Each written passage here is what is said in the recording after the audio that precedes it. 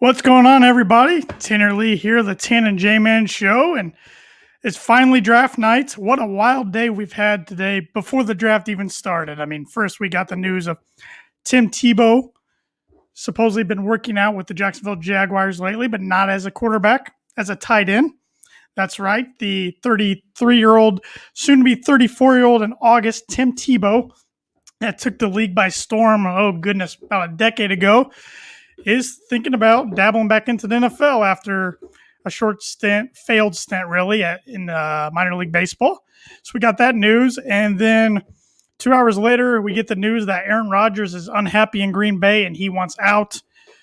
This is serious enough that Green Bay's coach, owner, and GM have each separately went out to the West Coast and met with Aaron Rodgers to try to convince him to come back to Green Bay. But he's been telling people inside the organization and close around him that he wants traded. And even if he's not traded, he's not going to be a Packer next year. So that will be interesting to follow tonight if that throws a wrench in anybody's plans. You know, these teams have been planning for weeks and months from now to have a plan in place, you know, especially these teams looking for a quarterback.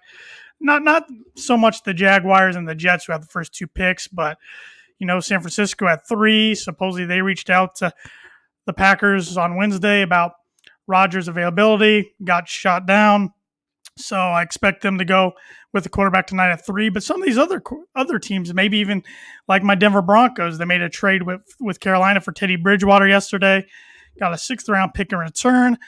But I wouldn't be shocked if they still tried to add a quarterback, and if they do, that probably means bye-bye Drew Lock. But we'll have to see what they do tonight at pick number 9. And if they don't go quarterback, that might not shut them out of trying to add another one now that Aaron Rodgers is available.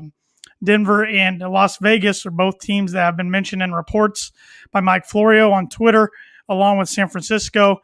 But if Green Bay is to get rid of Aaron Rodgers, you would have to think that they're going to try to get him away from the NFC and into a team in the AFC. So a lot of news around the NFL world, even before the draft got underway, which it's about to any second now. I'm watching the NFL network feed. I would love to know what feed you guys are watching. I know there's a couple different feeds. ESPN has it. I don't know if it's on ABC this year or not, but I always enjoy the NFL network feed the best. But hope you guys enjoy following along with me during the draft. I don't know how long I'll be on, but I plan to be on at least for a little while and recapping pick by pick with you guys and just talking football. So please interact, comment, and I can throw your comments up here. If you want to join the show on screen, if you got my phone number, give me a text, and I can send you an email link and get you on the screen to talk football with me and everybody else if you want to do that. So, yeah, just thought I would do this. Josh and myself, we did this back in 2017 and 2018 where we recapped the first round. I think 2017 we did the whole first round. 2018 we did the first 15 picks or so. And then the last 2 years we decided not to do this. But I wanted to do this year. Thought it'd be fun. So hopefully you guys enjoy following along with me. I'll try not to have too many dead silent periods in here, but no guarantees at times. It is nice to see the draft actually back in person in Cleveland this year, unlike last year when it was held virtually.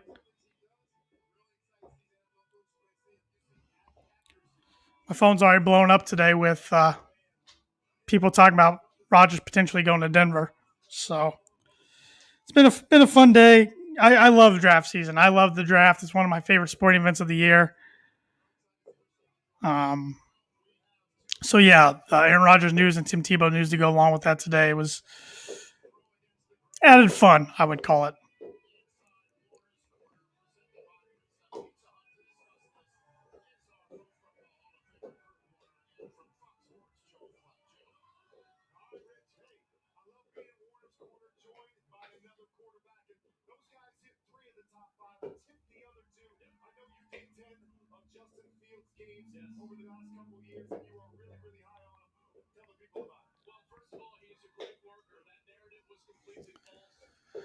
I hate when the draft says it's going to start at 8 and then you get, you know, guys like Joel Klatt and all these other just talking heads on here.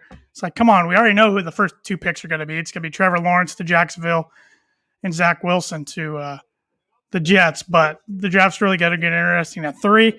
Let me pull up my mock draft that I released on Monday's episode of the Tan and J-Man Show. Brody Shane on Periscope, on Twitter, I should say. Rodgers joining your Broncos. I can only hope.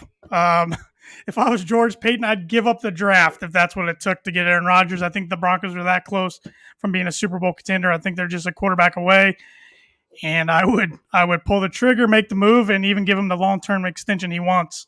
But it'll be interesting. You know, the reports I've been reading, the Broncos and the Raiders both in the mix. So I have one scenario is my dream scenario, and the other one's my nightmare of him going to Las Vegas. Already have to put up with Patrick Mahomes twice a year in Kansas City. Don't want to have to go against Rodgers twice a year. And then Herbert out in L.A., he's got to be a future stud. So the Broncos got to find their guy soon. I know Rodgers wouldn't be a long-term fit, but Peyton Manning had a lot of success in 4 years in Denver, and if Rodgers could do the same and bring a title to Denver in 4 years, I think every member of Broncos country would take it. Let me pull up my mock draft here. And I did not mess with this at all since I released it on Monday. I know a few guys are injured on this list. Of course, the Broncos made a move for Teddy Bridgewater yesterday. But every year when I do mock drafts, I always say the one I release on Monday is my final one no matter what. So I come out with it a little early, but is what it is. And hopefully I do well. Last year I got very lucky and hit 11 of 32 picks. I don't see myself doing that well this year. I think my goal is about 6, but it'll be fun to follow along.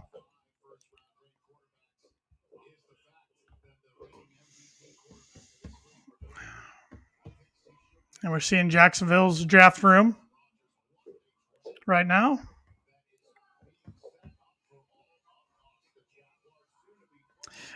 I read an interesting stat today about Trevor Lawrence.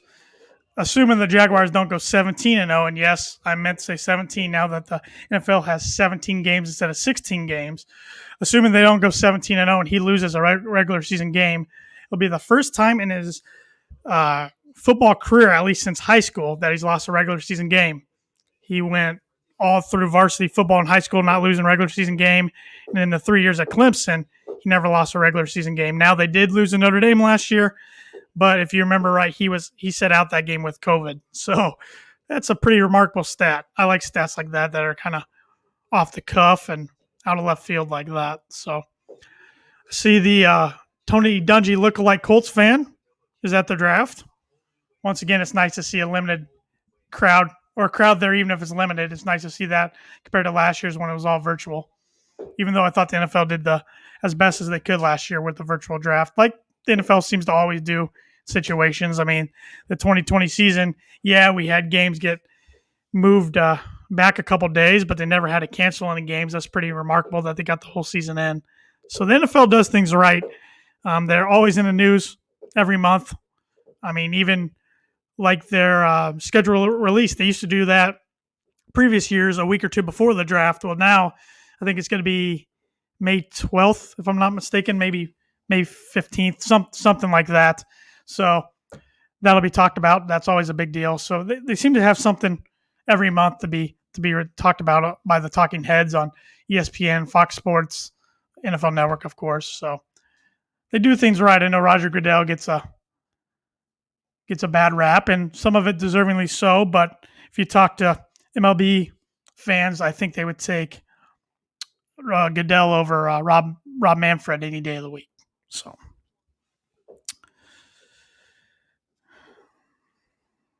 and like I said, I'm going to try to keep this entertaining and not too many dead air spots. But it is only me. Feel free to comment. I can post your comments up here. We can talk anything NFL related. It doesn't have to be just draft related, but I'm going to be recapping pick by pick here tonight in the first round. So hopefully you enjoy this. And if somebody wants to come on with me, just shoot me a text message. I can send you the email link and we can get you on screen here and you can join the Tan and J-Man Show Nation and talking about some draft in NFL football. I thought the J-Man would be here with me tonight, but he decided he wanted to relax on his recliner this year and not have to participate.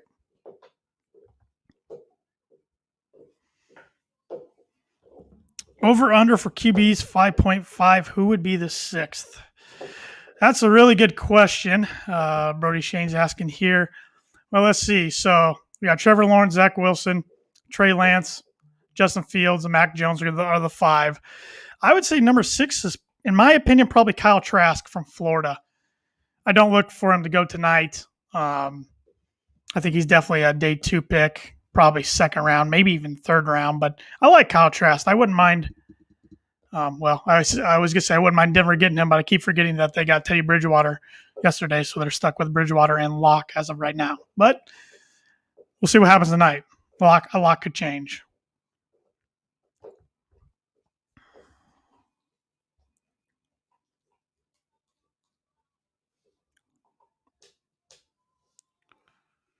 Another band performing here.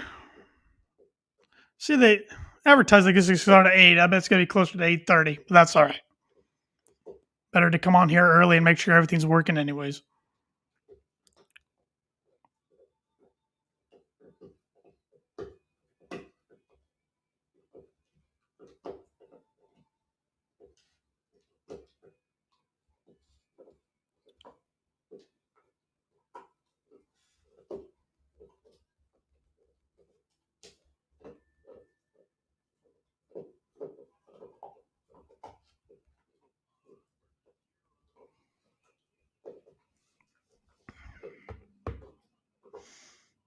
I wish we could fast forward to pick number 3 because that's, like I said, when the draft's really going to start. I mean, we've known pick 1 and even 2 for a couple months now.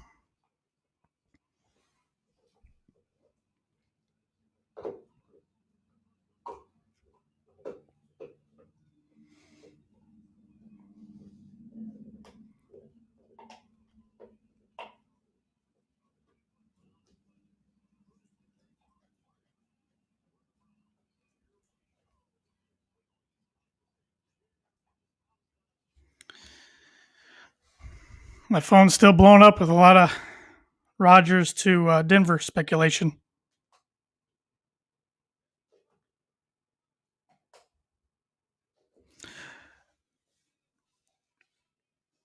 Cecil Lammy, who covers the Broncos for 104.3 The Fan, said that Mark Schlereth just reported that the Broncos are not taking a quarterback in the NFL draft because they are close to trading for Aaron Rodgers, per his sources, as close to a done deal as it can be.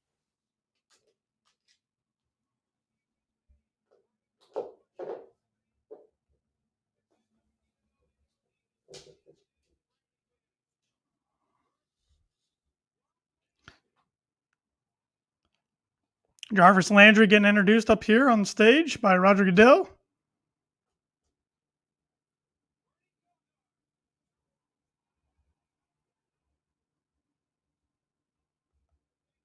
Bernie Kosar and Joe Thomas, arguably the best tackle, one of the best tackles the game's ever seen.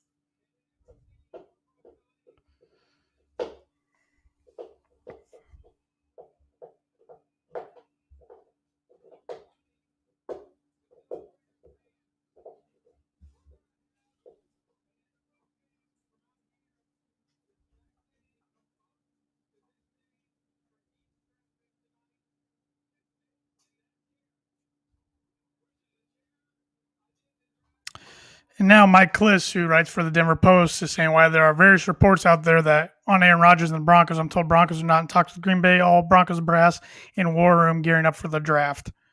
So who knows?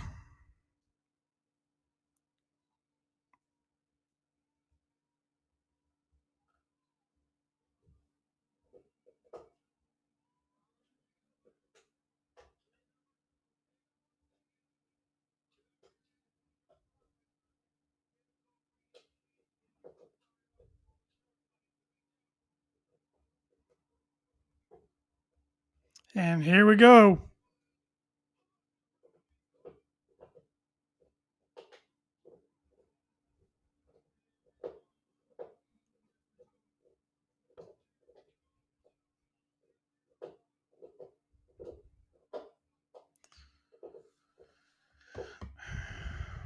It's all fluff until the picks actually start going. We're bringing people on stage here.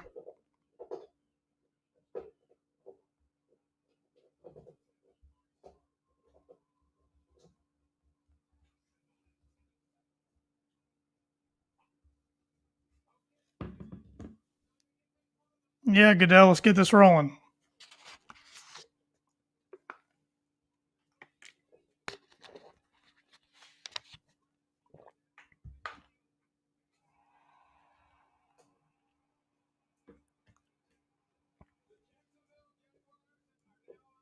Jaguars are finally on the clock, people, so here we go. I'm going to bring up my mock draft once again. This is my mock draft I released on Monday. Like I said earlier, I have not changed anything since Monday, even though there are injury reports on some of these guys, and like the Broncos traded for Teddy Bridgewater yesterday. Every year when I do my mock drafts, I release 3 of them, and my final one's always on the Monday of draft week. That's just how I do it. So we'll see how many I can get right. Last year I got lucky and hit on 11 out of 32. This year I'm hoping 6. I would be pretty happy with 6. Last year I went on a stupid run and got like 10 of the first 11. I got so lucky. But this year's wild. This year can go in so many different directions. It's going to all start at number 3, San Francisco, who in my opinion is going to take Trey Lance, quarterback out of North Dakota State. It's going to be either him or Mac Jones, quarterback out of Alabama, but that's going to be a domino effect through the rest of the top 10.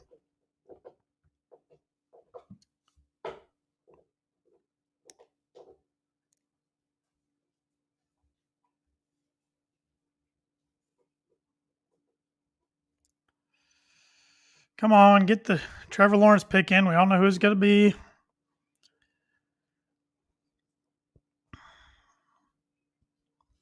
Yeah, for everybody just now joining, though, if you want to have any comments or anything you want to talk about draft related or just NFL related in general, please feel free to comment on Facebook, Twitter, and YouTube, and I can pull it up on the screen. If anybody even wants to join me on the show, just let me know, and I can send you a link, and we can get you on here. So, I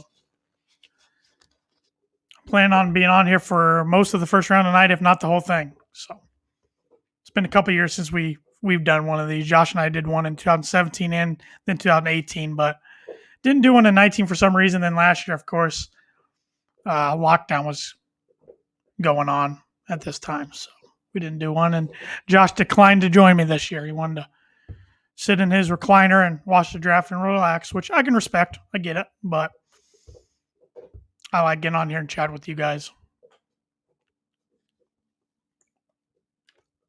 Showing the Jacksonville's war room there. You see Shad Khan, owner of the Jaguars, his son Tony Khan, who's the owner of All Elite Wrestling. So that's pretty cool, along with Urban Meyer. Now we're seeing Trevor Lawrence and his family in what I presume is his parents' house.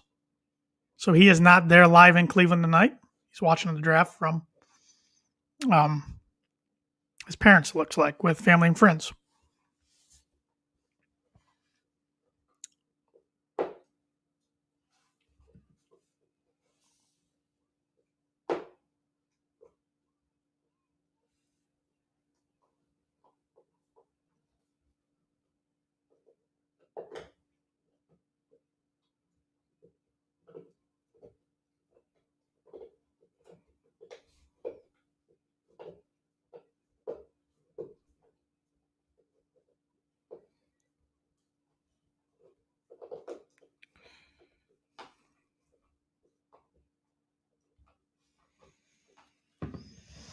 Jaguars have about 6.5 minutes, a little under 6.5 minutes on the clock.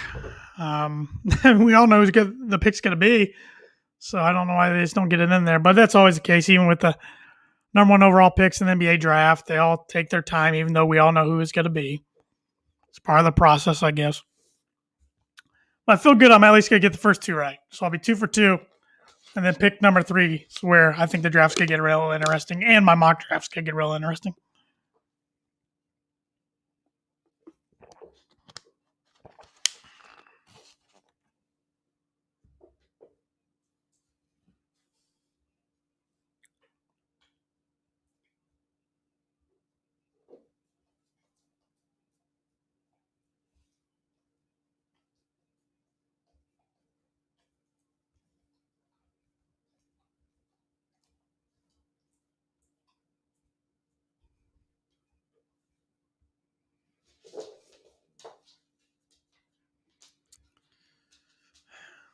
Interesting. David Shaw, Stanford's coach, is on here as analyst tonight. I really thought he'd be an NFL coach by now. I think his time to be an NFL coach is probably come and gone, but he's been offered a lot of jobs over the years, or at least a lot of interest. I don't know if he had actually any job offers, but he's always turned it down to stay at Stanford. As my dog drops a toy in my lap. Yeah, he's not going to be happy with me doing this, but that's okay.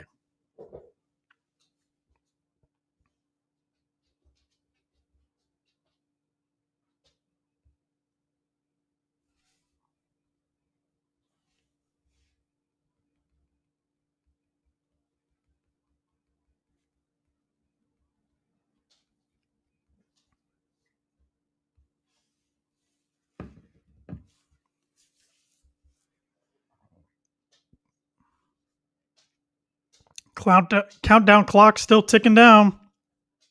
Almost 4 minutes left on the clock.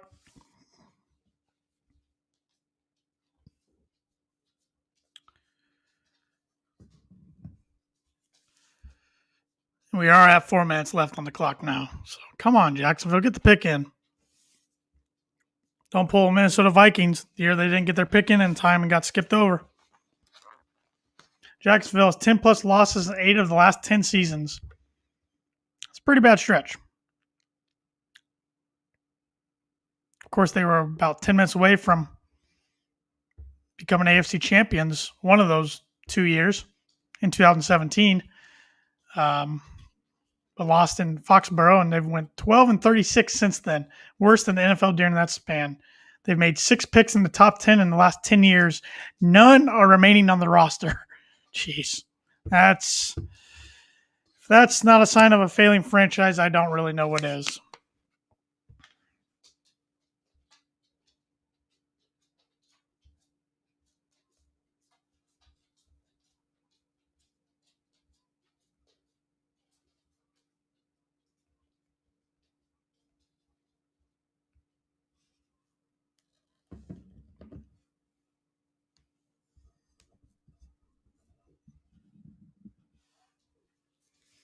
They're going to take this down to the last bit. I mean, we're at 2 minutes, 45 seconds and counting. This is ridiculous.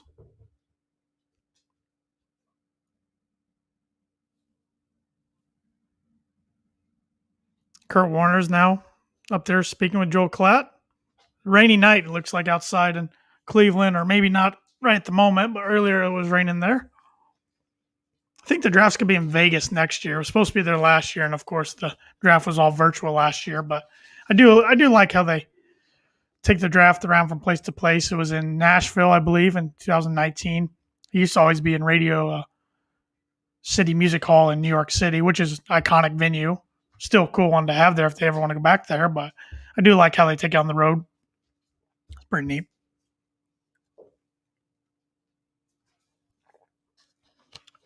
And the pick is finally in. It looks like at least the countdown clock is now off the screen. So we should finally hear Roger Goodell here momentarily say, with the first pick in the 2021 NFL Draft, the Jacksonville Jaguars select Trevor Lawrence, quarterback, Clemson University. Spoiler alert.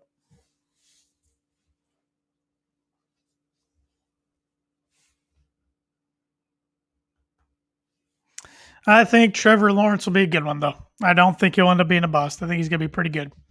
It's interesting. They're looking back at their taking Byron Leftwich 7th overall in the 2003 draft and Blaine Gabbert 10th overall in the 2011 draft. Blake Bortles 3rd overall, 2014 draft. Yeah, I don't think Trevor Lawrence is going to end up being like any of those guys. I think he's going to be much, much better.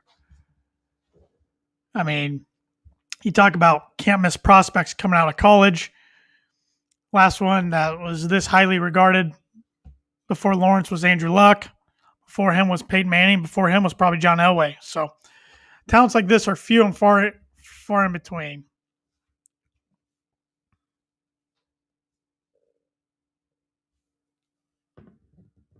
The pick is in. A lot of people there in Cleveland. I know they said limited capacity, but it looks pretty darn full. They are holding it outside.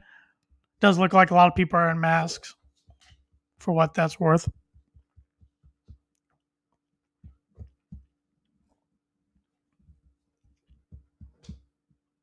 And here comes Goodell. Is he getting booed? It doesn't sound like it. I do see a few cheeseheads up there in the front row wearing number 12 Aaron Rodgers jerseys.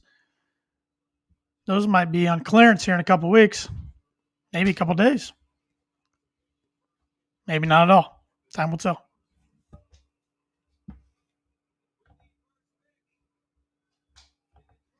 There's my co-host, the J-Man. The Jacksonville Jaguars will pick Trevor Lawrence. Book it. Good call, J-Man. J-Man's 1 for 1. See, you can get your bookets right when it's not a Monday night. Nailed it. Yeah, it's not Monday night.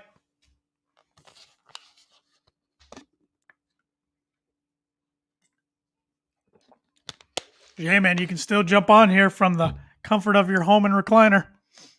Talk with the nation for a couple minutes.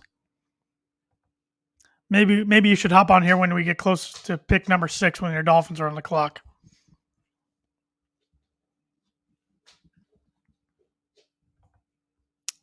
Well, I am 1 for 1 in my mock draft. Pretty confident in my second selection. Zach Wilson, quarterback from BYU, going to the Jets, and then it'll get real interesting starting at pick number 3. But there's a lot of noise about Trey Lance going to the Niners today, so I feel pretty good about that. Feel good about Kyle Pitts at 4. Bengals at 5, I think either go Chase or Penny Sewell. I'm not really sure. So that's where the draft's going to get real fun tonight. Pick number 3. Bucket Boy on Twitter, that'd be my father, Eric Lee. Trevor can't even afford socks. Poor guy. Well, he can't after tonight. He's going to sign a nice little contract. His bank account just went up 7 digits. 6 digits. I don't know how much he has in there right now, so I shouldn't speak. But nice Gatorade placement there on the coffee table there. Sure that wasn't on accident.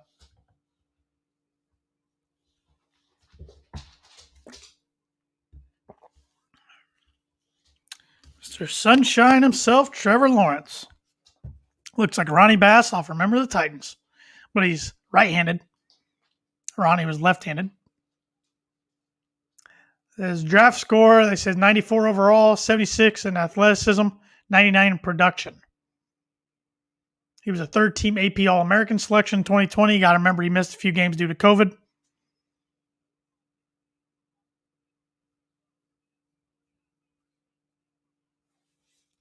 And the Jets are officially on the clock. That's the one part about this draft I do miss from them being in Radio City Music Hall was the reaction of the Jets fans. Not the Giants fans, but the Jets fans.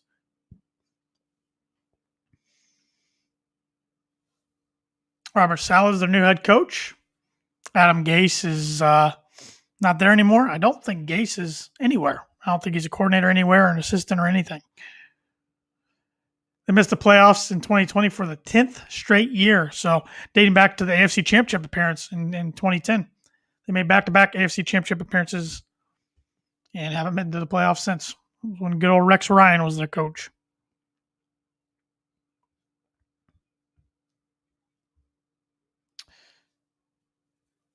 And they did trade Sam Darnold to the Panthers a few weeks ago, so they're definitely all in on presumably Zach Wilson here in a bit when they announce the pick.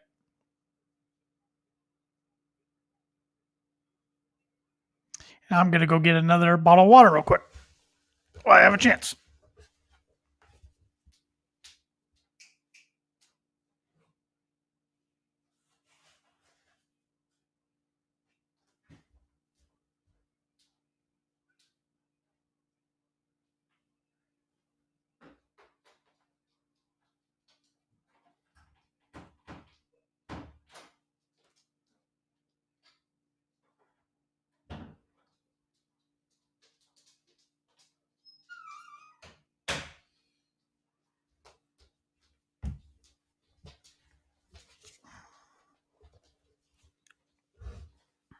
And they're still on the clock. Look at that. I didn't miss anything. 3:30 left on the countdown clock for the Jets. Barring anything shocking, they'll be taking Zach Wilson, quarterback from BYU.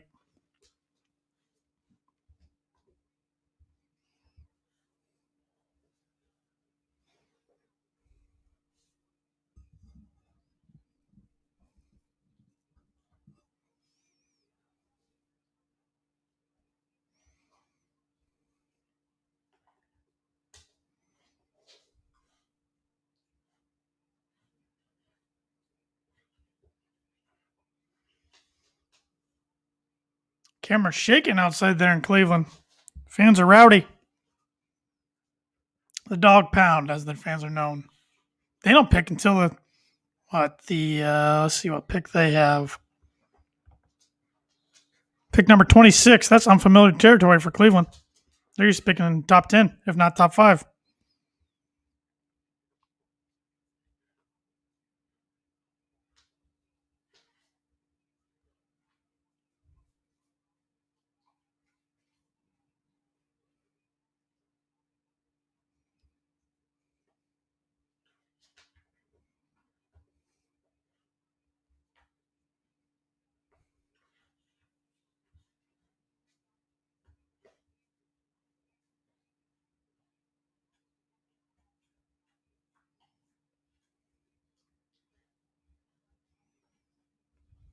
The pick is in by the Jets, Jets.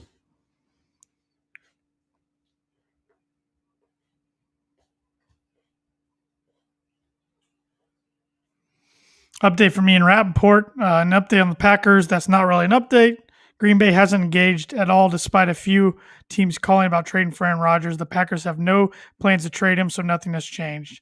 Well, they might not have plans to trade him, but Aaron Rodgers is pretty stubborn guy, and if he doesn't want to play there, I guess he can just retire and really make them go with Jordan Love, which they did this to themselves last year when they picked his heir apparent in the first round in Jordan Love and didn't notify him at all beforehand. So the Packers kind of dug their own grave, in my opinion, when it comes to Aaron Rodgers.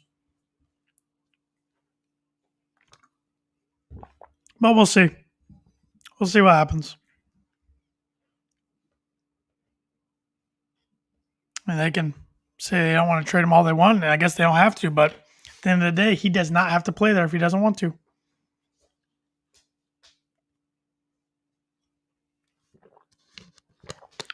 But it's also not just the Jordan Love factor. It's he and his agent are frustrated that they weren't able to get a long-term deal done with the Packers.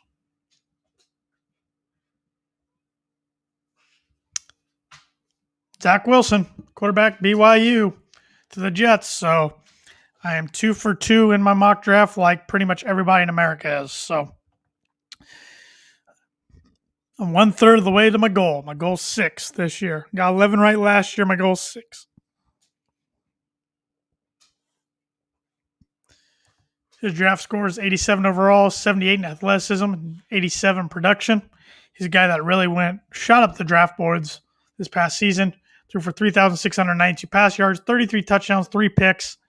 He was third in FBS in passing yards and touchdowns. 73.5 completion percentage, second in FBS at a minimum of 200 pass attempts. So he can sling it. He can spin the ball, that's for sure. So see if he turns out better than Mark Sanchez. But BYU's got a good track record of quarterbacks in the league, of course. Steve Young being the most famous one, but Jim McMahon, Super Bowl winning quarterback with the Bears. Now he didn't have to do too much with the 85 defense, but he was a perfect quarterback for that team in that era. They've had a couple others come through the league. Zach measures at 6'2" and a 1/8 inch, weighing 214 pounds. 11 passing yards per pass attempt, which was second in FBS last year. He had 16 touchdown passes versus the blitz during the season, which was third most in the FBS. He had 20 passing touchdowns, 0 picks on play action plays in 2020, which is the best ratio in FBS. So a lot of eyebrow-raising numbers by Zach Wilson this past year. Of course, BYU doesn't play the strongest schedule. They're an independent team, so like Notre Dame, they can schedule whoever they want, really. They're not associated with the conference anymore. They used to be part of the Mountain West Conference at one time. Now, their basketball's part of the West Coast Conference, but the West Coast Conference doesn't have football.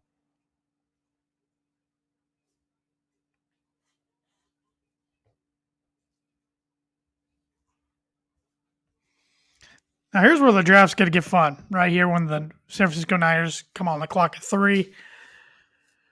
I think the word around the league is it's either going to be Trey Lance, quarterback from North Dakota State, or Mac Jones, quarterback from Alabama.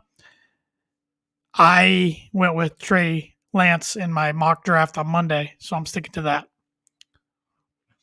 And then we'll see the domino effect throughout the next 7 picks to round out the top 10, because I think that's going to affect a lot of people's strategy going forward by what the Niners do tonight at 3.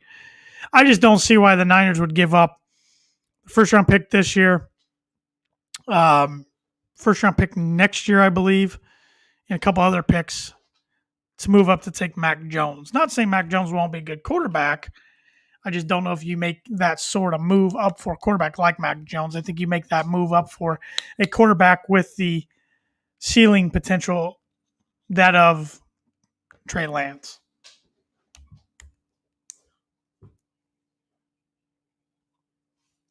But Trey Lance has some question marks too. I mean, he plays in the FCS, or played in the FCS for North Dakota State, so he didn't play the best competition all the time.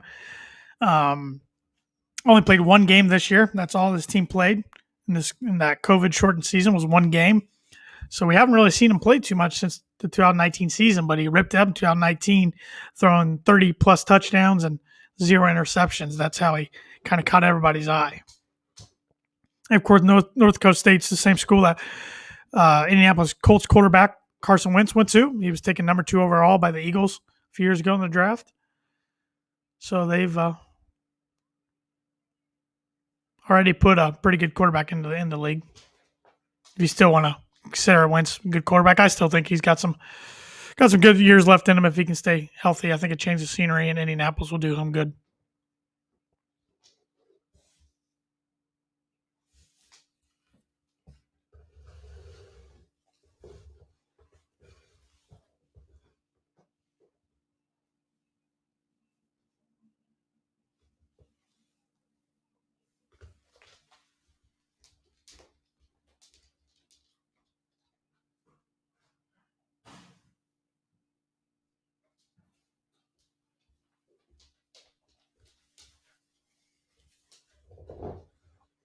And under 3 minutes left on the countdown clock for the Niners.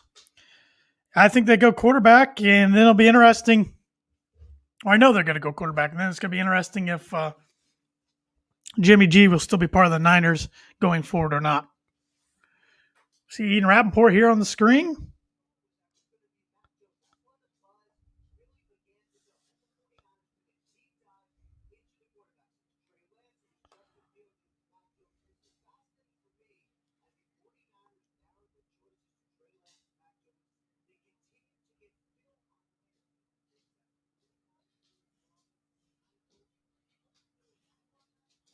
Earlier this week, it was being reported that the front office was really pushing for Lance, but Shanahan liked Mac Jones. So I'm still sticking with Mac Jones as I had in my mock draft. Under 2 minutes left for their pick.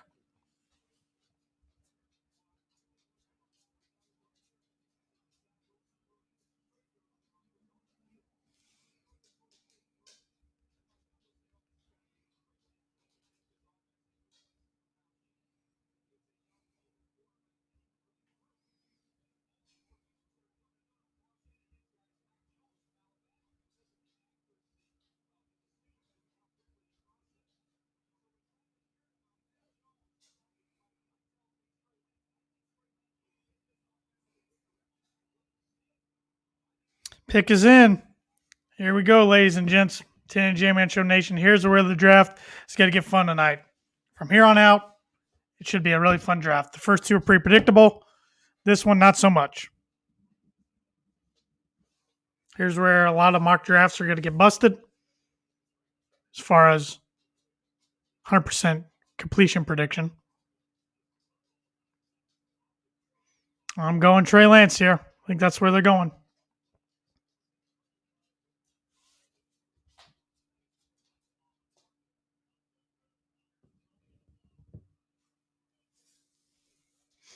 Whoever they draft here, assuming they're going to give the ball to him week 1, probably comes into the league as in as good a spot as a rookie quarterback has come into the league since Patrick Mahomes, when he went to Kansas City, was the backup to Alex Smith for 15 of the 16 games, and then got 1 start at the end of the year. Then even though they made the playoffs and got bounced, They decided he was their guy going forward.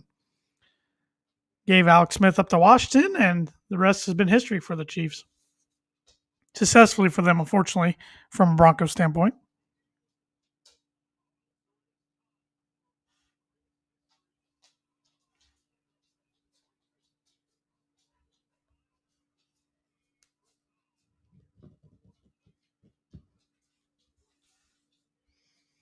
Here we go.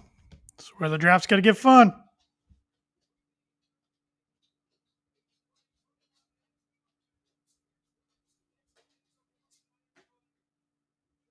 Trey Lance. Guys, 3 for 3 so far. I'm halfway there to my goal of getting 6 picks right. Trey Lance. All the buzz for last few weeks was Mac Jones. It was reported earlier this week Shanahan preferred Jones. Front office of San Francisco preferred Trey Lance. If that's the case, the front office won out in the end. He's graded at 85 overall, 88 in athleticism, 76 in production. Of course, like I mentioned earlier, he started the team's only game in the fall because he opted out of the 2021 spring season. 17-0 in his career as a starter, 30 passing touchdowns, only 1 interception. That's against FCS schools, though, not FBS schools. 2019 Walter Payton Award winner. That's the FCS Offensive Player of the Year and the first freshman to win the award. 2019 Jerry Rice Award winner, top FCS freshman.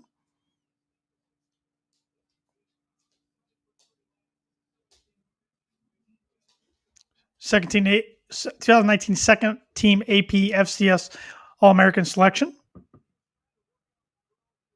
2019 MVFC Offensive Player of the Year, first freshman to win the award. So he won freshman awards all across FCS. 2,768 passing yards, 28 touchdowns, 0 interceptions, 1,100 rushing yards, 14 touchdowns in 2019. So excuse me, apologize earlier. I said he threw 30-plus touchdowns, no interceptions. It's 28 touchdowns, no interceptions. Comparing him to Steve McNair, I like that comparison. Good old Air McNair, rest in peace. He was also an FCS quarterback, played at Alcorn State before having a really successful career for the Houston Oilers / Tennessee Titans and then the Baltimore Ravens. Trey measured out the 6'3", 7'8" inches. 6'3", 7 and 8 inches.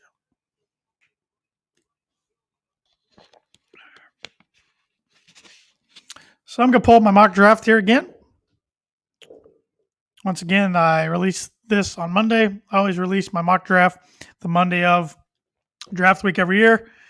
So even though I know some of these guys have been reportedly injured since Monday, and like, for instance, the Broncos made a trade with Carolina for Teddy Bridgewater yesterday. Once I release my final one, no matter what happens in the next coming few days after that, leading up to the draft day, I don't mess with that. That's just how I roll. So, for better or worse.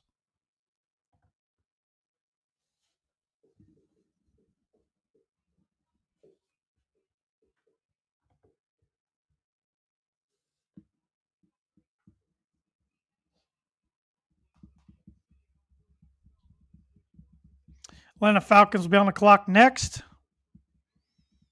My guess is they will take versatile tight end Kyle Pitts from Florida. One of the best tight ends I've ever seen play college football. He can do it all. He can catch. He can run crisp routes. He can block. A little bit of everything you want as a tight end. Heck, he can even play. He could play the slot in college. It's hard to call a guy who can play a slot that well at tight end, but that's what he was.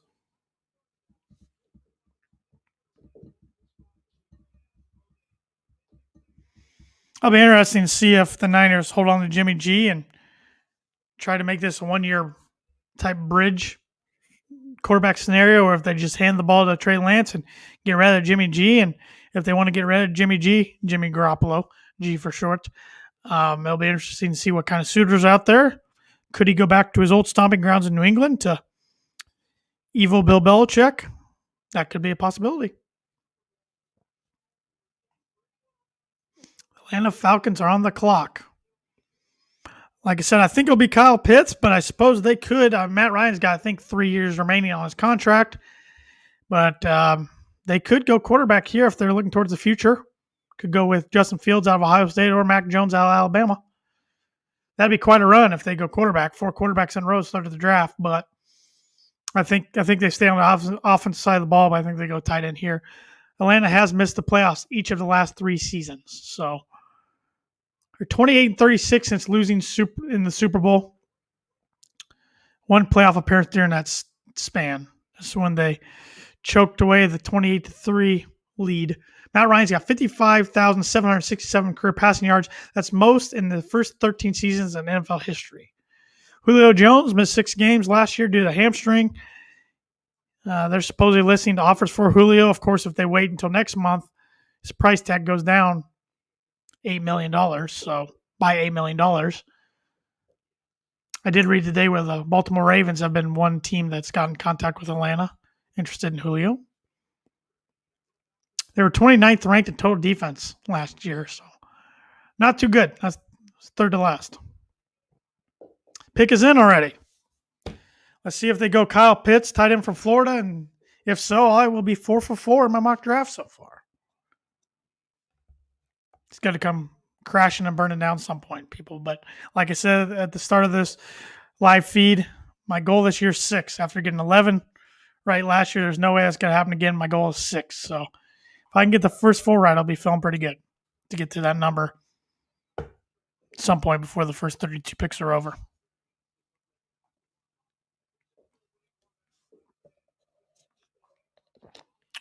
Pick is in. Come on, Commissioner Goodell.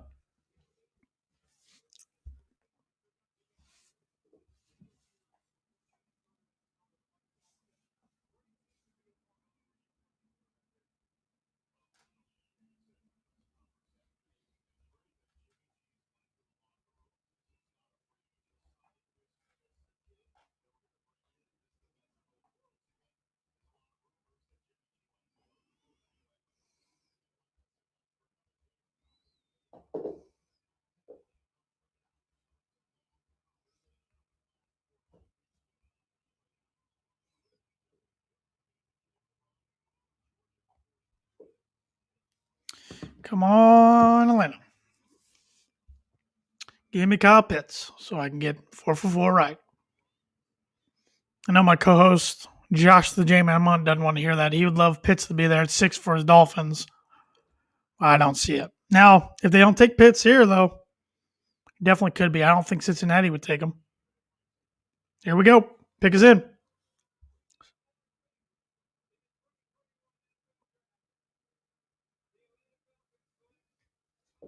Kyle Pitts, tight end from Florida. Your boy's 4 for 4 so far. Batting 1,000. Yeah, he only ran a 4.440. 4.440. That's pretty speedy for a tight end. Jeez. Draft scores ranked 99 overall, 98 in athleticism, 99 production. Can't do much better than that. He was a 2020 Mackey Award winner. That goes to the nation's top tight end.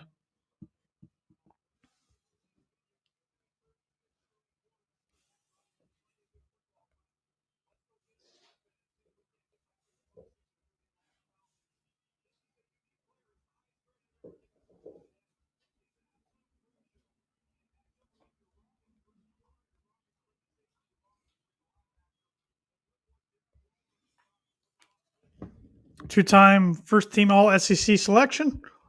Yeah, I think he's going to be a good one. That's a nice weapon for Matt Ryan. If they can hang on to Julio, got Calvin Ridley down there, Atlanta could be putting up some points on some people and a lot of yards. He had 0 drops on 49 catchable passes in 2020. That's pretty impressive for a tight end.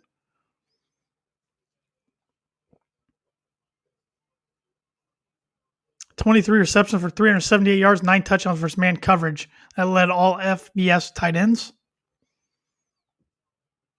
96.1 receiving grade in 2020, highest by any player since 2014 by Pro Football Focus. Good pick for the Falcons, for the Dirty Birds. Good pick, good pick. It'll be interesting to see what Cincinnati does. I think they go one of two ways. They get some protection for the franchise, Joe Burrow, who just got slaughtered last year. I mean, guy tore his knee up, tore his ACL because his offensive line couldn't protect him. So they could go with who, in my opinion, is the best tackle in the draft, Penei Sewell from Oregon, or they could go with somebody Joe Burrow's real familiar with, Jamar Chase, wide receiver from LSU. So they could give him some protection or could give him a weapon to throw to.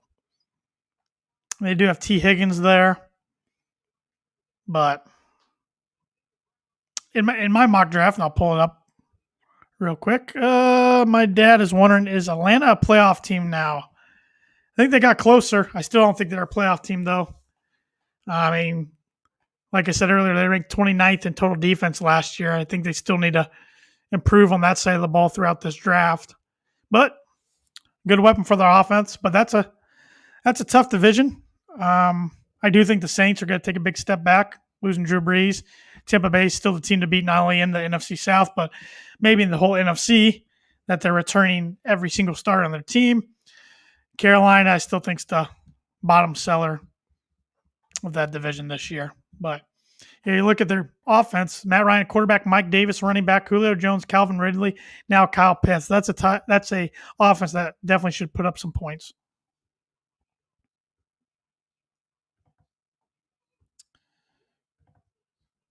And here's my mock draft once again for anybody just now joining us. I am 4 for 4 so far, but we'll see if I can keep it going. This next pick, I don't know. I think they're going to go one of two ways: Jamar Chase, wide receiver at LSU, or Penei Sewell, offensive tackle at Oregon. Not sure which one they go. Could see either one. And the Dolphins could be in play. If Jamar Chase doesn't go here, I fully expect him to go to the Dolphins at 6.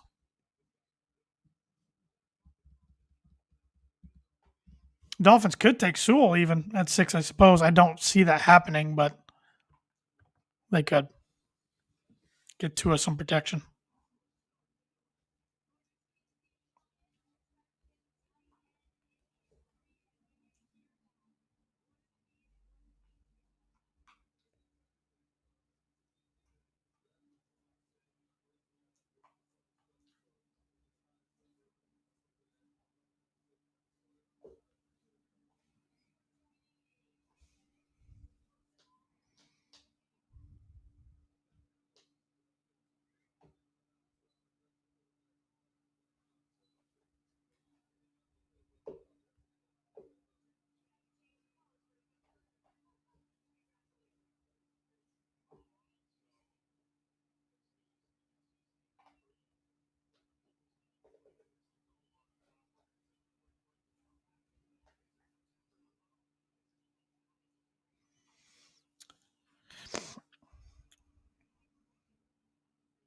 Ryan Harris on Twitter is saying the Packers sources say front office has decided to call Aaron Rodgers bluff. No trade will be made. Well, didn't expect a trade to be made tonight. I mean, we'll see in the next coming days or weeks. There's a lot of time from now until camp starts and the season starts. I mean, if Aaron Rodgers is a pretty stubborn dude, he's got a reputation of being stubborn. I mean, so if he really doesn't want to play there, he doesn't have to. He could just walk away and retire, I suppose, if he really wanted to. And there's Jordan Love's team, which I think most of the problems between Rodgers and the Packers stems back to them taking Jordan Love last year in the draft without notifying him ahead of time. And then he and his agent have had frustrations with the Packers brass of not being able to get a long-term contract done. So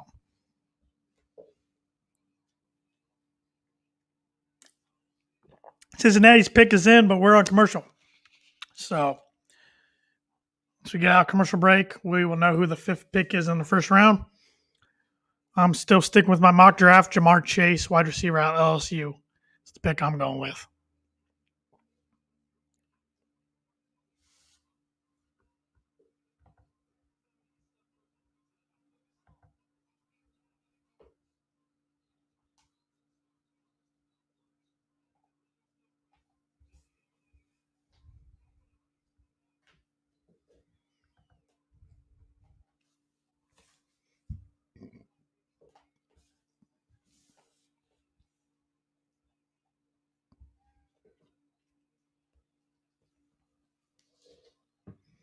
the Cincinnati Bengals.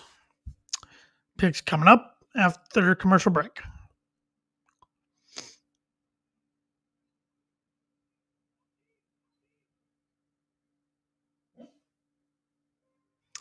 Elway's getting impatient back there.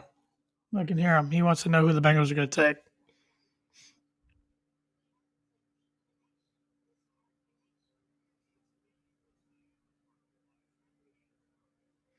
Do they go with protection for Joe Burrow, or do they give Joe Burrow a nice new toy to play with?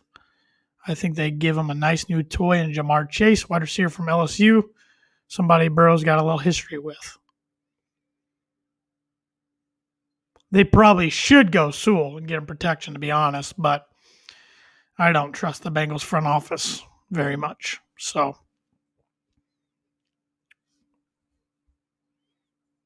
this pick will tell a lot. I mean, they got an early pick in the second round. They can get a wide receiver there, but they can also get a good tackle there. This draft's deep in both wide receiver and tackles. So O-line in general, but especially tackles. Seeing Trevor Lawrence put on the Jaguar hat, and then we're seeing Zach Wilson's reaction getting picked by the Jets. Trey Lance's reaction getting picked by the Niners. He was pretty emotional.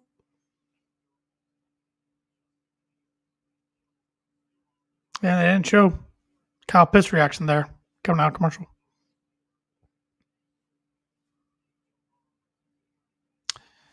Sure, Browns fans are hoping the Bengals screw this up somehow. Not only are they in-division rivals, but of course, inter-Ohio rivals too.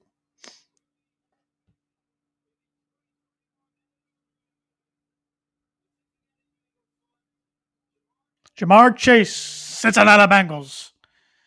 I am 5 for 5. Sorry, J-Man. I know you were really hoping Chase was there. 5 for 5. I only got to get one pick right remaining. I hit my goal.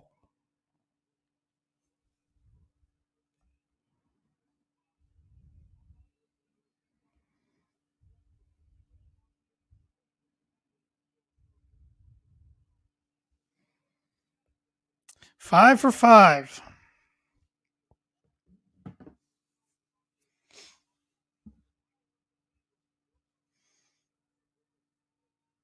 Jamar Chase, who was the 5th choice of the Bengals.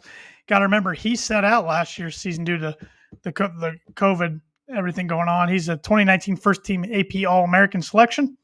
He had 1,780 receiving yards, 20 touchdowns in 2019, which led to FBS single season school records, both those categories.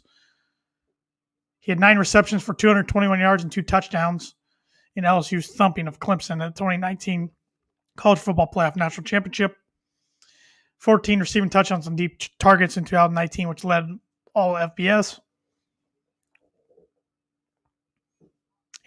860 receiving yards on deep targets in 2019, which also led all FBS. So definitely the best wide receiver in this draft, which is a very wide receiver talented draft overall, very deep wide receiver draft. But Jamar Chase is going to play with his old buddy Joe Burrow in Cincinnati. The Miami Dolphins are on the clock. Pick number 6.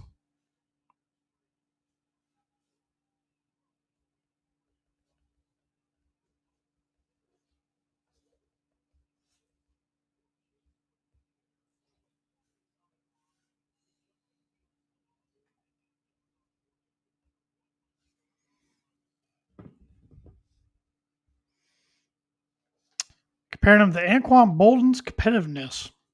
Anquan Bolden was a solid receiver for many, many years. Jamar Chase measurements are 6 foot, 3/8 inches, weighs 201 pounds. He does play above the rim, like the description says. He's a very physical wide receiver.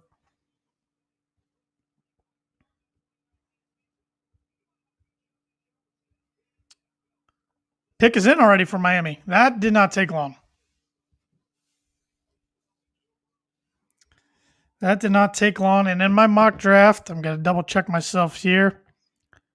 I had Miami taking Jalen Waddle, speedy wide receiver from Alabama, I see it being either Waddle from Alabama, Devontae Smith, the reigning Heisman Trophy winner from Alabama, or Penei Sewell, tackle from Oregon. But I'm thinking Jalen Waddle. If I can nail the first 6, I hit my goal of getting 6 out of 32 right. Maybe we can get on a hot streak like I did last year.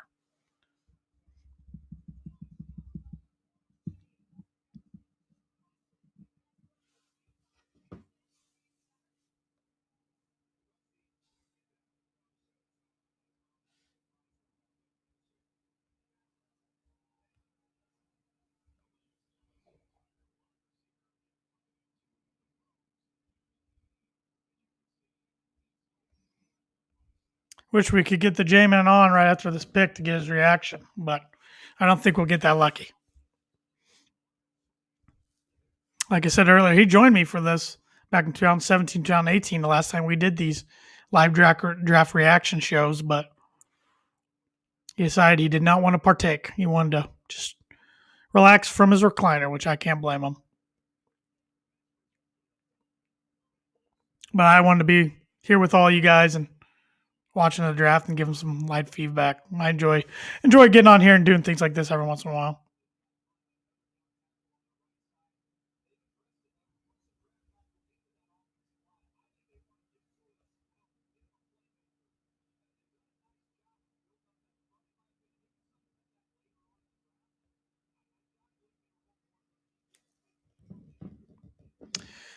Dolphins went 10-6 last year, finishing second to AFC East. That's 10-6 records, usually good enough to get you into the playoffs, but it was tough in the AFC last year.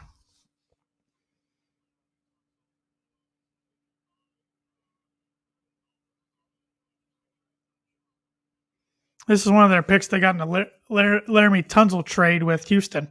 They got 4 first-round picks, a second-round pick, third-round pick in 2022, and a fourth-round pick last year. Of course, the second round's from Houston, but third round is from San Francisco and fourth round's from Green Bay. So, but I have one trade. They got a haul of draft picks. So, very good move by the improving front office down there in Miami. They got good things going down there with Brian Flores and the new management. They have 1+ takeaways in 22 straight games, longest active streak in the NFL.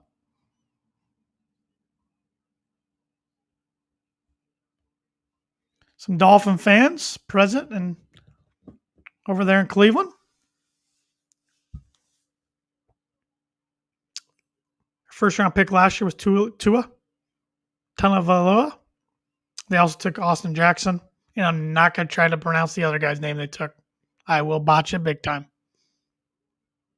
And Roger Goodell's strolling across the stage. His pick is in. Let's see if it's Jalen Waddle, and I can go 6 for 6 so far. Here we go.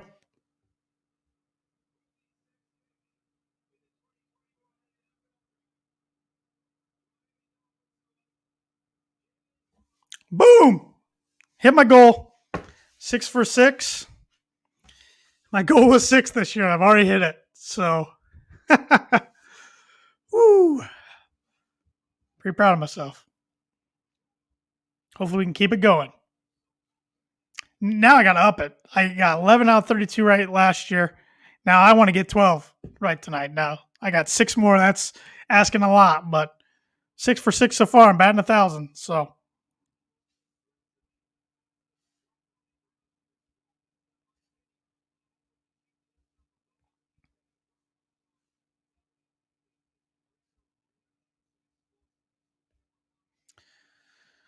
Jalen Waddle had 100+ receiving. They took away his stat.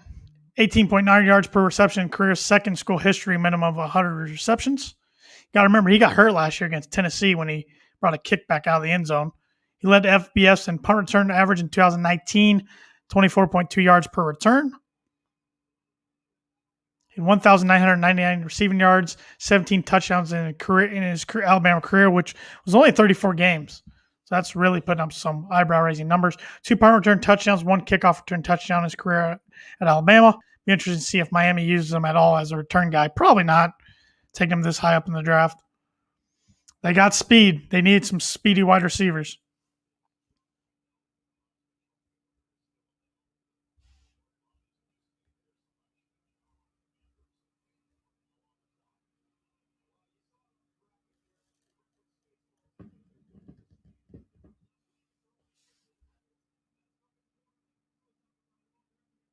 pick is in by the Lions already.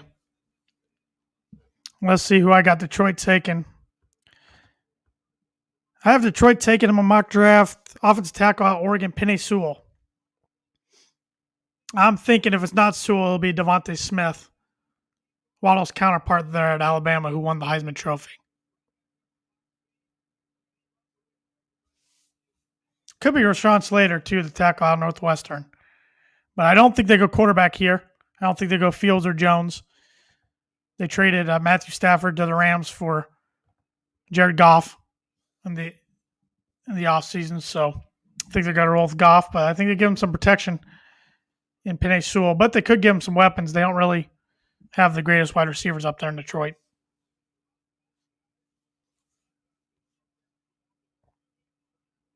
Highlight tape they're showing a Waddle sure is impressive. He's something else. It was tough, though, seeing him try to fight through his injury in the national championship game and not be himself, limping around the field against Ohio State. Interesting note about the Lions, they've used their top pick on Big Ten players in 3 of the previous 5 drafts. So if that's the case, they're going to go probably Justin Fields or Rashawn Slater. But like I said, I don't think they go in either of those directions. I think they go Penei Sewell. They have missed the playoffs in 4 straight seasons. That's something Detroit fans have heard numerous times. They did trade Matthew Stafford to the Rams in exchange for Jared Goff, 2022 and 23 first-round picks, and a 2021 third-round pick. Like always, the Rams gave up way too much for what they got in return. They finished last in total and scoring defense in 2020. That's not good. They're selecting the top 10 of the NFL draft for the 3rd straight year. That's something Detroit fans don't want to see continue next year. I can tell you that much. Jeff Okudah was their first-round pick last year, cornerback out of Ohio State. Took T.J. Hawkinson out of Iowa, tight end in 2019.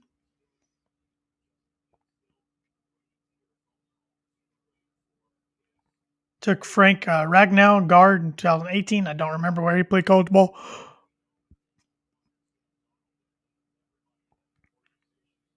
Gerard Davis, linebacker in 2017.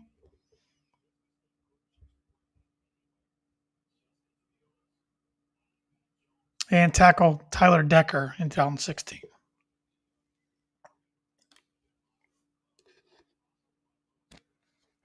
It does look like Mac Jones is talking to somebody on the phone.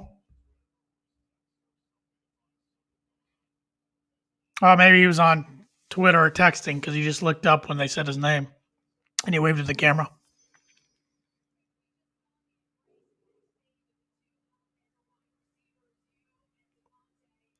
They're interviewing Jalen Waddle, who the Miami Dolphins just took with the 6th overall pick.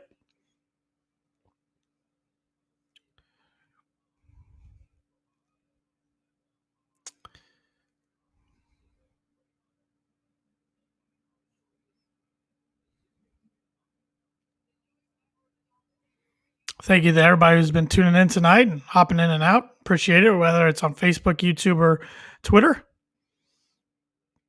I'm doing this on the Tan and J-Man Show account, of course, which we'll be recapping the draft and much, much more on Monday night live on the ISC Sports Network at 6:30 Eastern Time. So if your cable provider has the ISC Sports Network, tune in there. And if they don't, you can see the show live on their app, which you can download for free in the Android store or the Apple Play Store. Apple Store, or Google Play Store, I should say. Roku, Amazon Fire Stick, Apple TV, all those. You can find their app on there as well. So, and you can listen to our podcast wherever you get your podcasts at. Our episodes released every Tuesday morning at 6 a.m. Eastern Time. And you can follow us on Twitter and Instagram at Tan and J-Man Show. You can also subscribe to our YouTube channel, and you can like our Facebook page if you haven't already. We'd appreciate you doing any of that. We definitely appreciate the support. Lions pick is in. Penei Sewell, 7 for 7. I beat my goal. My goal was 6 this year. Got 11 right last year.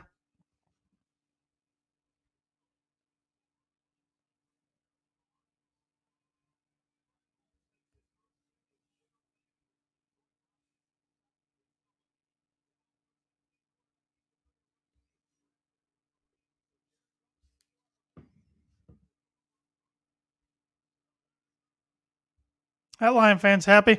He's dancing. I'll make the Carolina Panthers on the clock at 8. They'll be interested in an interesting pick. They did trade for Sam Darnold. They got rid of Teddy Bridgewater to the Denver Broncos yesterday. So they could still take quarterback. They haven't exercised that extra year on Sam Darnold's contract. But I think they roll with Darnold and they get him some protection. That's why I have them taking Rashawn Slater, offensive tackle out of Northwestern, rather than taking him in my mock draft. So getting close to the Broncos pick. It's get interesting for everybody watching.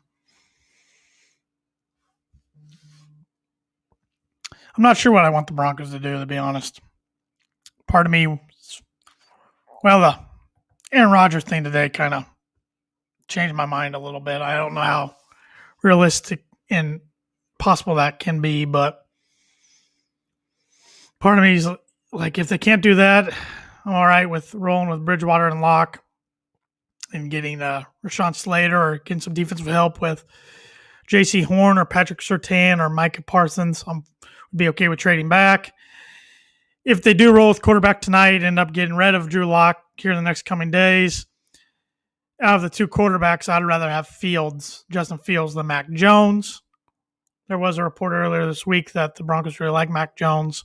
That's why I had him there at 9 in my mock draft. I'm not head over heels either quarterback, but if I had to choose, I would definitely go with Fields over Jones. Earlier today, I had a weird feeling they were going to go quarterback, but the news of Aaron Rodgers potentially being available kind of changed my mind on how they're going to select tonight.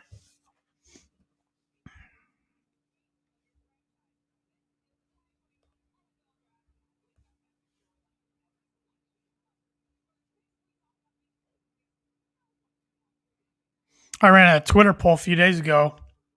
I only got 16 votes, but I was asking Broncos country, for those of you who want the Broncos to draft a quarterback in the first round, who's your QB of choice, Justin Fields, Trey Lance, or Mac Jones? 50% said Justin Fields, 44% said Trey Lance, and only 6% said Mac Jones.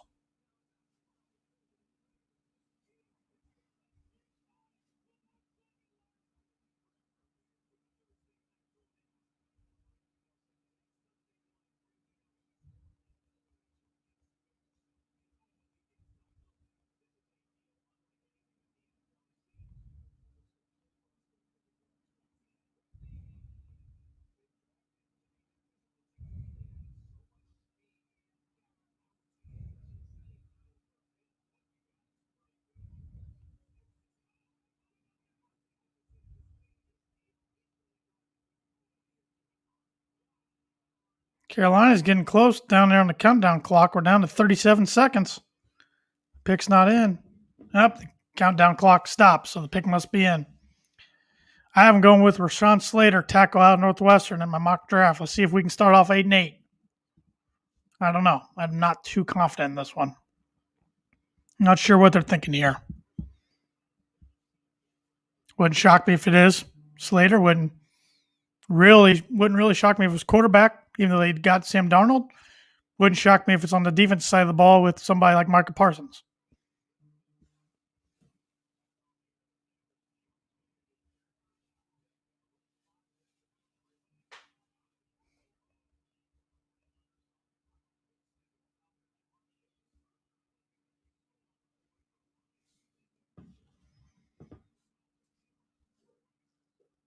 Rappaport's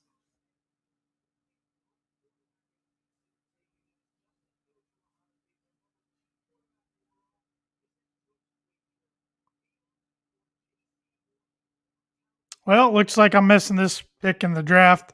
Rappaport's saying it's either got to be Justin Fields, quarterback of Ohio State, or J.C. Horn, Joe Horn's son, cornerback out of South Carolina. So looks like this is where my 100% correct pick streak's got to come to an end. I'll take a 7-for-7 start, though. I had Rashawn Slater, tackle from Northwestern, going here, but according to Rappaport, that's probably going to end here.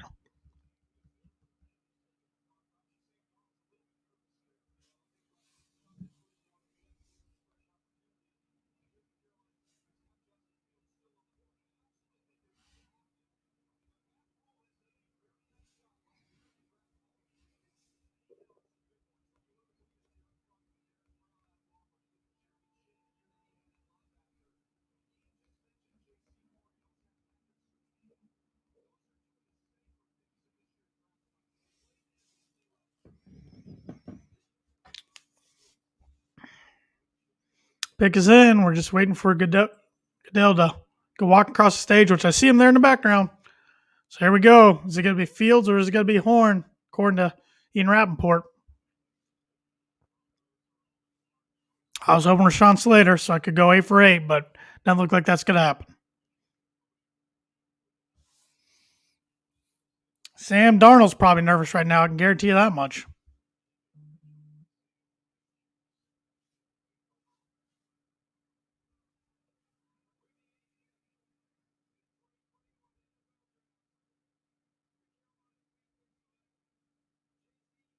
J.C. Horn, cornerback from South Carolina. I had him going, I believe I had him going to the Eagles at 12. I did. I had him going to the Eagles at 12.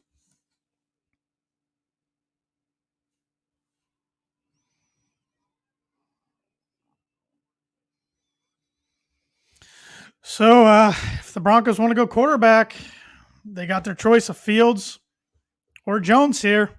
Maybe they can trade back. Maybe a team gets antsy, trades up. New England, possibility. Bears, possibility to trade up. I don't know. These quarterbacks starting to slide. Coming up pick number 9, but J.C. Horn's a good corner. A lot of people had him ranked as number 1 corner in the draft. I thought Patrick Surtain would be the number 1 corner taken. But good pick by Carolina.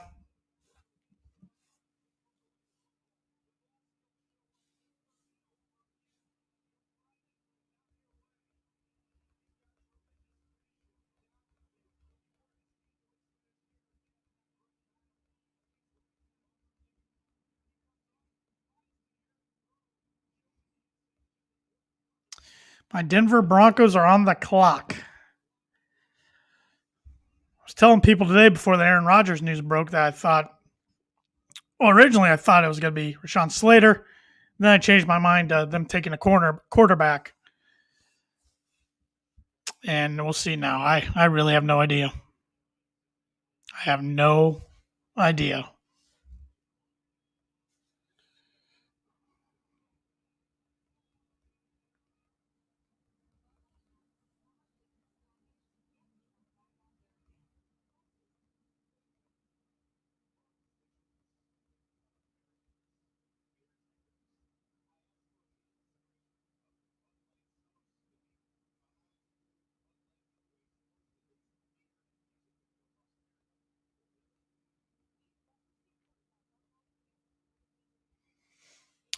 For what it's worth, for the record, I hope I get this pick wrong in my mock draft. I had Mac Jones.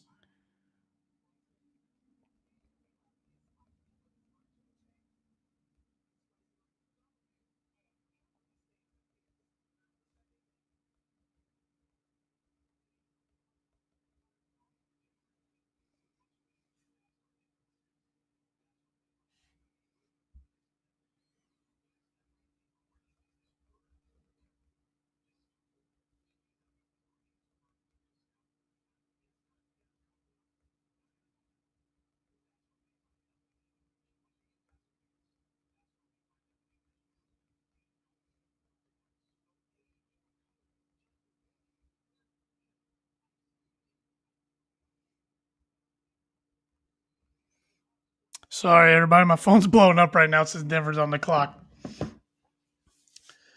Oh. I hope this is the last time the Broncos are picking this high in the draft for a while. Tell you that much. Just picking the top 10 stuffs for the Birds. It's missing playoff stuff every year since 2016 for the Birds.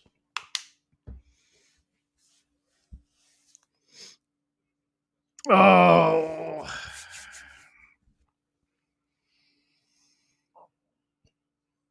I'm thinking it's one of 4 guys. Oh, well, now I thought another guy. It could be one of 5 guys. On offense, I'm thinking it's either Rashawn Slater, tackle from Northwestern, or if they go to QB route, it's either Fields or Mac Jones. On defense, I could see either Micah Parsons, linebacker from Penn State, or Patrick Surtain, the second cornerback from Alabama. They do need a corner, even though they got Kyle Fuller from the Bears. Still have Bryce Callahan. but they need some corner depth. Proved that last year when guys started falling like flies. Here we go is right. Yep. Really no idea what they're going to do.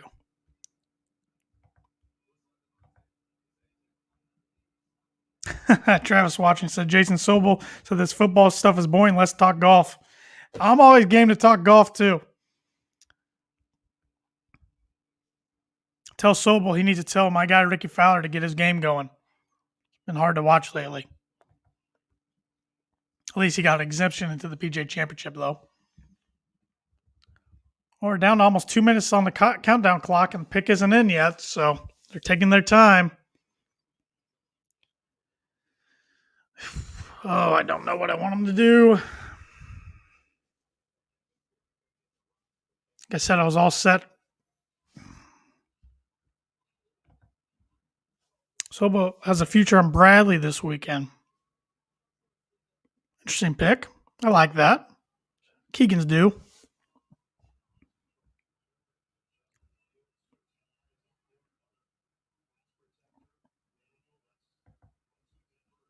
Down to 90 seconds on the countdown clock.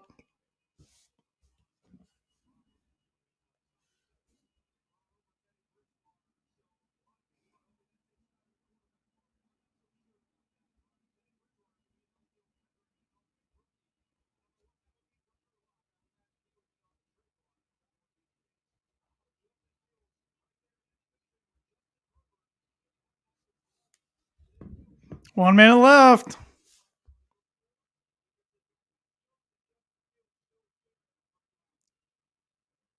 Come on, George Payton. This is George Payton's first draft pick as a general manager, and of course, as the general manager of the Denver Broncos. John Elway took a step back, take a different position with the team.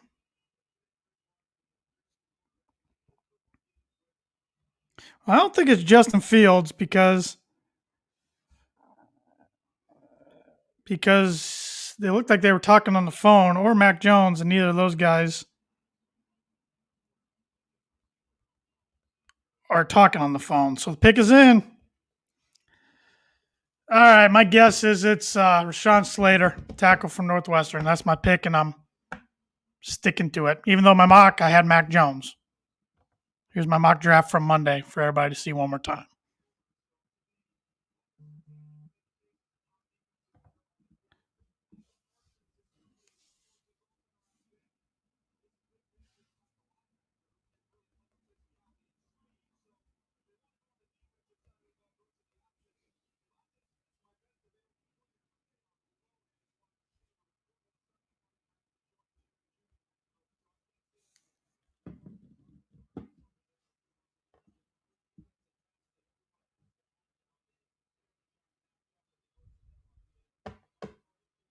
All right, anticipation's killing me. Come on.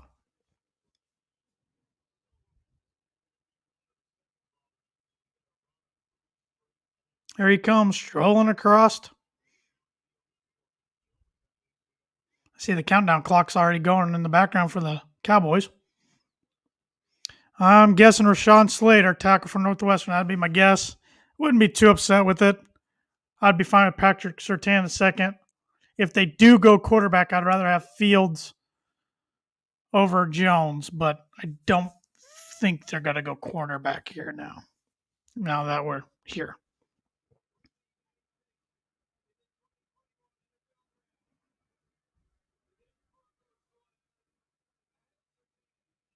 Patrick Surtain, corner from Alabama.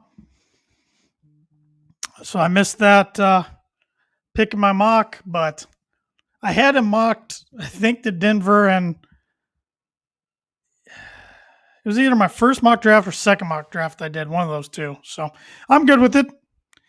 He's who I had as the top rated corner in the draft. So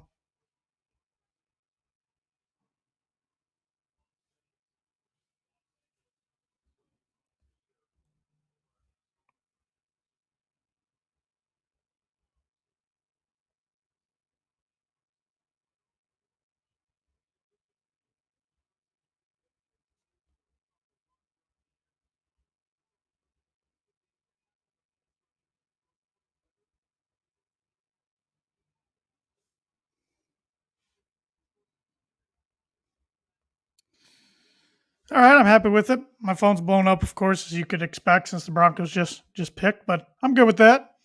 They need another corner. I mean, they added Kyle Fuller in the offseason from the Bears, and they have Bryce Callahan, but they have a defensive head coach, Vic Fangio. So if Patrick Surtain can be like his dad was in the pros, he'll have a pretty good career.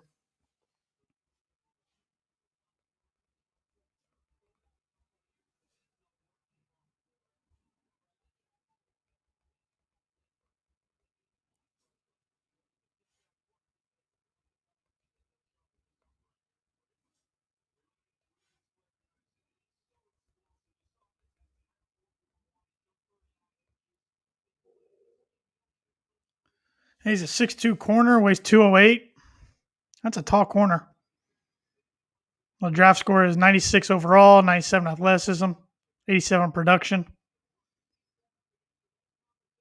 He was a 2020 first team AP All American selection.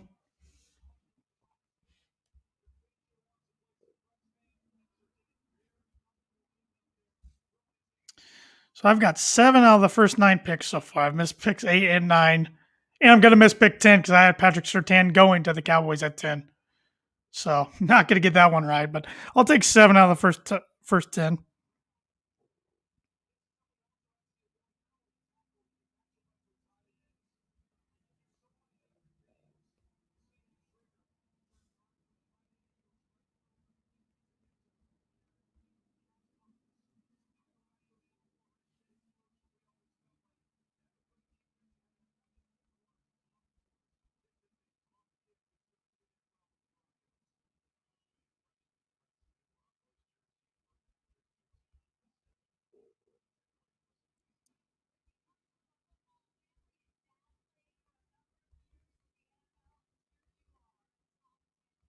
Okay, I'm back. Sorry about that, everybody. Figured my phone would kind of blow up there for a little bit after the Broncos picked. He ran a 4.4140.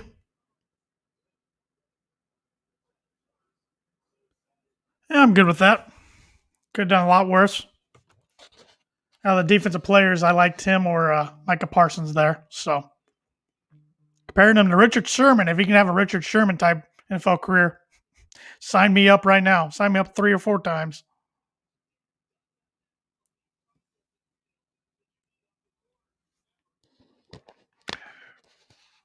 Dallas Cowboys are on the clock now. America's team, I'll say in quotations.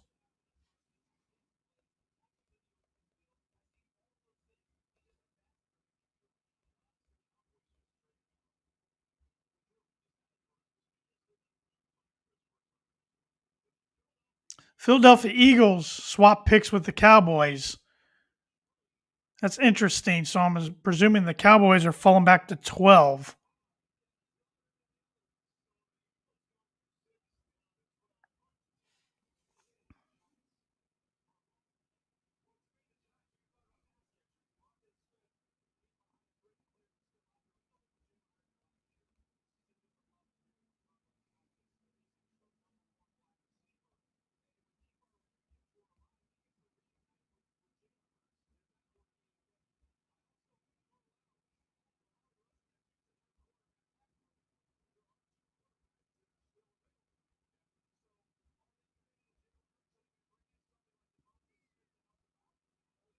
So I about said Dirty Birds, that's the Falcons.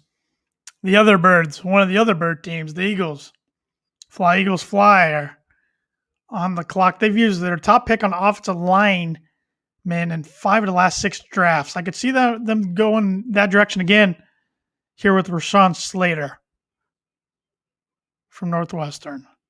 Or they're trading up to get Devontae Smith from Alabama. I could see that too because the Giants are next at 11. So we're going to have 3 picks in a row from NFC East teams.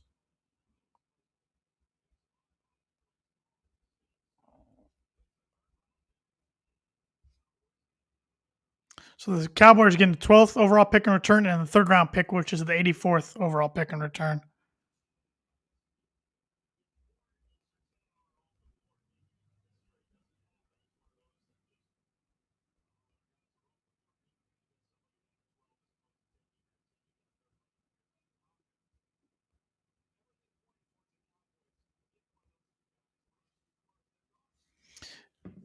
Yeah, I think like Daniel Jeremiah is saying, the Cowboys wanted either J.C. Horn or Patrick Surtain, and with them going 8-9, they didn't see a need just sitting there at 10.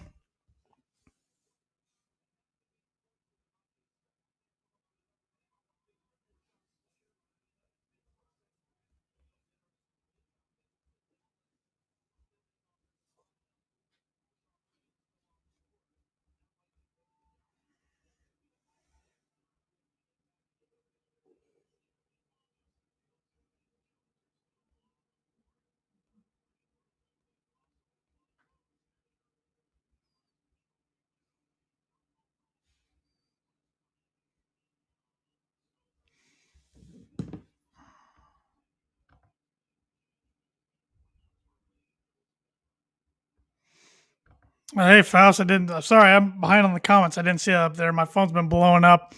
Asked if I was happy with the pick here for the Denver pick reaction. Yeah, I was happy with it. Fine with it. Out of the defensive players, I wanted him or Parsons. So, have you talked about IU's recent historic football recruiting success yet? No, I haven't. Don't plan to either. But feel free to come on the Tan J Man show sometime. We can shoot the breeze about that. I will say Tom Allen's got some good things going on down there. It'll be interesting to see how they can do this season. No, they got a somewhat tough non-conference schedule, playing Cincinnati and at Western Kentucky. Yep, LEO. I know that's their thing there. My question is, Faust, are you happy with the Mike Woodson hire? That's my question for you.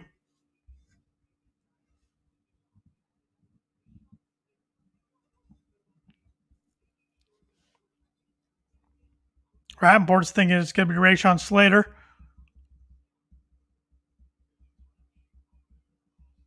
Provide some protection for Jalen Hurts.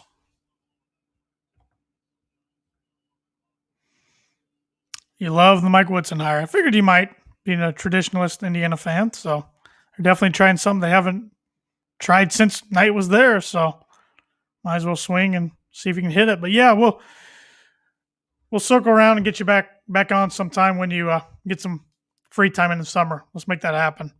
Talk some John Glenn football and Hoosier football, whatever you want to talk about. So let's make that happen. Pick is in, so now we're waiting for Goodell to come across the stage.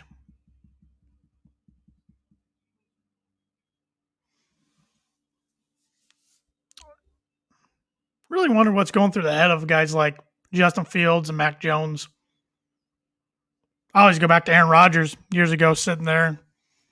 It was between him and Alex Smith going number one to San Francisco, and then he slides clear in the 20s to the Packers. Brady Quinn that one year sliding clear down to Cleveland in the 20s.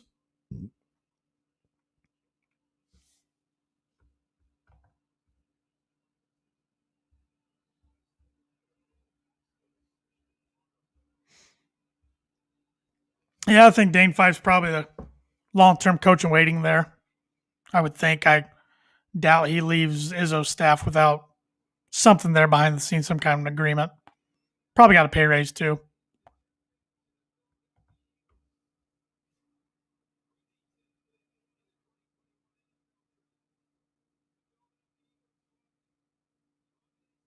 Oh, the Eagles went Devontae Smith, Heisman Trophy winner from Alabama.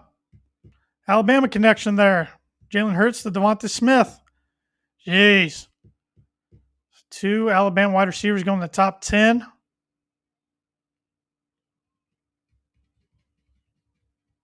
Oh, I bet the Giants are furious. I bet the Giants want him at 11. NFL comparisons to Isaac Bruce. Notes silky smooth, lean and long.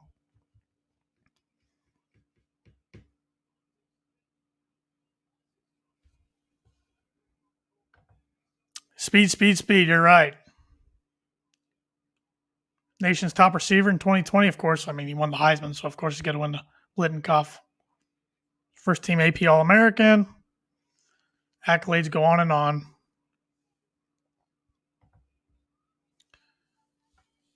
SEC Offensive Player of the Year. Good pick. Good pick by the Eagles. I tell you who's loving where they're sitting right now is the Patriots at 15. There's really no team ahead of them needs a quarterback, so they're going to probably have their choice of Fields or Mac Jones, assuming nobody else trades up in front of them because got the Giants at 11, Cowboys at 12. Let me check the draft order. Chargers at 13, Vikings at 14. I suppose the Vikings could go quarterback, but they have a lot wrapped up in that contract with Kirk Cousins. I'm going to miss his next pick with the Giants because I had Devontae Smith and the 12th with J.C. Horn. So I'm hoping Christian Darrisaw is still there at 13 for the Chargers. I need to get back on the board. Got 7 out of the first 10 right, but got 7 out of the first 7 right. But then it's getting tough pickings now. My goal was 6, though, so I've already exceeded my goal.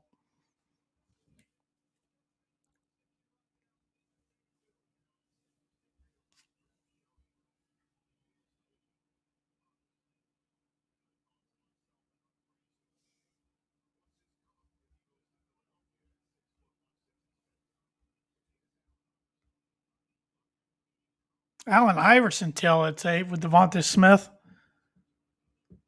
Because their height, Devontae Smith 6 foot, quarter inch. Iverson 6 foot. Iverson weighed 165 pounds. Devontae Smith 166 pounds. Showing some high school basketball highlights of him. He could dunk, that's for sure. Chicago Bears traded up to 11. So the Bears trading up with the Giants. It's got to be quarterback here, right? Justin Fields or Mac Jones?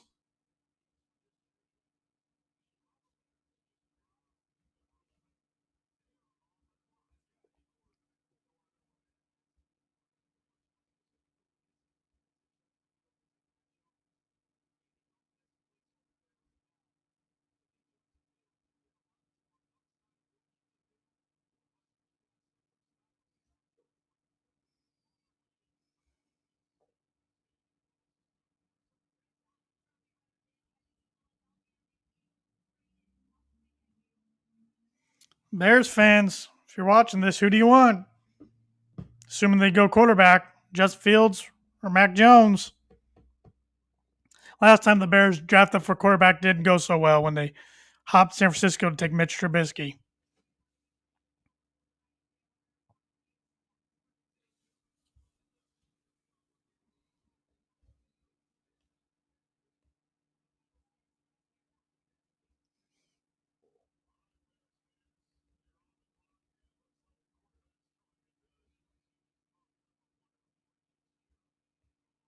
They gave up the 20th overall pick, the 5th round pick this year, next year's 1st round, and next year's 4th round to the Giants. So once again, the Bears giving up a ton. Let's move up and take another swing at quarterback.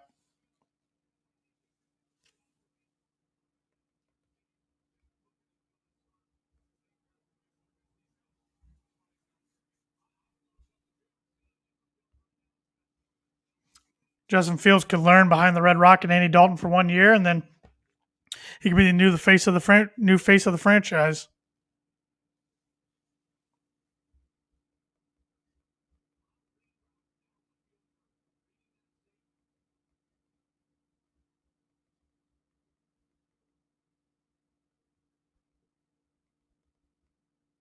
Yeah, my TV's freezing up. This is great.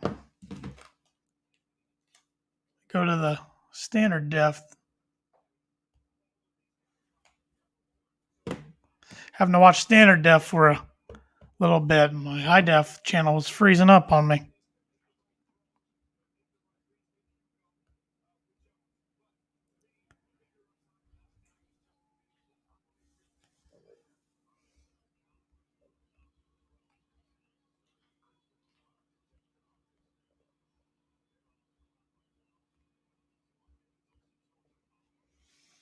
Pick is in, Bears fans.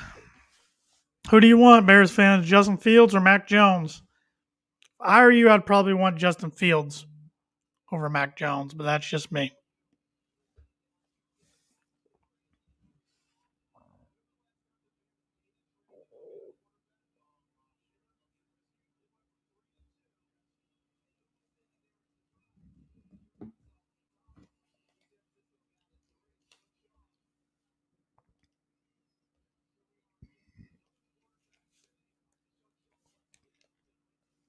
Last time the Bears did this, they trade up for Mitch Trubisky when they could have had Deshaun Watson or Patrick Mahomes. But hindsight's 2020.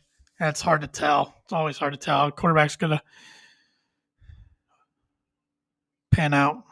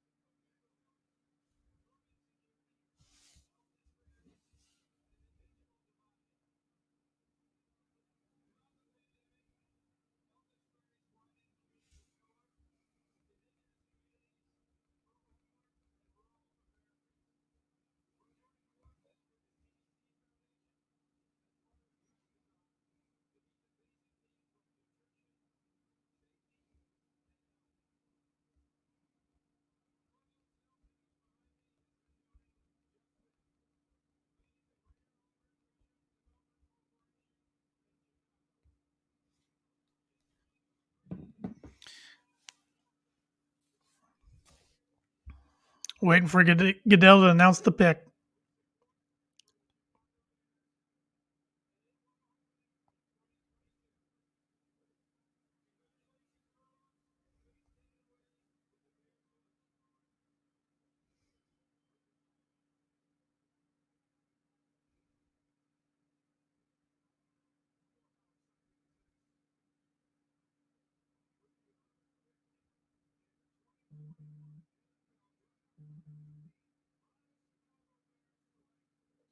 Justin Fields is a Chicago Bear.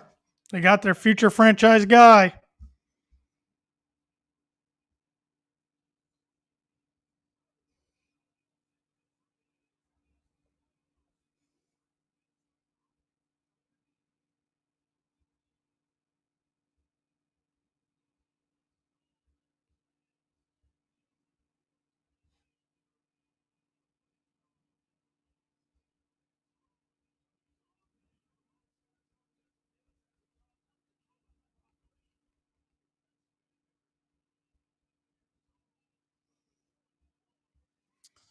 See if Justin Fields can be the first Bears quarterback and who knows how long. I mean, Cutler was all right, but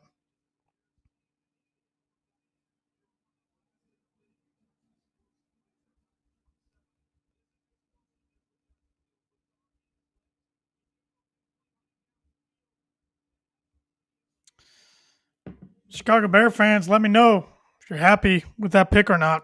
I would assume you are. I think he was the better choice than Mac Jones. New England could end up with Mac Jones at 15.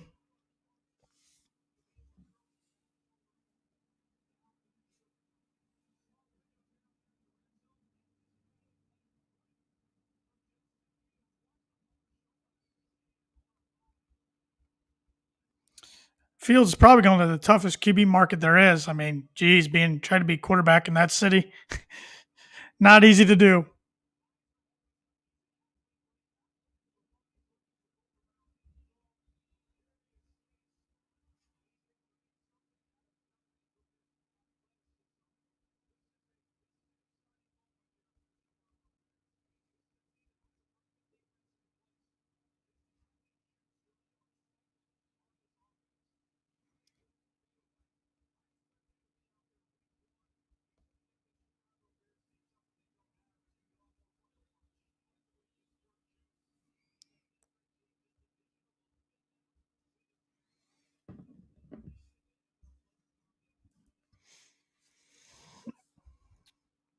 Dak Prescott comparison to Justin Fields. I've heard that comparison from quite a few scouts and analysts.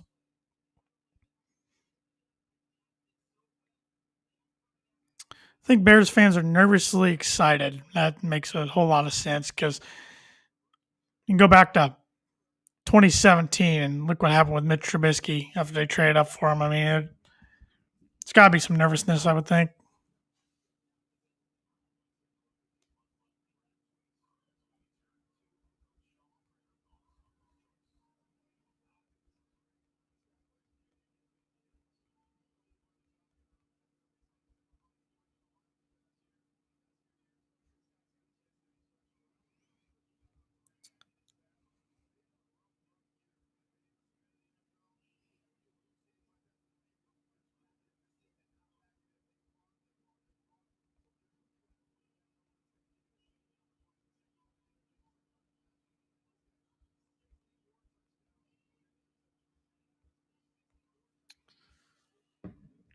Now the Cowboys are on the clock at 12.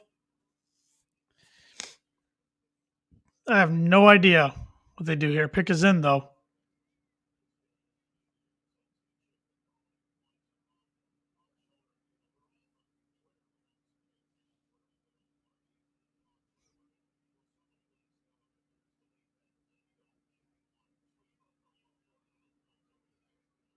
Rich Eisen bringing up the fact that the Bears tweeted Andy Dalton QB1 shortly after they acquired Andy Dalton from free agency. The Bears are paying Andy Dalton $10 million on a one-year contract, so pretty similar to what they did with Mike Glennon years ago when they paid Mike Glennon a whole bunch of money and he started about 4 games before he was replaced by Trubisky. So I could see a similar situation playing out, or it wouldn't shock me if Justin Fields started from week 1 for Chicago.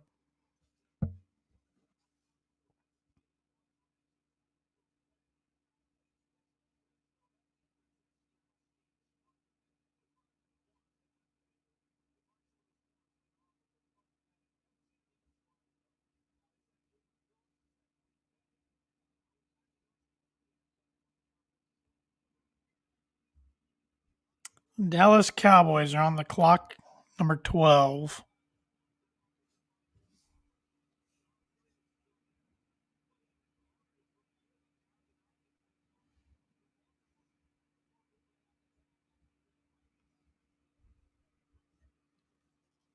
Pick is in from the Cowboys, and Roger Goodell's strolling across the stage. Maybe this was Rashawn Slater, tackle for Northwestern. I feel like I keep repeating myself there.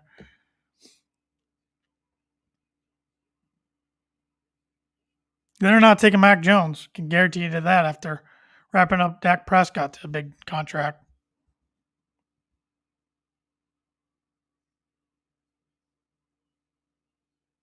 See another super fan there on stage with Roger.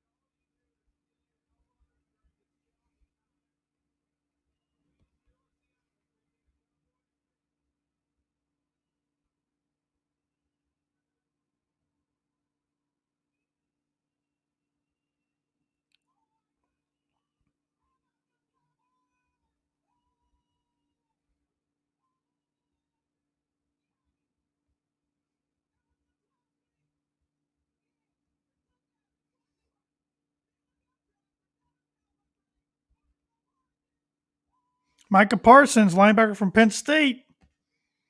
I think he's going to be a pretty good NFL linebacker. He's excited. His family's jumping around. He was another one that set out the 2020 season. Ran a 4.3640, which is insane for somebody that weighs 246 pounds. Height 6'3", 1/8 inch. Draft scores 97 overall, 83 in athleticism, 97 production.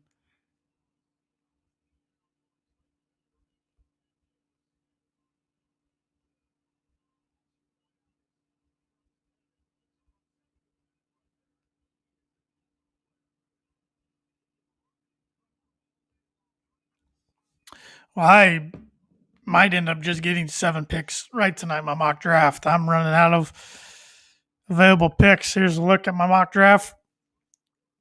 My final mock draft. Hit on the first 7 picks and I haven't got one right since. This next pick could be where I get one. I have Chargers getting offensive line help with Christian Darrisaw, offensive lineman from Virginia Tech, but Rashawn Slater's still out there for Northwestern. A lot of people had him as the number 2 tackle behind Penei Sewell. Some even had him, like Daniel Jeremiah of the NFL Network, as number 1 over Penei Sewell for overall tackle in the draft. So Chargers might go in that direction instead, but we will see here. At least my next few picks have a chance.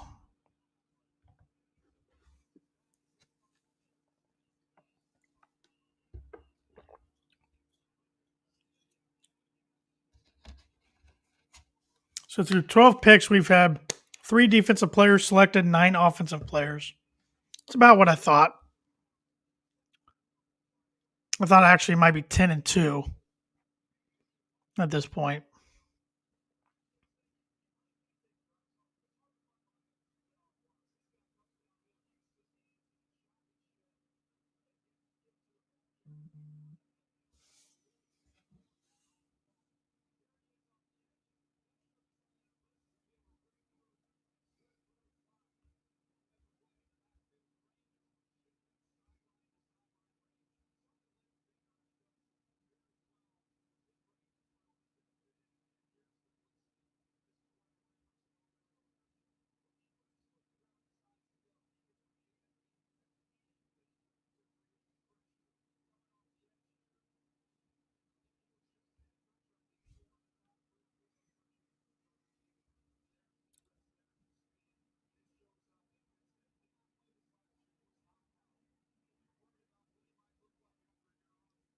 I forgot the Bears also have Nick Foles. He has $9 million of guarantees this season. So the Bears are shelling out $19 million to Dalton and Foles. And one of them is probably not going to be on the team, and the other one could quite possibly be a backup. I could see Dalton starting the first 3 or 4 weeks, though, and then handing the reins over to Fields if the Bears don't start good. But it wouldn't surprise me to see Fields start week 1 either. So I forgot about Nick Foles, though. I forgot the Bears are still paying him $9 million. Kind of had a chuckle about that. But who would want him at this point? Who would want Foles? They're just going to have to cut bait with him.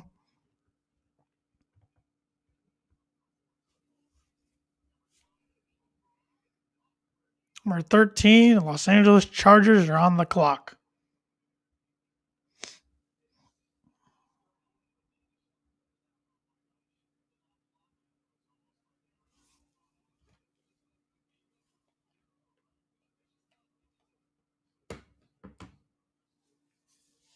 But thank you for everybody who's popped in and out here. We're almost at 2 hours live. We're at hour 56 minutes. So hope you don't mind me just rambling on about the draft and NFL and random things. Appreciate you coming on here. Appreciate the support. Josh and I couldn't do our podcast without you guys. I mean, we've cranked out 232 consecutive episodes. That's 232 straight weeks dating back to late November of 2016. So we try to be consistent for you guys. Record every Monday night live on the IC Sports Network from 6:30 to 7:30 Eastern Time. And then the audio can be found the following morning at 6 a.m. It posts on wherever you get your podcasts, whether it's Apple Podcasts, Spotify, iHeartRadio, TuneIn, Google Podcasts, Stitcher. You can find us on all of those and more. Amazon Music.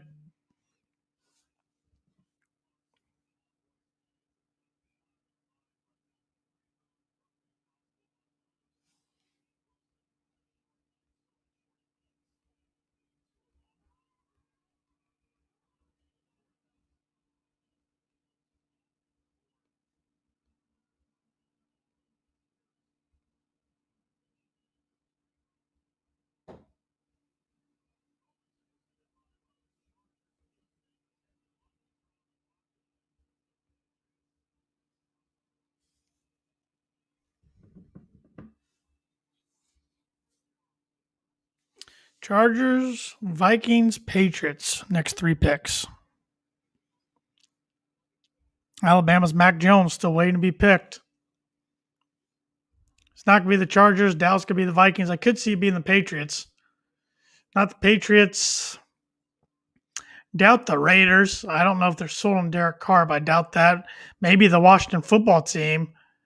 But if not there, maybe the Steelers. Steelers take him as a future replacement for Big Ben. But if he doesn't go there, doubt New Orleans would do it. They have Taysom Hill and Jameis Winston. Somebody else would have to trade up. Yeah, it could be a long night for Mac Jones if the Patriots don't take him at 15. We'll see. That's part of the fun of the draft. The pick is in for the Chargers at 13. Now we'll wait to get back from commercial, see who they pick. I think they're taking offensive line here. In my mock draft, I had them taking Christian Darrisaw, offensive lineman out of Virginia Tech. But with Rashawn Slater still being available, many had him ranked as the second best tackle in the draft behind Penei Sewell. Some had him, like Daniel Jeremiah of the NFL Network, as number one offensive tackle in the draft over Penei Sewell. So that might be too hard for the Chargers to pass up here. But we shall see.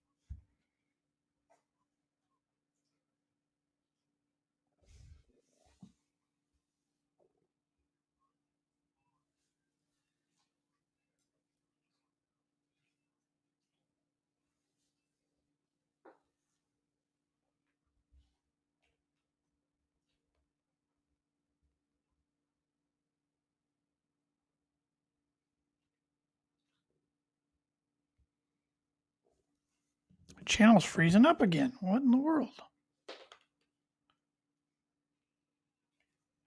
Gotta go back to standard definition again.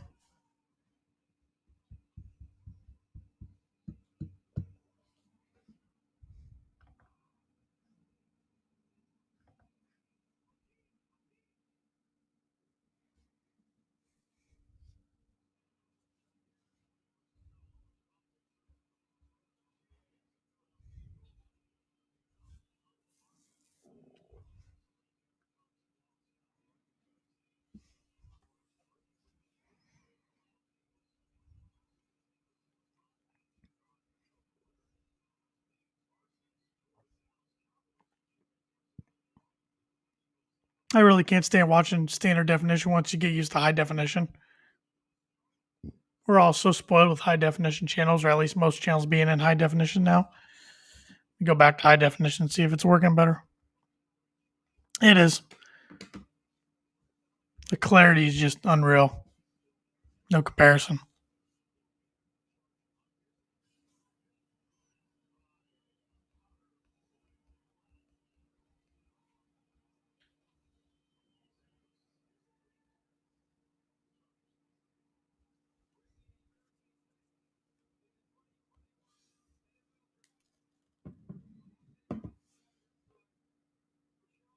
There goes Rashawn Slater, offensive tackle for Northwestern, going to the Chargers. Hate that that's a good pick for the Chargers. And I missed another one in my mock. I had them taking Christian Darrisaw. Had him taking tackle, at least had the right position. But he ran a 4.88 40, which is pretty impressive for a guy who weighs 304 pounds, 6'4", quarter an inch. He did opt out of the 2020 season, so he hasn't played since 2019, but he's pretty good. Highest Northwestern player I can remember being chosen for quite some time. Greg Newsome, cornerback, he could go tonight later in the first round. That wouldn't shock me.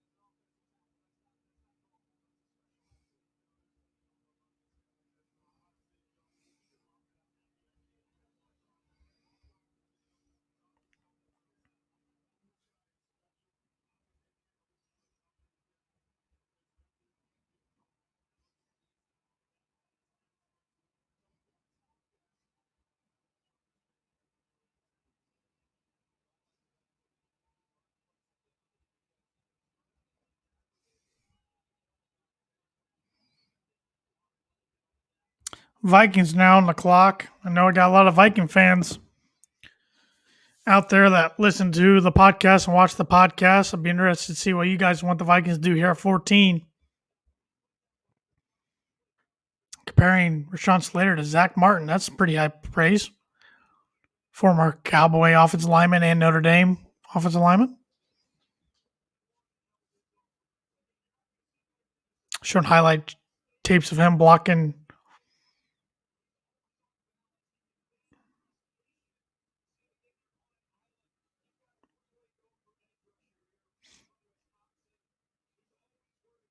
He went against a lot of good edge rushers, that's for sure, in the Big Ten.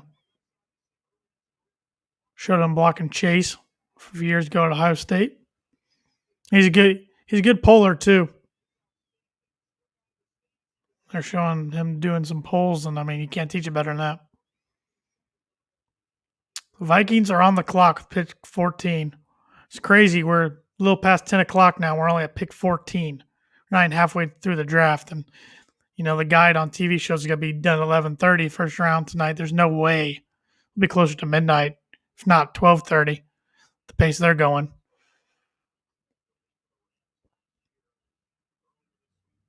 Appreciate everybody that's popped in here though during the 2+ hours I've been live on here. Hope I'm not boring you all too much with too much dead silence between picks and during commercials and everything. We got a trade. The Jets trade up to take the Vikings pick at 14. That's interesting. They already took Zach Wilson, quarterback out of Brigham Young, with the number 2 overall pick. I'm trying to think of 14. Maybe there's a lineman there they're liking that they don't think they could have got later on. So they had the 23rd pick. So they swapped picks with the Vikings. It wouldn't shock me for them to get some offensive line help here. Next 4 picks are the Jets, Patriots, Cardinals, Raiders.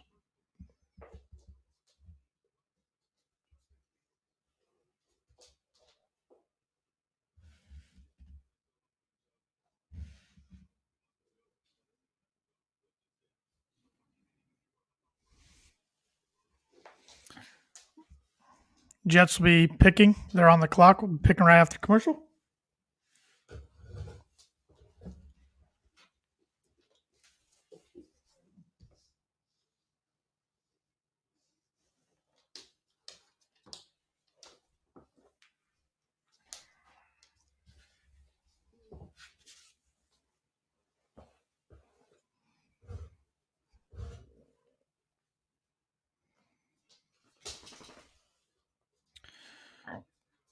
And the Jets, it looks like the pick's in, but it's during commercial. So they've used 5 of the last 9 picks on offense in 2020. In 2020 draft, they used 5 of their 9 picks. They had 9 picks last year. Wow. Didn't realize that. I can see them going offensive line help. They probably have a tackle they really liked and didn't think they could get with the 23rd pick. So swapping picks here with Minnesota made sense for them. Telling you, it's going to be interesting. The next pick at 15, New England is going to be on the clock. Mac Jones, quarterback from Alabama, is still available. They re-signed Cam Newton to a $14 million deal, but it's only 1-year deal. So I could see Bill and Josh McDaniels. I'll keep it clean for tonight's stream. I won't call them what I usually do. I could see them taking a flyer on a future quarterback there at 15 after the Jets pick here. Wouldn't shock me at all.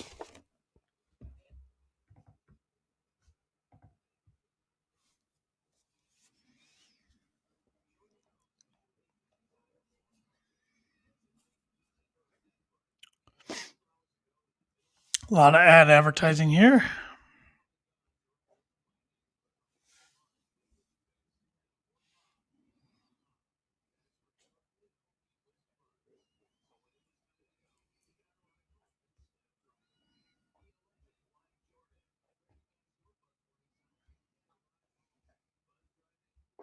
Bears fans should have seemed to be happy on Twitter.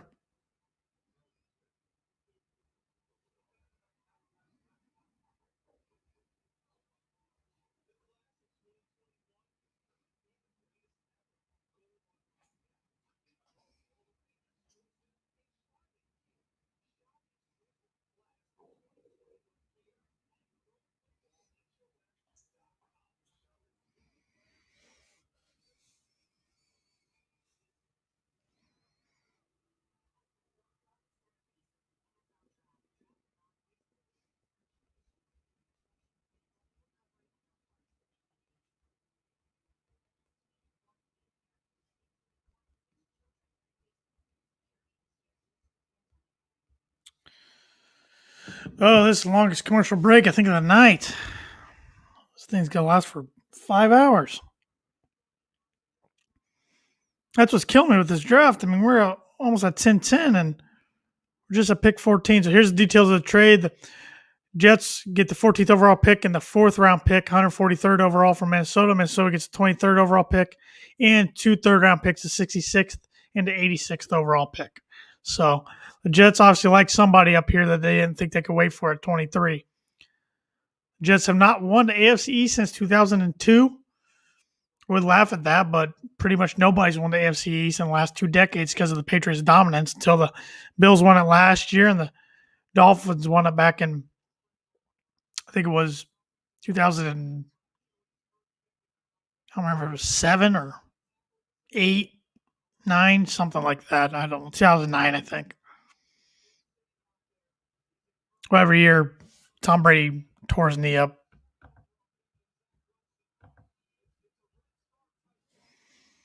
My dad has asked me if I think the Packers will draft a third string QB.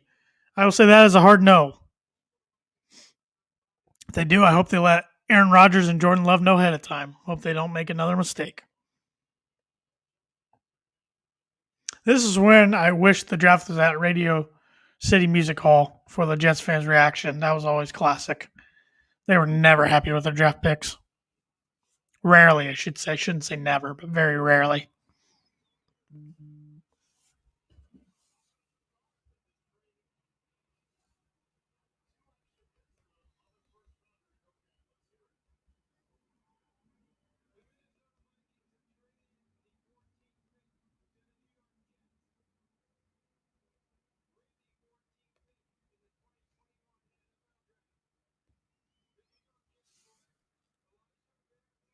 Elijah Vera Tucker, tackle from USC. I think I had him going to the Washington football team at 19, if I remember correctly. Yes, I did. So they liked him more than they liked Christian Darrisaw or Tevin Jenkins. So, all right. He was a first team All Pac 12 selection this past year. I am 7 for 14 for everybody keeping track at home. I got the first 7 correct. Now I missed the last 7. I'm going to miss the next one because I had Justin Fields going to the Patriots. Of course, the Bears trade up to 11 to take him. Still think the Patriots could take quarterback, though. Wouldn't shock me if Mac Jones from Alabama is the next pick. If he doesn't go there, like I said earlier, it could be a long night for Mac Jones unless the football team takes him at 19.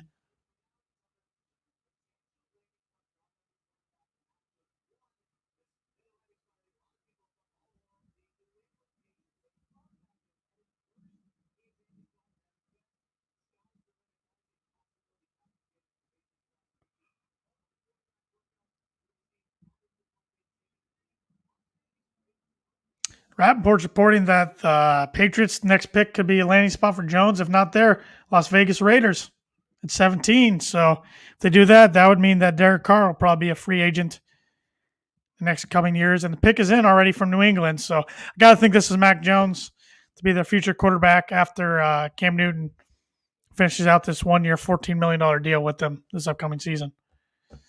Seeing Bill Belichick in a suit and tie, that's weird. Robert Kraft. They're all good gentlemen. As I say with an eye roll.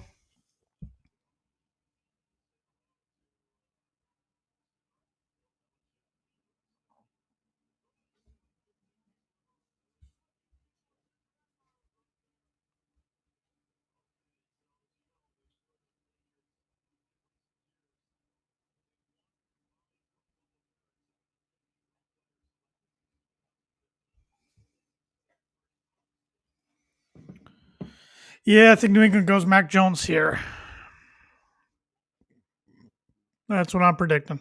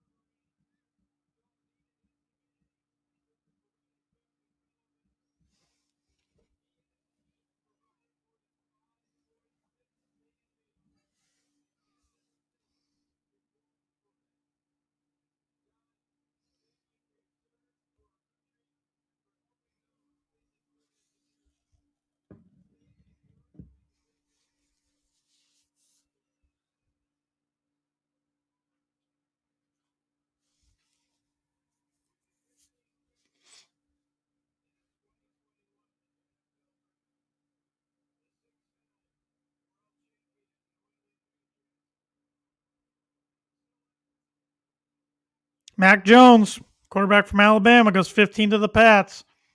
He looks determined. So 5 quarterbacks taking the first 15 selections tonight. I think that's the end of the runs of the quarterbacks. Don't think we'll see another quarterback selected until tomorrow night.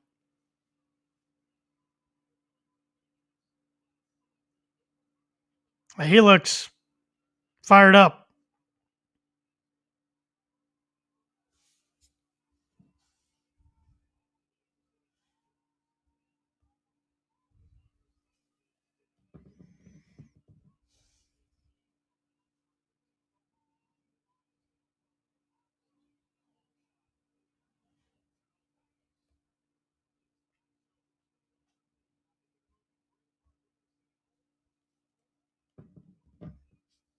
Comparing him to Matt Ryan, that's quite a comparison. Considering Matt Ryan's thrown for more yards in the first 13 years of anybody through there. Matt Ryan's thrown for more yards in the first 13 years of his career than anybody has in their first 13 years in NFL history. Like 56 plus thousand yards. 56,000 plus yards, I should say. Getting a little tired here. Been live 2 hours and 16 minutes, so my sentences aren't making 100% sense.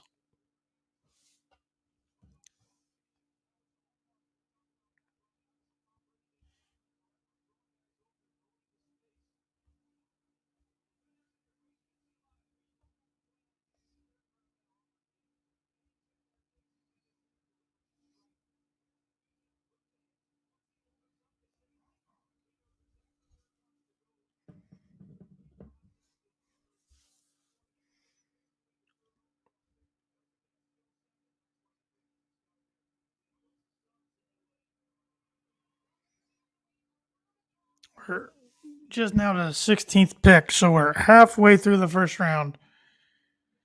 And the telecast has been on TV for 2 hours and 15 minutes. Wow.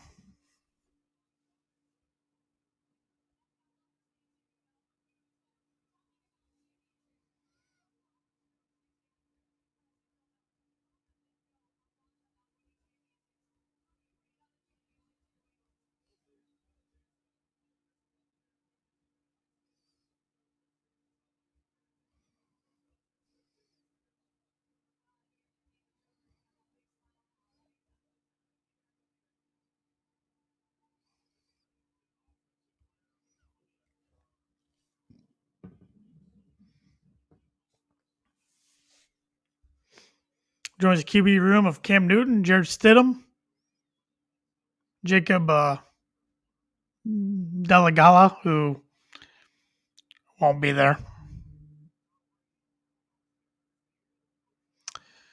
Pick is in for the Arizona Cardinals. Cardinals have missed the playoffs each of the last 5 seasons, but I think they got a pretty good team. They've made some good moves in the offseason. Acquired J.J. Watt, who was cut from the Houston Texans. Got some other good defensive pieces. They did lose Patrick Peterson to the Vikings. Kyler Murray's got another year under his belt. Cliff Kingsbury, the coach, has a year under his belt, another year under his belt. I had them going with Kwity Paye here, defensive lineman from Michigan. Let's bring up my mock draft. It's been a few since I've done that. Like I said, I hit on the first 7 correctly and haven't got one right since. My goal was 6, though, for the total night out of 32, so I already eclipsed that. We'll see. Kwity Paye I thought was a stretch, though. A lot of people had him mocked in the 20s. I'm not going to get the Raiders pick right since Micah Parsons went to the Cowboys at 12. Elijah Vera Tucker's off the board, but everybody else still remaining, still out there. So maybe I'll pick some up coming in. I would love to get 5 more correct and beat my total of 11 from last year, but I don't think that's going to happen. Pretty thrilled with getting 7 right tonight.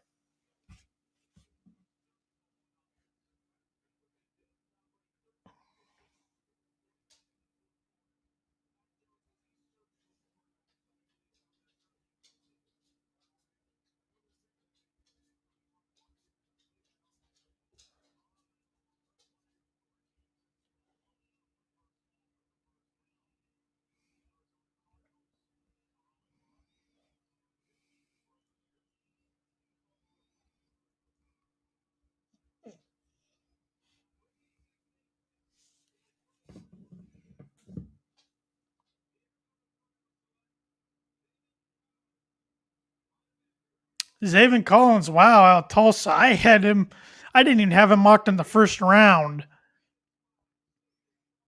I did at one time a few of my mocks, but it was late in the 20s, if not in the 30s. So, wow. Zaven Collins going 16, second linebacker chosen tonight. He's a big boy, 6'4", 7/8 quarter of an inch, 259 pounds. Pro comparison is Anthony Barr. Zaven Collins from Tulsa. He did win the Nagurski Award in 2020 for the nation's top defender. He was a first team AP All American, so he's no slouch. He's a heck of a player, but I did not see him going up this far. Next four picks on the board are going to be the Raiders, Dolphins, football team, and the Giants. Then Indianapolis Colts are up after that.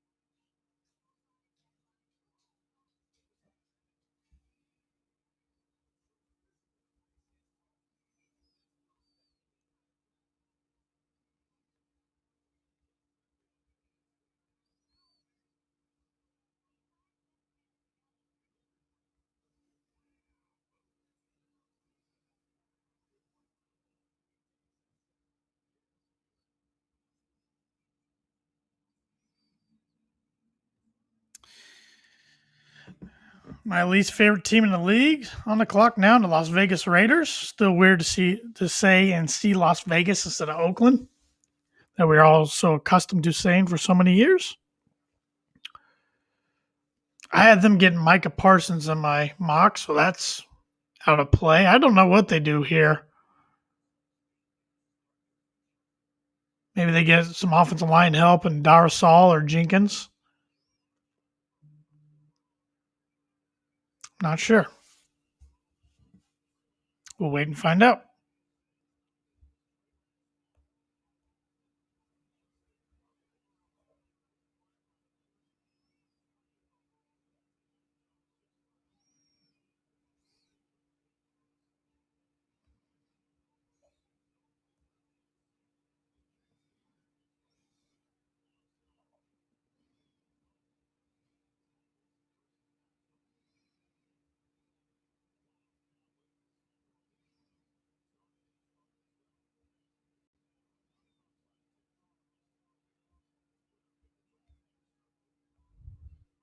Pick is in for the Raiders. The dumpster fire that is the Las Vegas Raiders. Feel sorry for whoever goes there. See Mike Mayock there strolling around. and Davis over there. Mark Davis. Don't see Johnny Gruden. Don't see Chucky anywhere.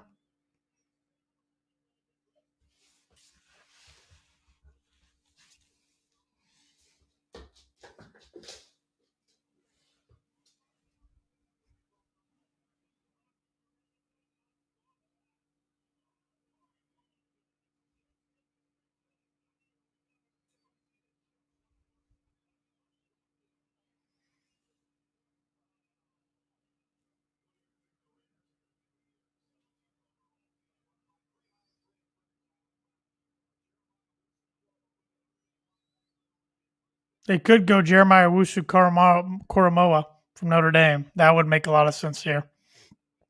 I had him mocked to the Colts at 21, but he'd make a lot of sense here to the Raiders. I had him going to the Raiders in my second mock draft. I did.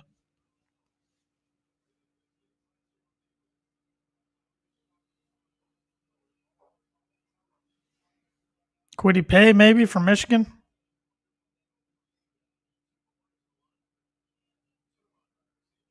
Need a lot of defensive help. But they need protection for Card too. So they need a lot of things, which I'm not complaining about as a Broncos fan.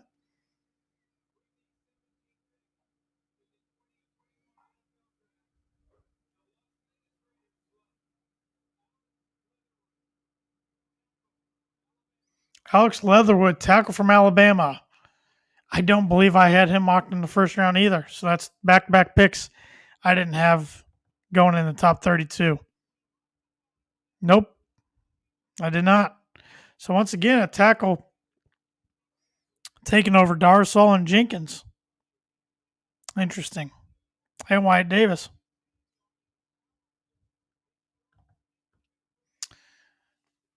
He was a first-team AP All-American selection, but I mean, seems like Alabama's whole team is just full of first-team All-American selections. That's why they're Alabama. But like I said, I didn't know what the Raiders were going to do there. So Miami's now on the clock at 18. I wish I could get J-Man's opinion. I know he would love, speaking of Alabama running back Najee Harris. Also, Jalen Phillips, edge rusher from Miami, Florida. Now he's been a name connected to staying in Miami there, possibly at 18. They got Jalen Waddle from Alabama with the 6th pick. All I feel like I'm doing tonight is talking about Alabama players, but there's been quite a few taken already, and I think there's going to be a good amount still to be taken tonight with the remaining 15 picks. Leatherwood did run a 4.99. Pretty good for a guy who weighs 312 pounds. He's a big boy, 6'4", 3/4 inch. It's the 2020 Outland Trophy Award winner, which goes to the nation's top interior lineman. It's probably a good pick for the Raiders. It's tough to evaluate an offensive lineman from a everyday casual football fan. Alabama's has 5 guys picked so far. Waddle at 6, Surtain at 9, Smith at 10, Jones at 15, Leatherwood at 17.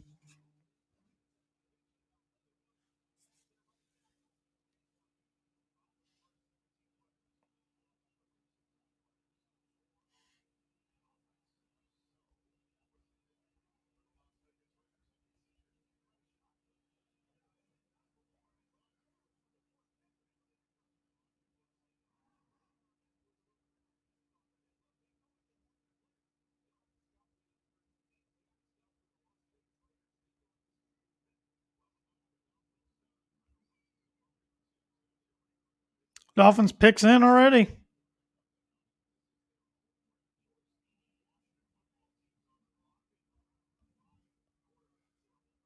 Sounds like it's rumbling outside a little bit here. Getting some thunder.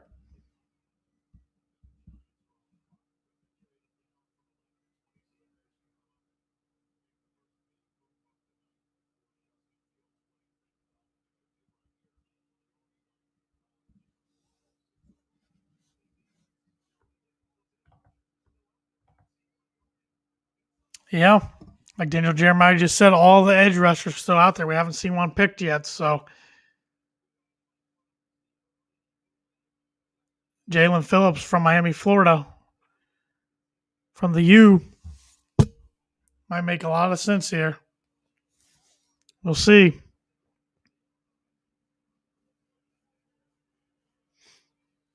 Which could get J-Man's reaction. Wonder if he's still up even watching this. I bet he is.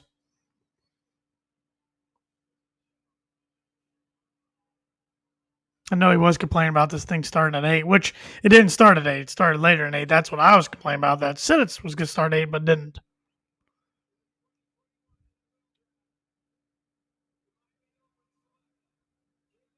Jalen Phillips. There it is.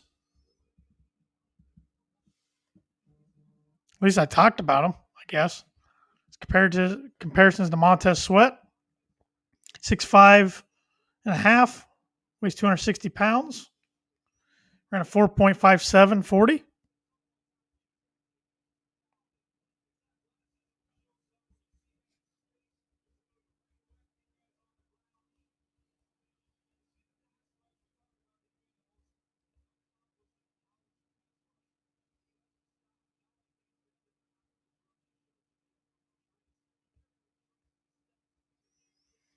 Two thousand twenty second team All ACC selection. Next on the class, the Washington football team. Jalen had 15 and a half tackles for loss, 8 sacks in 2020. Both categories led team. Didn't have to move very far. Transferred from UCLA, actually, after the 2018 season. I did not realize that. Actually, looks like he was watching the draft from Redlands, California. That must be where he's originally from. Had 42 QB pressures in 2020, tied for 7th most in Power 5 conferences. At least he's familiar with the city, going there in college. So his family's happy, his parents are happy. Looks like his sister's happy, his girlfriend's happy, of course. Notable Miami defensive lineman selected in first round since 1990. Jalen Phillips joins a company of Vince Wilfork, Warren Sapp, Russell Maryland, Cortez Kennedy. So all pretty good ones, especially Warren Sapp. I'm sure J-Man's happy with that. I know he mentioned Waddle at 6 and Phillips at 18 as guys he wouldn't mind. So I'm sure he's pretty happy tonight. Next 4 picks on the clock will be Washington football team at 19, Giants at 20, Colts at 21, and Titans at 22. I'm going to stay on at least until the Colts pick at 21. I might sign off then. I've been on here 2.5 hours. I might just man up and power through until 30-second pick is taken. See, I can't even talk. I'm saying 32 instead of 32nd. So I don't know. But the Washington football team's up. They've made the playoffs only once in the last 5 seasons. I would think offensive line help. Makes sense here. They have not won a playoff game since 2005. They acquired Ryan Fitzpatrick, who's played for about every team in the NFL at this point. Alex Smith announced his retirement just recently on April 19th.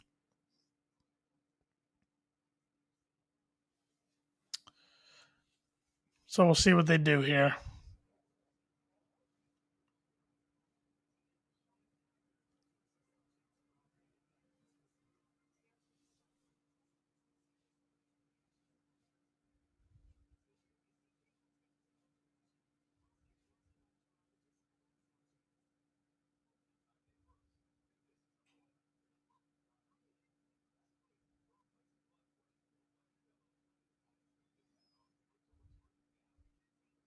They did rank 30th in total offense last year, which 30th out of 32 teams is not good at all. The pick is in, but of course we're on commercial, so you got to wait till commercial gets over to see who the Washington football team's going to take. I am interested to see if that's going to be their permanent nickname going forward. I think it's grown on everybody. I mean, their logo is pretty classic, clean, sharp looking. I don't have a problem with it. I don't know what else they could really use as a nickname. I think it sticks just fine. I know last year was used just as more of a temporary nickname since they didn't have a lot of time to get the marketing going or anything for anything else or think of anything else, but I think it fits pretty well. Able to keep the same maroon and gold colors and everything. Fine with it. Except whenever I see WFT abbreviated, I have to double check it because I always think it's WTF instead, almost every single time. Seeing a Subway commercial on TV, that's making me a little hungry, even though it is 10:35, but always in the mood for a late night snack. See who I had marked to the Washington football team. I think I had Elijah Vera Tucker, if I remember correctly. I did, and I mentioned Najee Harris. So I'm still stuck on 7 correct picks tonight. I got the first 7 right in the draft. Haven't got one right since, but my goal for tonight was to get 6 right. Last year, I somehow got 11. Knew that probably wasn't going to happen again. I would love to somehow luck into getting 5 of the remaining picks right so I could beat last year's total, but I'm good with 7. But it'd be nice to just get 1 or 2 more right throughout the rest of the night for fun's sake. Well, the Bears aren't even picking 20 anymore, so that's going to be the Giants. I don't see him taking Caleb Farley because Farley's not only is he just getting over COVID, but he's also, with his injuries, they think some of his injuries might require some surgery. So if that's the case, he's not going to be a first-round pick, even though he was regarded by many as the third best corner in the draft behind J.C. Horn and Patrick Surtain, which those two you could flip-flop in most mocks. They end up going 8-9 anyways. Pick is in. Goodell's come across the stage to announce who the Washington football team is selecting with the 19th pick in the 2021 NFL Draft. Almost to the 20s. We're getting there, slowly but surely. Here it is.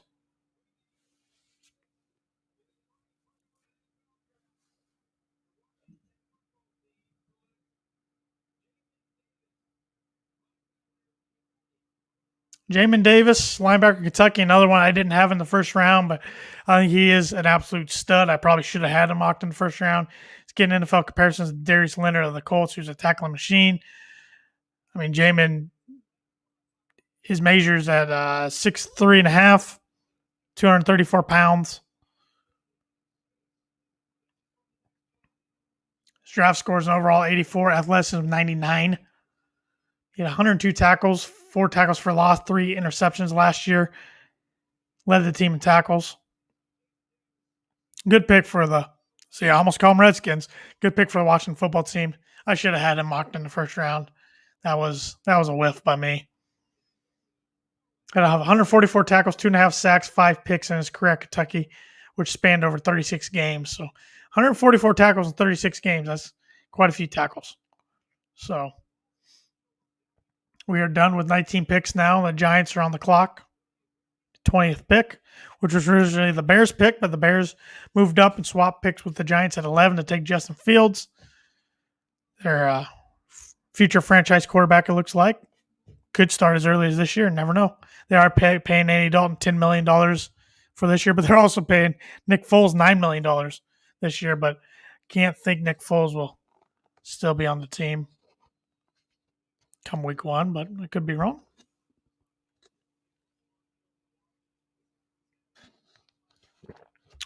Finally in the 20s.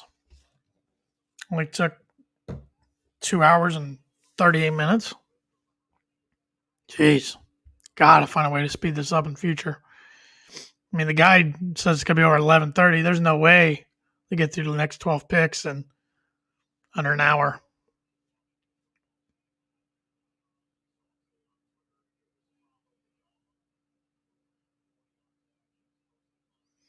I think the Giants were all set to take Devontae Smith and Heisman Trophy winner out of Alabama until the Eagles trade up from 12 to 10 with the Cowboys and jumped in front of the Giants. So it is a wide receiver heavy draft, but I don't know if one fits 20. I mean, you got Rashad Bateman from Minnesota. Of course, I would love to see Purdue's Rondale Moore go in the first round. I'm more hopeful than anything. I think he'll be a second-round pick tomorrow.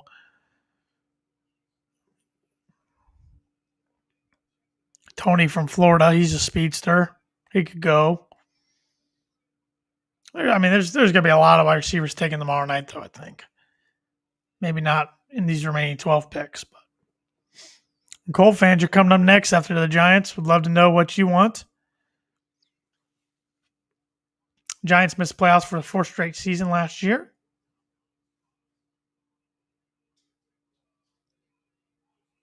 It's interesting when they're showing these war rooms, and some war rooms are guys that don't have any masks on. It does show that it's a fully vaccinated draft room, which is interesting. They ranked 31st in scoring offense last year, so they were only a better scoring offense than one other team in the league. Daniel Jones at 39 giveaways. He has 39 giveaways since 2019. It's most in the NFL. I still think he can be pretty solid, but this year's probably a make or break year for him. Do have to remember superstar Saquon Barkley, the running back, missed 14 games last year with torn ACL. He did tweet out this week that he is on schedule to be good to go for week 1. Their defense was ninth in the NFL in points per game allowed with 22.9 points per game.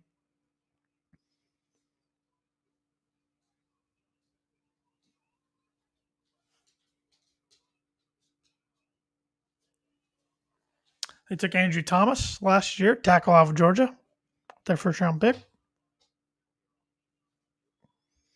2019, they took Daniel Jones, quarterback out of Duke. I remember I was really happy I hit on that pick in that mock draft. I didn't do very well in the 2019 mock draft, if I remember correctly, but I did get that one right.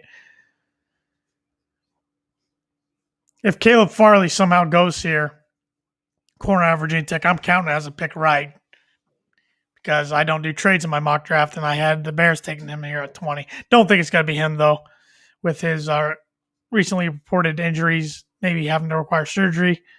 I don't think he'll go here, but if he does, I'm counting it as my 8th correct pick of the night through 20 picks, but I think I'll still be stuck at 7.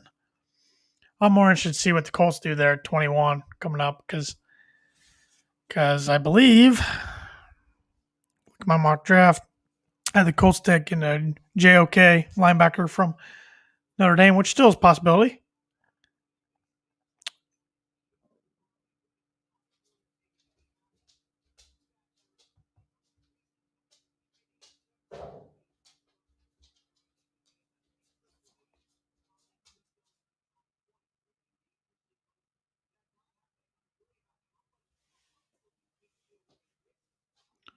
Ian Rappaport's talking about Caleb Farley, but he could be a mid-20s pick, so probably not looking good for me to get this one right. I would just like to get one more right tonight to make it 8, a nice even number, I guess. 6 was my goal. I eclipsed that with getting 7, but got a little greedy getting the first 7 picks of the night right and haven't hit on one since.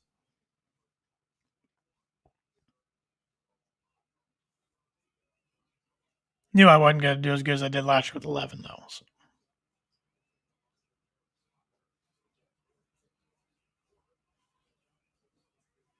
Some Giant fans in the house there at Cleveland to watch the draft live.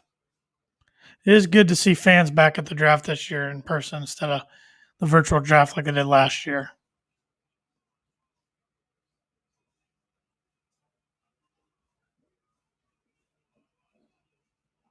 The Giants fans always had good reactions at Radio City Music Hall in New York as well when they had the drafts there, but not as good reactions as the Jets fan base. The Jets fan base is a little more comical. But the Giants have won 2 Super Bowls in the last 2 decades. The Jets have won 1 in their franchise history now, Super Bowl 3. So the Jets haven't been to playoffs in 11 years, 10 years. So here's the Giants pick from Commissioner Roger Goodell.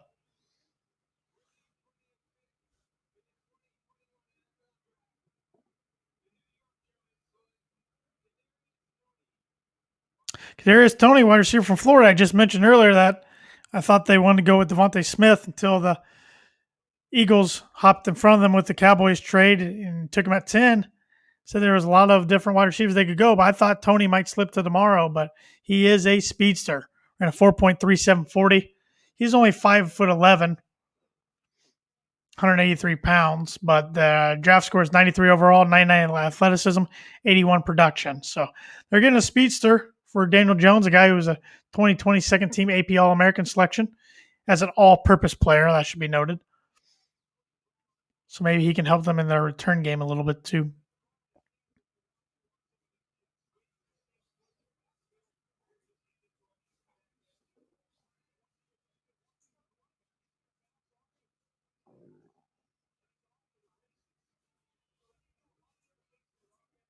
He's a nice vertical threat for Daniel Jones.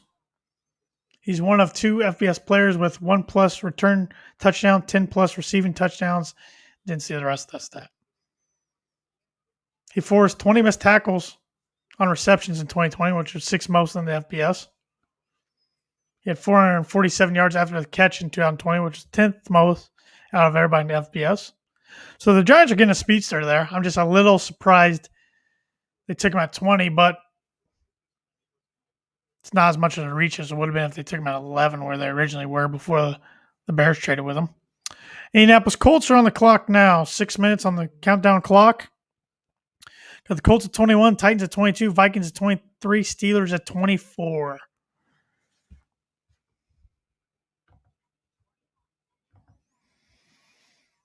Who do you like here, Sean? Sean Walker, let me know here. Sean Walker of the ISC Sports Network and of Mulberry Telecommunications.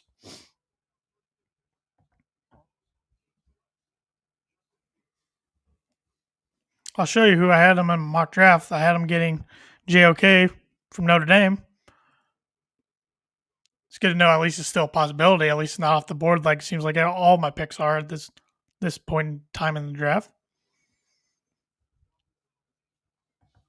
I think they go defense here, though. They did finish top 10 in scoring offense and defense in 2020. Got themselves a new quarterback in the offseason, Carson Wentz from the Eagles. Philip Rivers retired.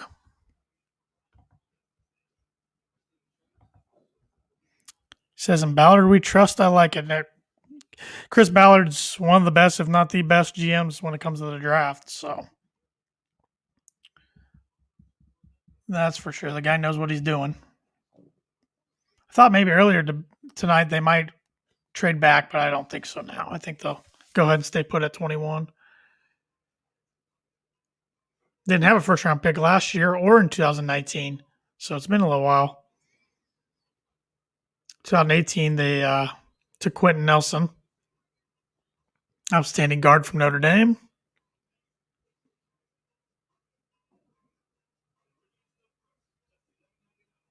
In 2017, they took Malik Hooker, safety from Ohio State, I believe he went. I think that's where he went. And then they took center Ryan Kelly from Alabama in 2016. So first time in the last 3 years they've had a first-round pick. Countdown clock's a little under 4 minutes. Hopefully the pick comes in and we get back from commercial here soon.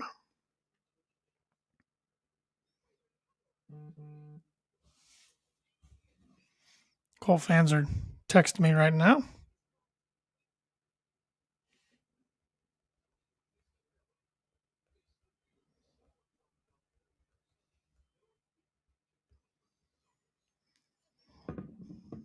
Colts went 11-5 this past season, second to AFC South, ranked 10th in offense and 8th in defense. Still returning tons of key pieces to that team. They've used their top pick on offense in 5 of the previous 7 drafts. Well, I think this one's going to be defense. But we will see here momentarily. Countdown clock's almost at 3 minutes, and we're still in commercial. Yep, the countdown clock just went away as I was saying that, so the pick must be in, but still waiting on commercial. That's what's taking forever in this draft. And now we're back.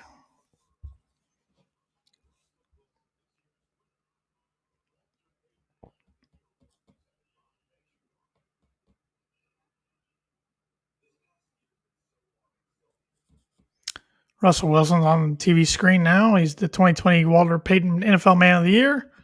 He's talking about the struggles of 2020, going around the country and the world. Pick is in. See that much, but now we're just waiting for Roger to scroll across the stage.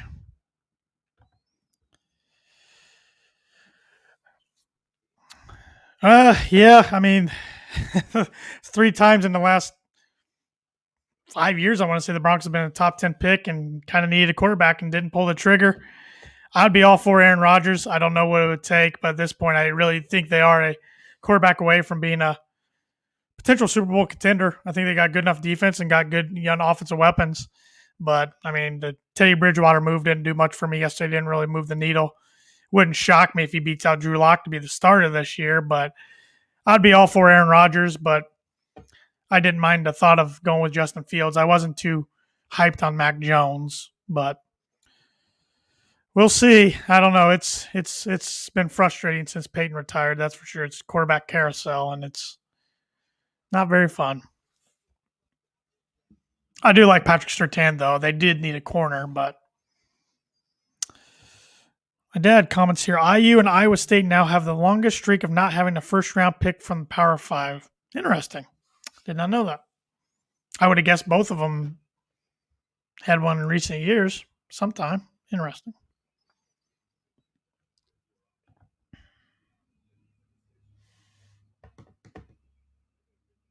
Pick spin in. We're just waiting for Roger. Some Colt fans over there in Cleveland. That's super fan Colts. That's what his glasses say.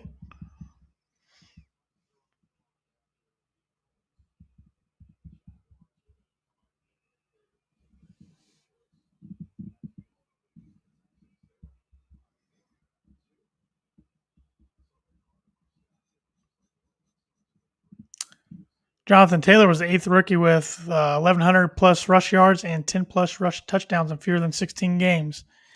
Yeah, he's going to be a good one.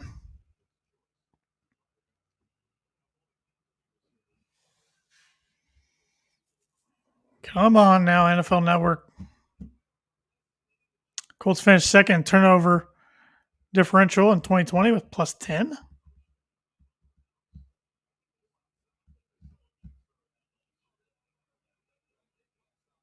So this is the longest it's been all night between when the pick is in to when the pick's been announced. But here comes Roger.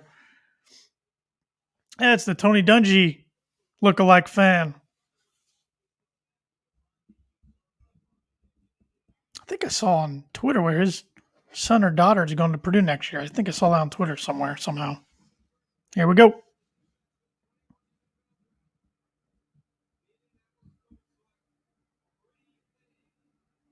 Kwity Paye, defensive lineman from Michigan. It's a good pick. I had him going 16 to the Cardinals. So, he's got NFL comparison to Frank Clark. 6'2.5", 261 pounds. Ran a 4.5740, not a 4.5740. Draft score on the next gen stats by NFL is 75 overall, 90 athleticism, 67 production.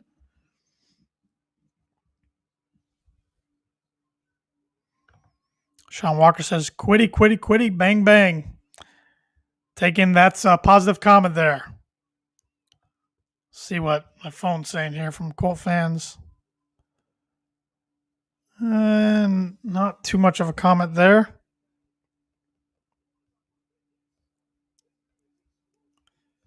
I think it's a good pick for the Colts. It's 2020 All Big Ten honorable mention. But he's a 2019 second team All Big Ten selection.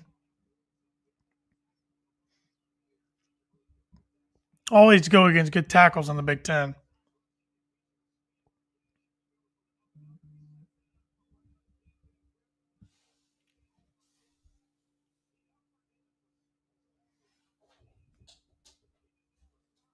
He led Michigan in tackles for loss each of the last two seasons. It's always a good stat. He had 23.5 tackles for loss, 11.5 sacks in his career at Michigan, which spanned over 38 games.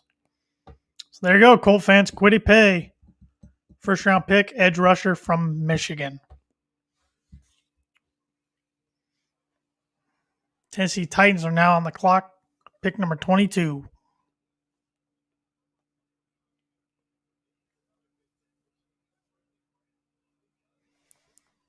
Charles Davis is comparing Kwity Paye to another former Michigan Wolverine, Jalen Graham. Interesting comparison there.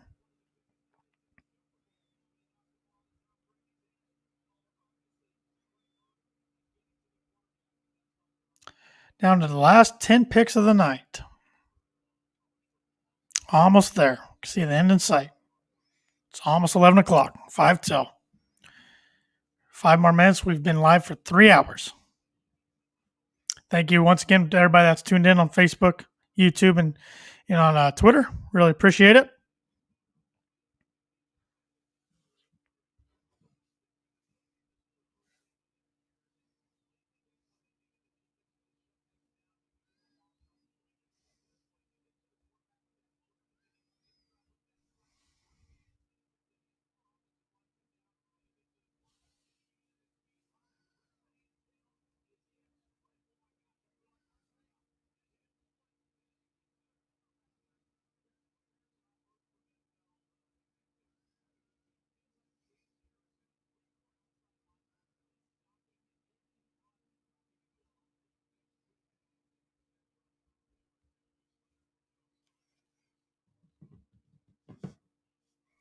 Titans are now on the clock. Under 3 minutes left.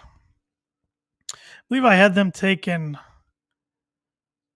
the linebacker from Georgia, Azeez Ojulari.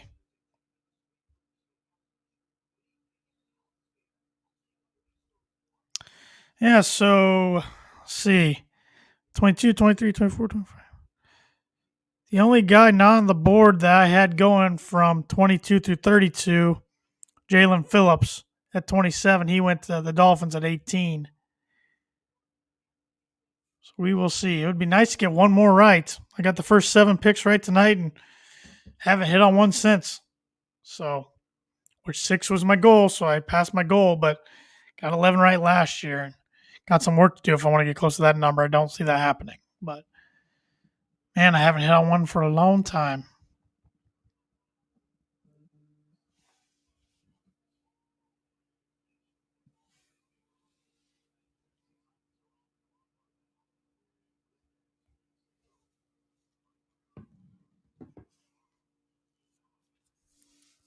Titans are on the clock. It's under 2 minutes on the countdown clock. I'm thinking defense. I'm thinking linebacker. Like I had there in my mock, but it wouldn't shock me if they get JOK from Notre Dame, who I had the Colts taking, so I missed it there, but that wouldn't shock me as well. Some good linebackers remaining.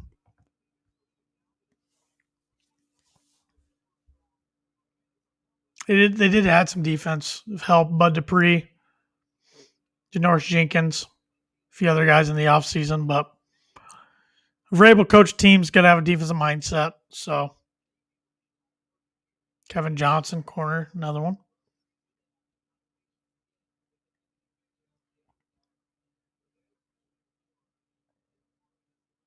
They did lose Corey Davis and Jonnu Smith on offense. 2 weapons there that Tannehill was used to. Jadeveon Clowney, Malcolm Butler. Clowney went to Cleveland. Talk about a guy who's kind of towards the end of his career now, it seems like. Pick is in. Pick number 22 is in. Get out there, Roger. Let's go.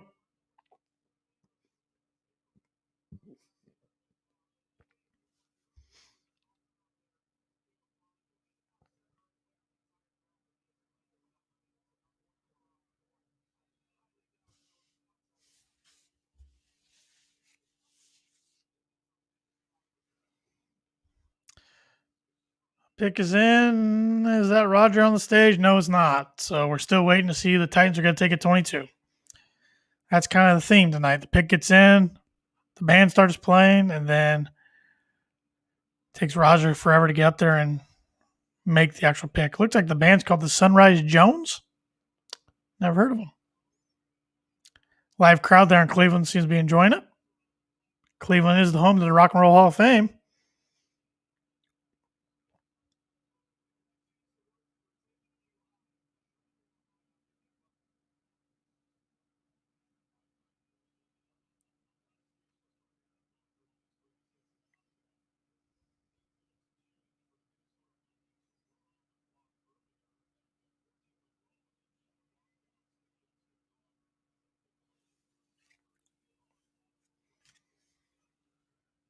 Come on.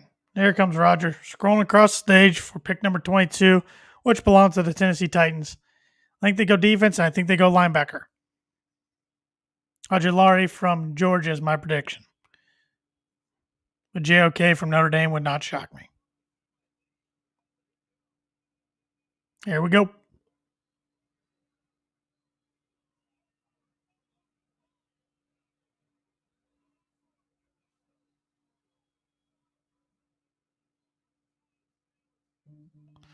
Playing some Sweet Caroline. Crowd's loving it there.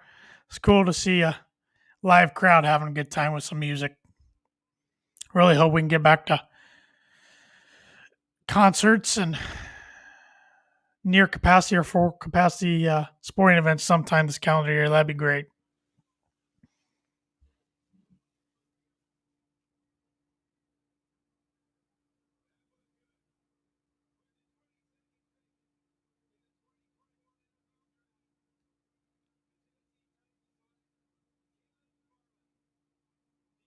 Caleb Farley, defensive back from Virginia Tech. I had him going 20th originally to the Bears. Of course, the Bears and Giants traded. I thought with his recent injuries, and he had COVID recently, I thought he would slip to tomorrow night, to be honest. But he was the third-ranked cornerback by many behind Patrick Surtain, the second, and J.C. Horn. So he's definitely got the talent. I just thought with injury questions, and he opted out of the 2020 season, so he hadn't played in games since 2019. I thought he might slide in the second round, but I did have him in my mock draft at 20, so I wasn't too far off. He's a 2019 first team All ACC selection. Good pick for the Titans. 12 pass breakups, 4 picks in 2019, which led to ACC. And he led the ACC in total passes deflected. 6th highest coverage grade among FBS cornerbacks in 2019 by Pro Football Focus. 36% completion percentage allowed in coverage in 2019, lowest among FBS cornerbacks, minimum of 50 targets. 19 pass breakups, 6 picks in his entire career as a Virginia Tech Hokie.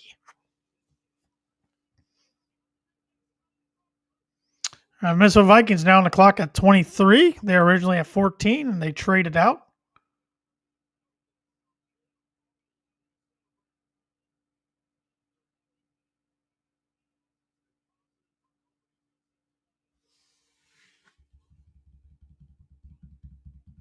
Next 4 picks are the Vikings, Steelers, Jaguars, and Browns. It's got to be the latest the Browns have picked in a draft in quite some time. They're used to picking in the top 10, if not the top 5. Vikings have drafted 15 players. They drafted 15 players last year, most by any team since 95. They've missed the playoffs in 4 of the 7 seasons under Mike Zimmer. Got to think Zimmer's probably on the hot seat going into this year. Probably make it or break it year for him. Kirk Cousins had 35 passing touchdowns last year, 2020, which was a career high for him. He needs to have those type of performances when he's making $96 million or whatever he is. Dalvin Cook had 1,557 rushing yards and 16 touchdowns last year. That was second in the NFL. He'll be a high fantasy pick for a lot of people. Justin Jefferson had 1,400 receiving yards in 2020, most by a rookie in Super Bowl era. I had him on my fantasy team, and I was really happy with that. They ranked 29th in total defense last year. That was the worst in the Mike Zimmer era in the 7 years he's been the head coach there. Finished with a minus 45-point differential, also the worst in the 7 years of the Mike Zimmer era.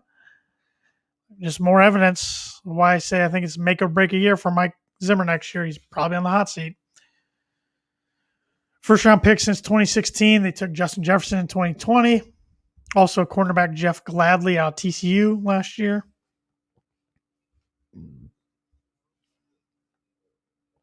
Took Garrett Bradbury, center, in 2019.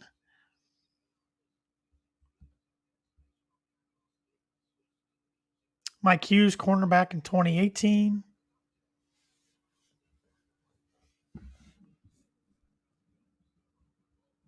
They did not have a first pick in 2017.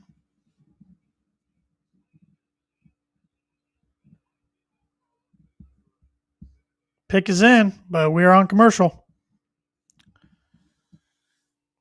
The picks are coming in fast, but it's these commercials that are slowing everything up. We're at 11:04 right now. I've been live for 3 hours and 5 minutes and counting. We're only on pick 23 of 32.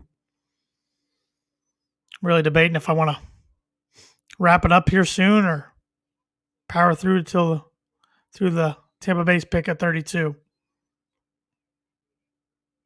I'll probably power through, but I'm debating it in my head.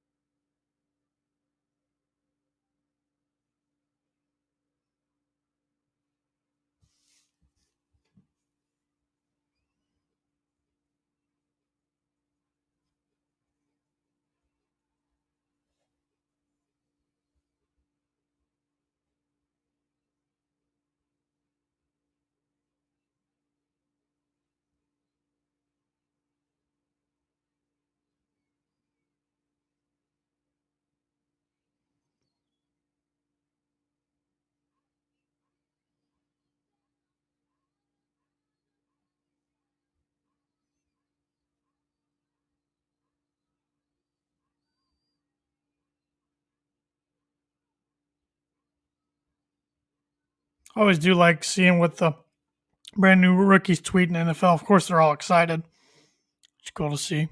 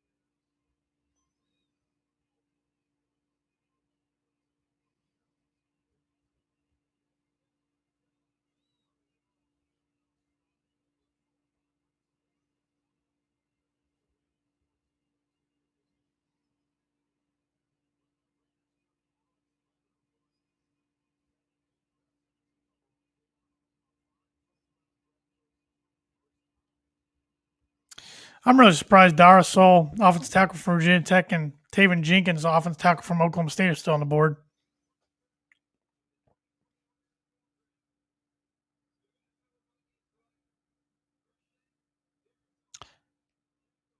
There he is, Christian Darasol, pick 23 to the Vikings.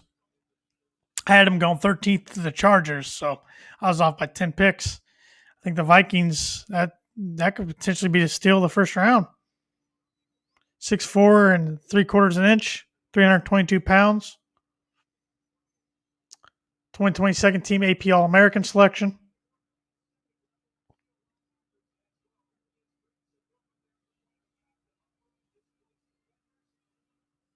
Pittsburgh Steelers on the clock next. I had them in my mock getting Wyatt Davis, offensive lineman from The Ohio State University. But it wouldn't shock me if we see another Alabama guy and running back Najee Harris get selected here. Wouldn't shock me.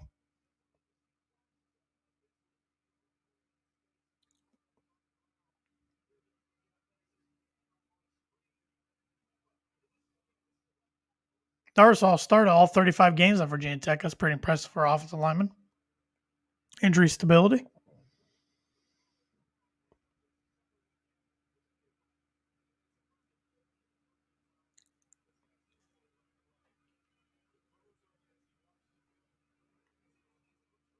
Four tackles selected. Penei Sewell went 7th to Detroit. Rashawn Slater went 13th.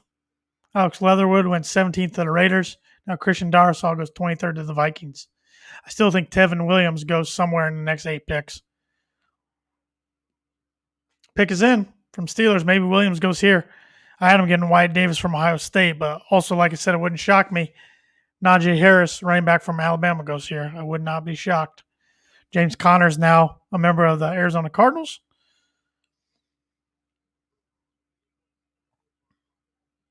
A lot of terrible towels there. Tense rivalry between the dog pound there, the Brown fans and the Steeler fans. Looks like everybody's being pretty civil and respectable. There's some Bengal fans mixed in there too. Definitely AFC North country in Ohio, that's for sure. I haven't seen any Ravens fans, but the Ravens don't pick till 30. Actually, they're coming up at they have 27th pick and the 30th pick. 27th pick and the 31st pick. Excuse me. That's right. They traded with Kansas City because they gave Orlando Brown to Kansas City. A swap last week.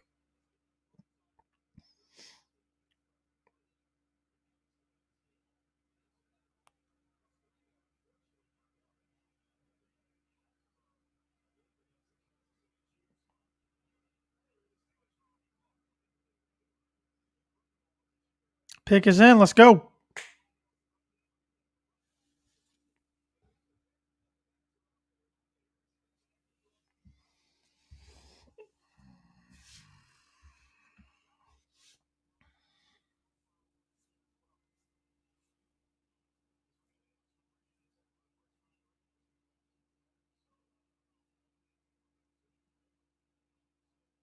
I'm guessing it's Najee Harris from the reaction of the Steelers war room. I could be way off though. Steelers got a nice booing ovation from the dog pound.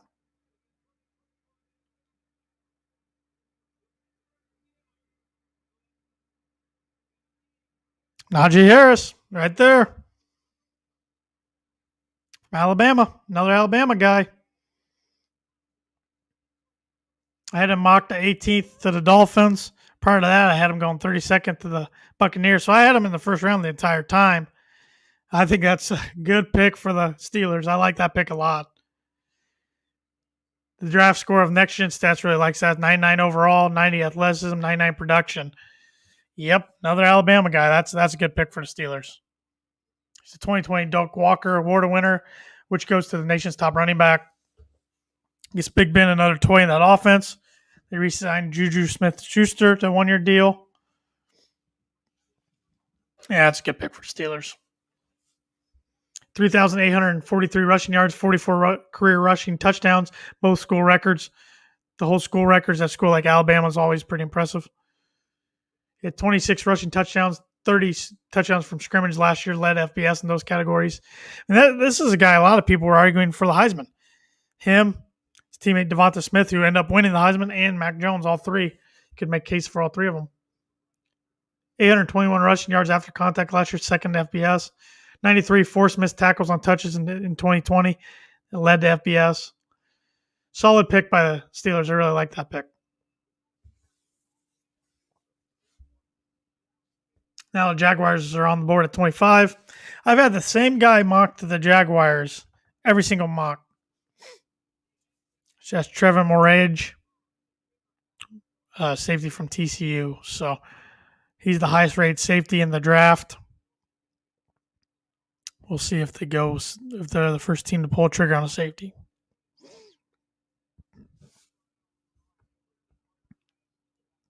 I'm now 7 for 24. Correct picks in this mock. Missed my last 17 picks, but that's okay. Franco Harris NFL comparison. Of course, he would go with another Steeler running back. Sure, Steeler fans are pretty happy with that pick. If not, they should be. I think that's a good one. I think that's one of the better picks we've seen outside the top 10 tonight.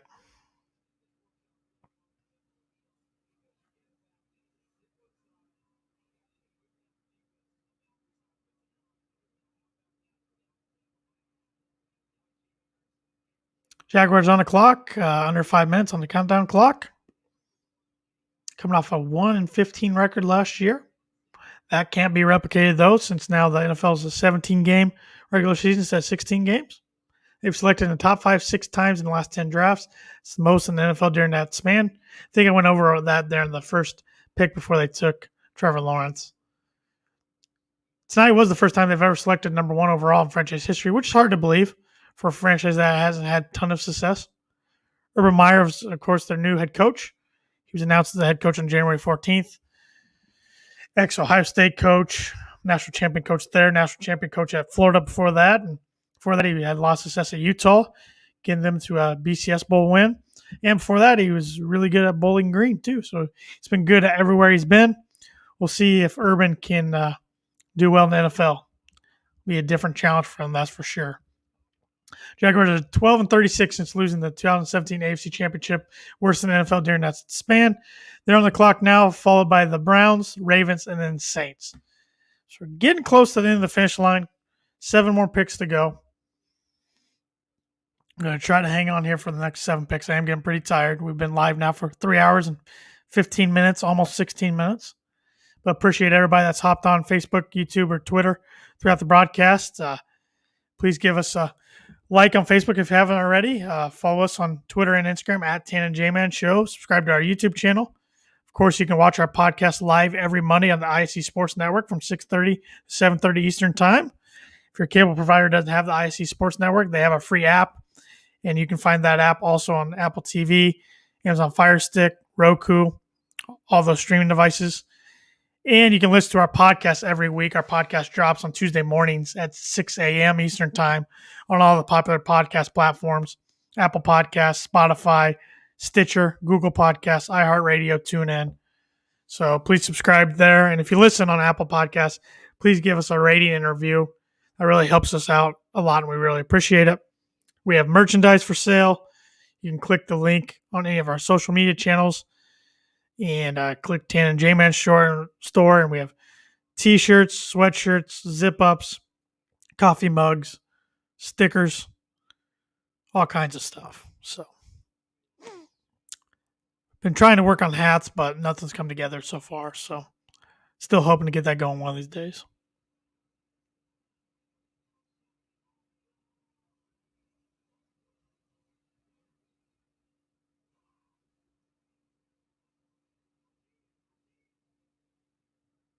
The NFL schedule release show is Wednesday, May 12th this year at 8 o'clock. So that's coming up about 2 weeks.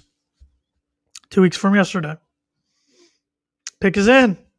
Of course, we're on commercial. So after we get back from commercial break, I'll let you know who the Jaguars take with the 25th pick in the first round. 7 picks remaining. So getting towards the end, this is the Jaguars' second pick tonight. They, of course, took Trevor Lawrence, quarterback from Clemson, with the number 1 overall pick. I'm thinking they go safety here. Safety from TCU. That's what I've been saying in all 3 of my mock drafts I've done. That's what I had in my final mock draft on Monday, so I'm sticking to it. Probably wrong. If the last 17 picks told me anything, I'm probably wrong with this one. This has been the worst part of the draft, been commercial breaks.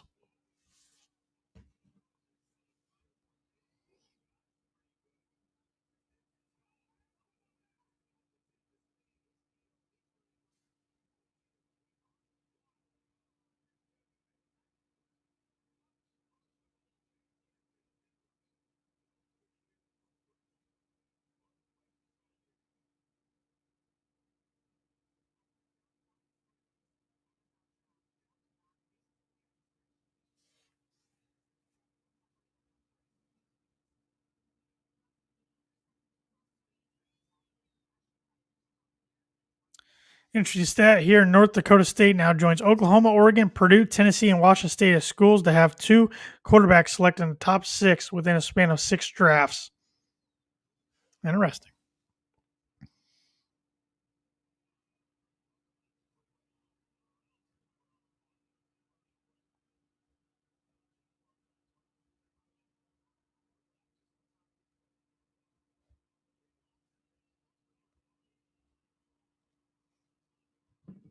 Pick is in, Roger. Scroll across the stage and let us know. The guide said this thing was going to be over at 11:30. It's 11:19. We still got 7 picks left, including this one. It's going to get over closer to midnight.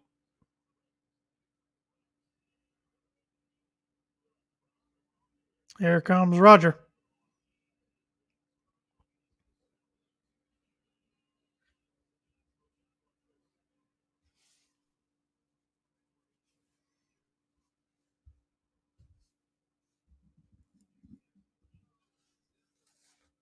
He took a seat.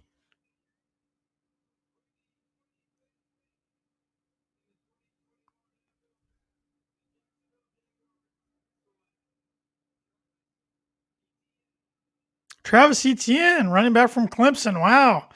Wasn't sure if he'd sneak in the first round or not. I thought he was probably tomorrow night in the second round. So not only does he get in the first round, we have back-to-back running backs. Steelers take Najee Harris at 24, and Jacksonville takes Travis Etienne from Clemson at 25.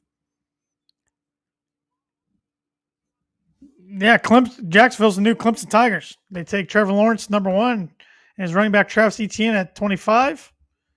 Next gen stat draft score given a 99 for overall, 97 for athleticism, 99 for production.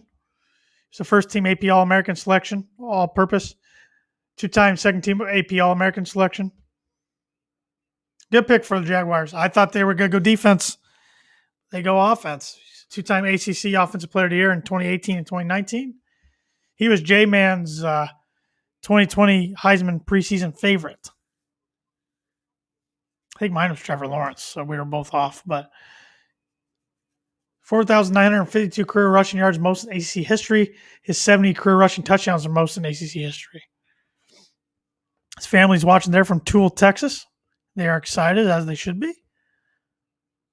So here's what the Jaguars' offense probably looks like. Trevor Lawrence, quarterback, Travis Etienne at running back, James Robinson running back, Marvin Jones Jr. at wide receiver, and DJ Shark Jr. at wide receiver. Good pick by the Jaguars. I was surprised by that one, but don't hate it. The Brownies are now on the clock at 26. This is what the Dog Pound's waiting for all night. This draft's hosted in Cleveland. The fan base is pumped. Latest they've picked in a long, long time. They've used their top pick on an SEC player in 3 of the previous 4 drafts. See if that continues here momentarily. Reached the playoffs last year for the first time since 2002.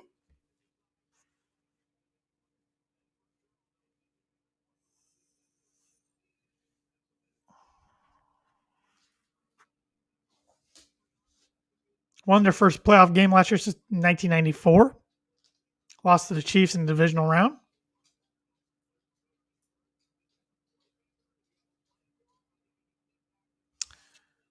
Let's see. I had them going with Christian Barrymore, defensive lineman from Alabama. Not feeling confident in that one. I don't have any reason to feel confident about in any pick right now. I've missed so many in a row.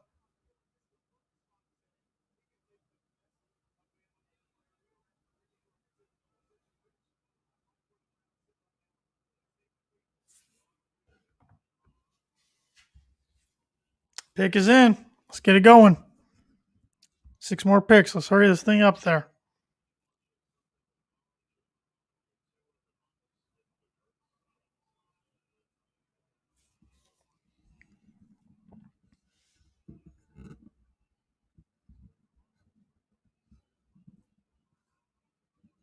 Michael Irvin's on the stage for some reason.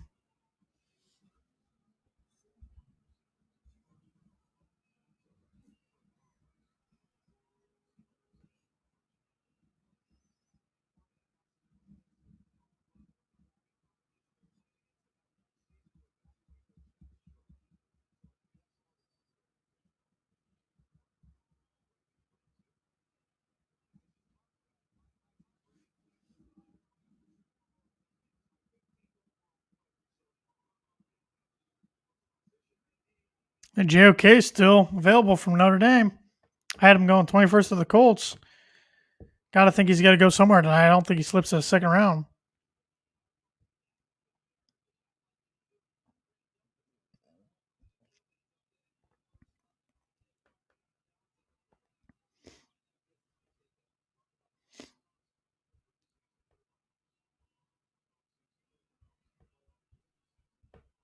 Holy cow, the pick's been in forever. Come on.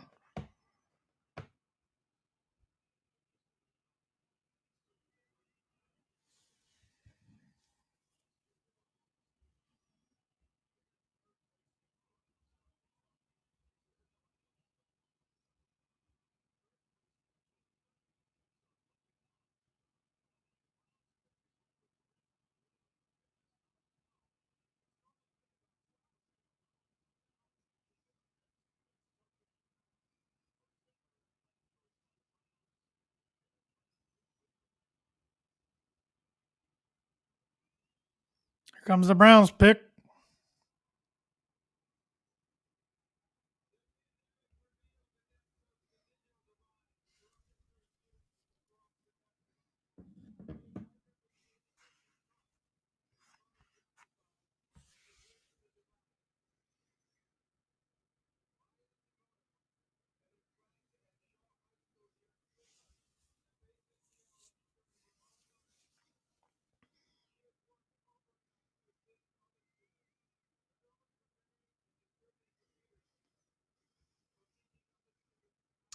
I'll be interested in the reaction from the Browns fan base here. They've been waiting for this all night. Here it is. Hope it's somebody they don't like, so they boo. That'd be funny.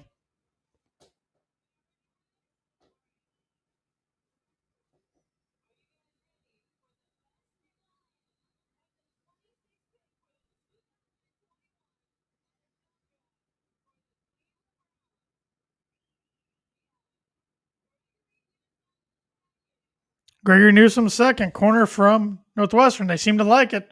So 2 Northwestern guys going the first round. I did have him going in the first round. I had him going 23rd to the Jets, so I was a little off there. Missed it by 3 picks. Of course, they're all on team, but measured in at 6 foot, 192 pounds. 87 overall draft score with next gen stats, 94 athleticism, 77 production. He was a third team AP All American selection. No, he played well against my Boilermakers. I won't be shocked if they show a highlight of him against Purdue on here. 2020 first team All Big Ten selection.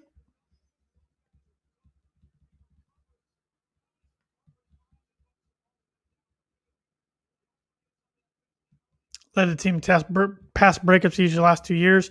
24 pass breakups and only 1 interception in his career at Northwestern, which is only 21 games.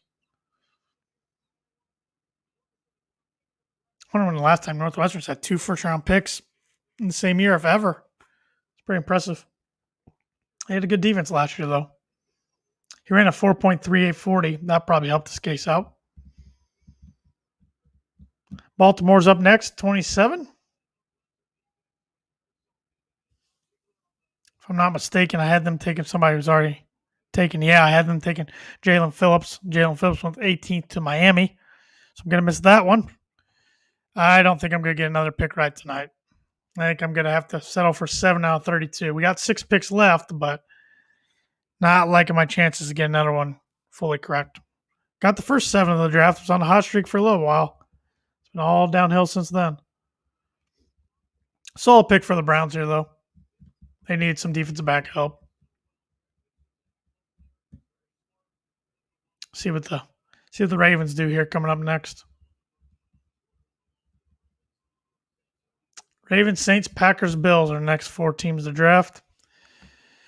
Ravens could go defense. If not defense, I could see them getting wide receiver. I mean, they got 2 picks to play with. They got one at 27, one coming up at 31. So they could easily go wide receiver with one of those 2. They've used their top pick on offense in 4 of the previous 6 drafts. They lost in the divisional round last year to the Bills.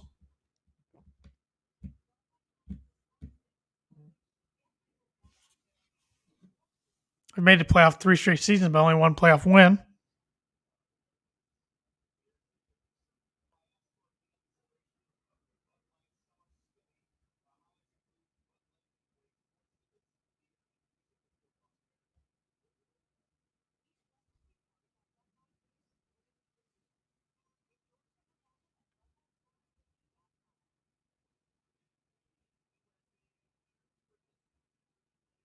This is the first time Northwestern's ever had 2 first-round picks in the same draft. So that's what I was assuming, but I wasn't sure.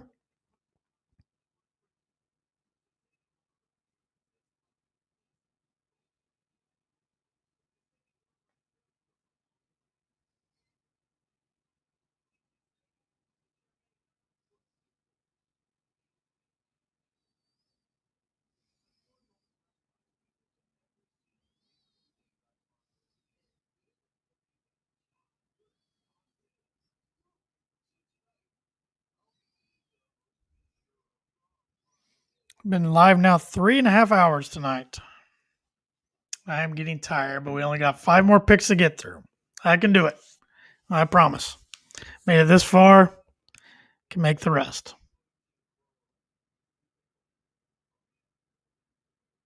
Pick is in. Like it's a common theme tonight. The pick gets in on during commercial break. You got to wait for 10 minutes of commercials. Then when we come back, the talking heads have to talk for 10 more minutes. Then Roger takes 10 more minutes to walk across the stage and then finally makes the pick. annoyed if you can't tell.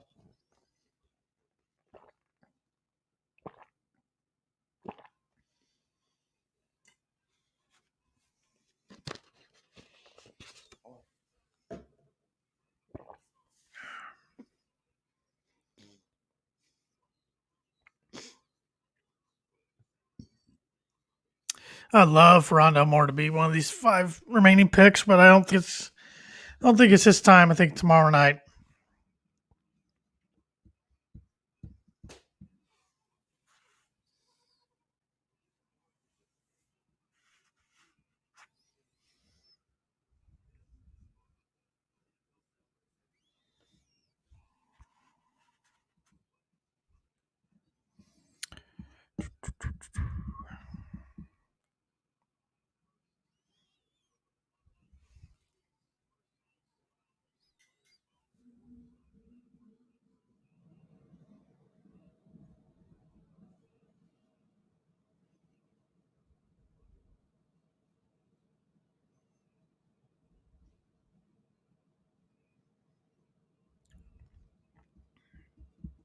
I think a lot of Clemson Tiger fans became Jacksonville Jaguar fans tonight. I think they were going to anyways with Trevor Lawrence, but now with Travis Etienne joining them, I think that's probably the case. Come on, Roger. Want to know who Baltimore's taking with their first of 2 first-round picks remaining?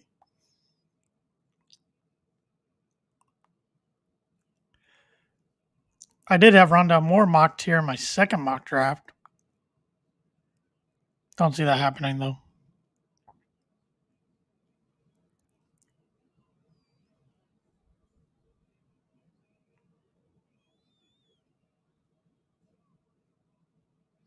Raven fans are dancing. Everybody's having a good time tonight in Cleveland for the draft. Just happy the draft's back and live this year, not virtual. Saint fans having some good times. They're on the clock next.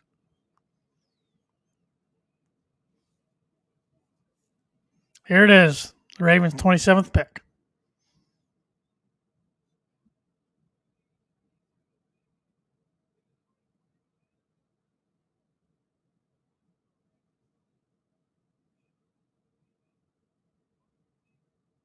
Rashad Bateman, wide receiver from Minnesota. So they did go wide receiver. They did go with the Big Ten wide receiver, but not the one I would have liked to see them pick. So hoping for Purdue's Rondell Moore, but Bateman's a heck of a player. He did opt out after playing a part of the season this year. He ran a 4.41 40. Of course, they're showing highlight from the 2019 season against Purdue where he torched Purdue. Purdue couldn't do anything to stop him. But he's a good one. He's a third-team All-Big Ten selection this past year, even though he didn't play the full season. I'm glad he's out of the Big Ten, that's for sure. He played 5 games this year and then opted out. He was a third-team AP All-American selection in 2019. Gives Lamar another target. Starting to get a decent wide receiver core out there in Baltimore. Something can't say they've ever really had in my lifetime.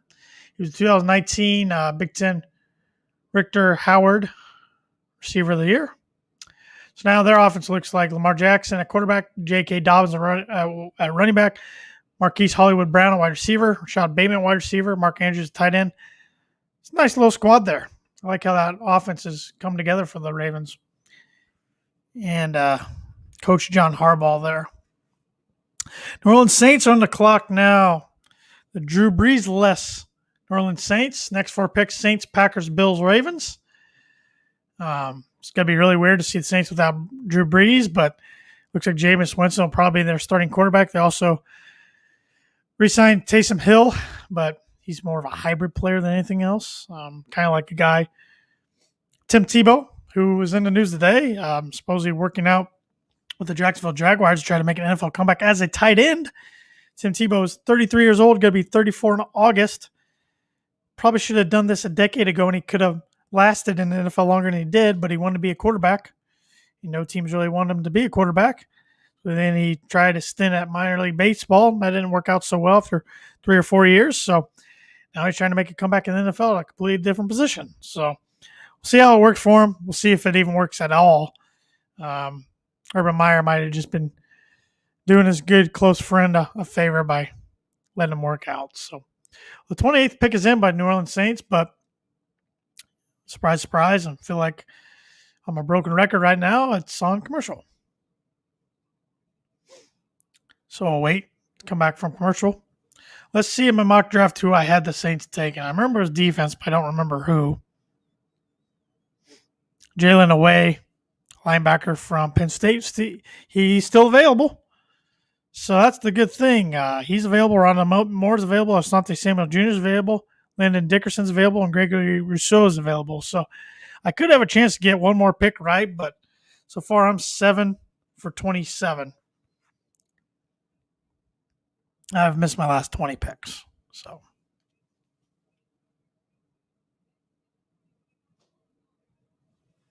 tricky year.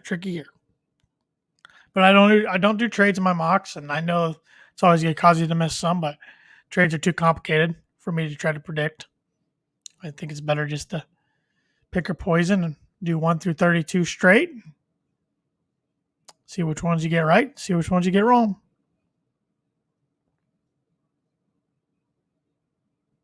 Hoping it's the last commercial break of the night. We're probably not that lucky. The Saints and the Packers and the Bills and the Ravens again and the Buccaneers, probably not that lucky. But we're past the time that the guide on TV said this was going to end. Said it was going to end at 11:30. We're at 11:37. I'm thinking around midnight this will end. Then I will peace out and see all the Tan and J-Man Show Nation on Monday at 6:30 Eastern Time, live on the IC Sports Network.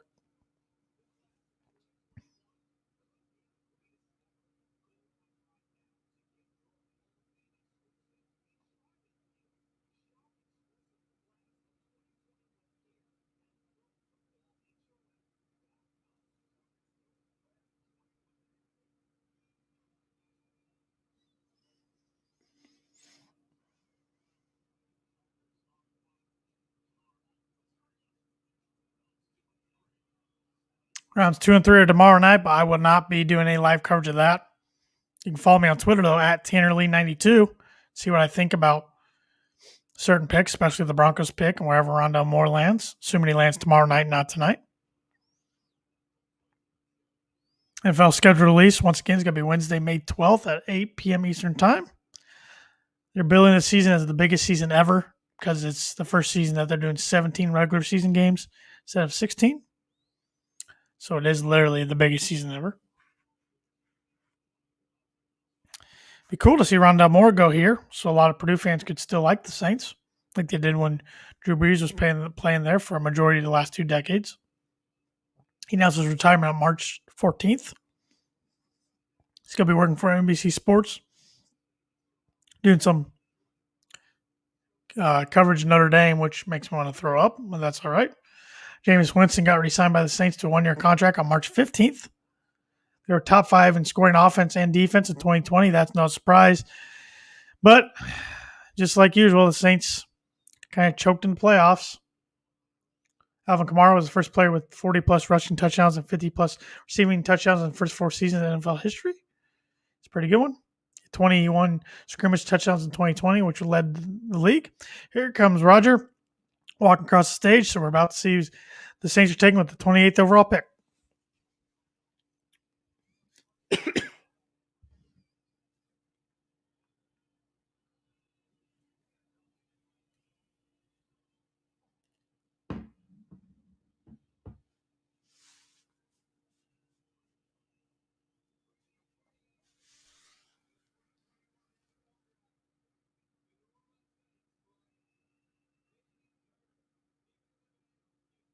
Peyton Turner, defensive end, Houston. I did not have him mocked in the first round.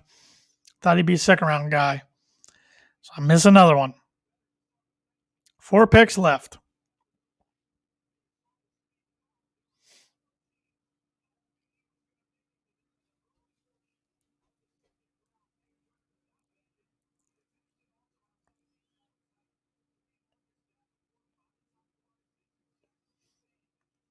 He was a second team All AAC selection in 2020, American Athletic Conference. He had 10.5 tackles for loss, 5 sacks in 2020, led the team in both of those categories.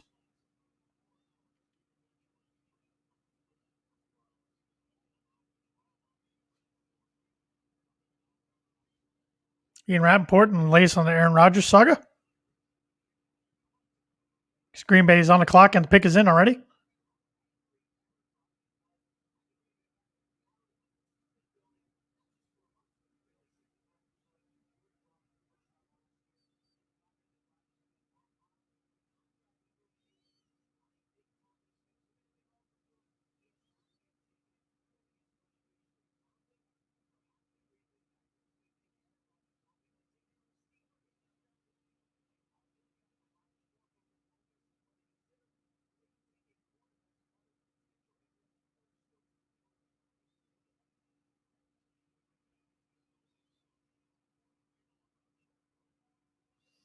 If the Packers were smart, they would take a wide receiver to try to make Aaron Rodgers happy or potentially Jordan Love happy.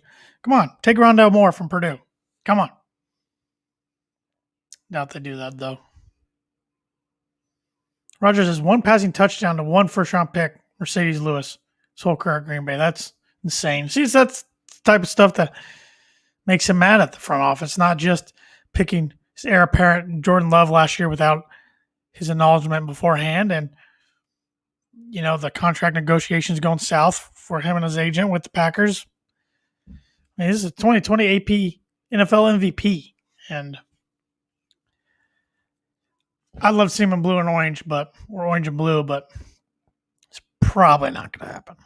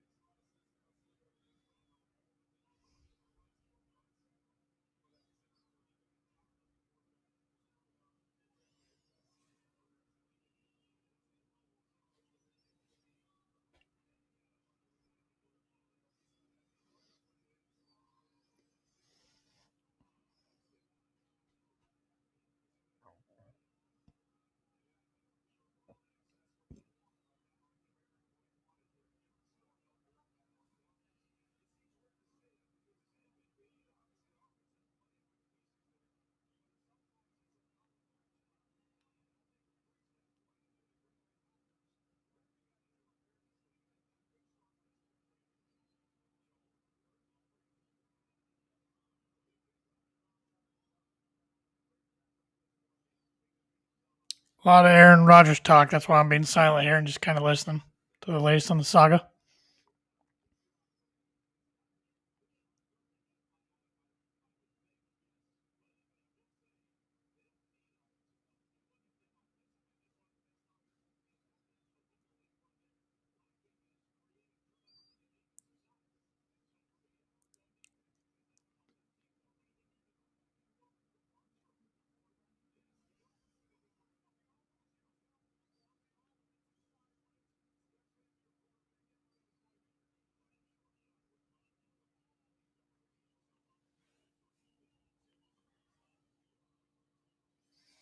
Here comes Roger to give us a 29th selection, Green Bay Packers pick.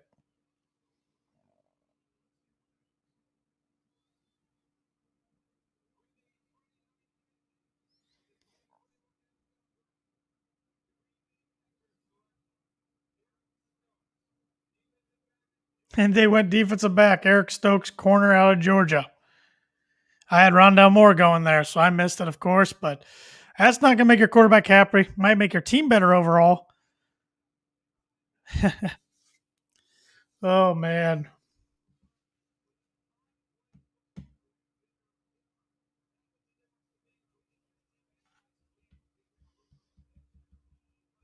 Three more picks, Buffalo, Baltimore, and then the world champion Tampa Bay Buccaneers.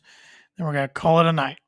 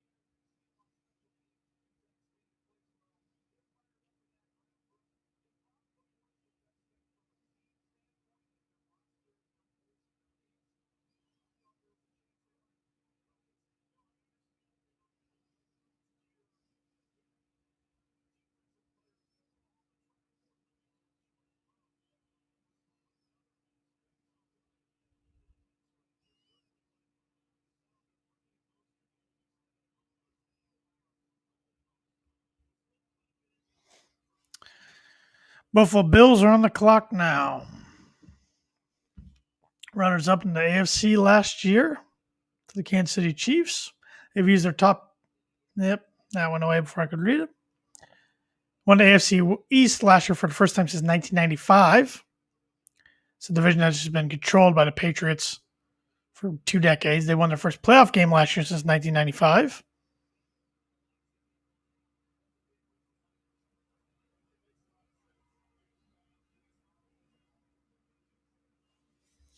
See who I had them taking in my mock draft. Not that it really matters at this point. Asante Samuel Jr., corner from Florida State. And my last 3 guys there have not been picked, so there's a chance I could get one more right, but I think I'm going to hit on 7 of the 32 picks tonight. That's probably all I'm going to get. So I'm going to go 7 for 7, then miss on the last 25. But we shall see.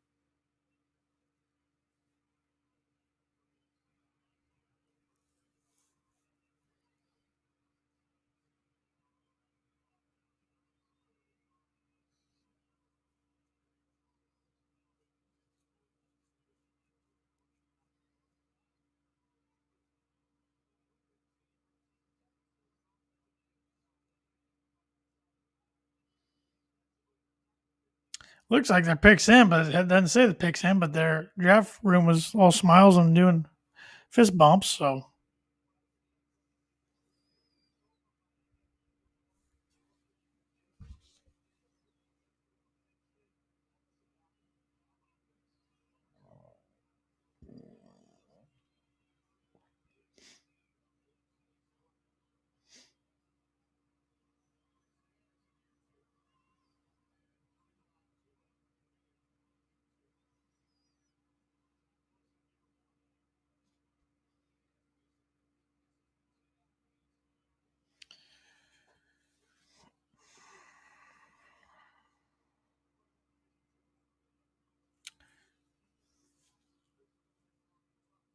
They did add Emmanuel Sanders in the offseason, also Mitch Trubisky, former Bear quarterback.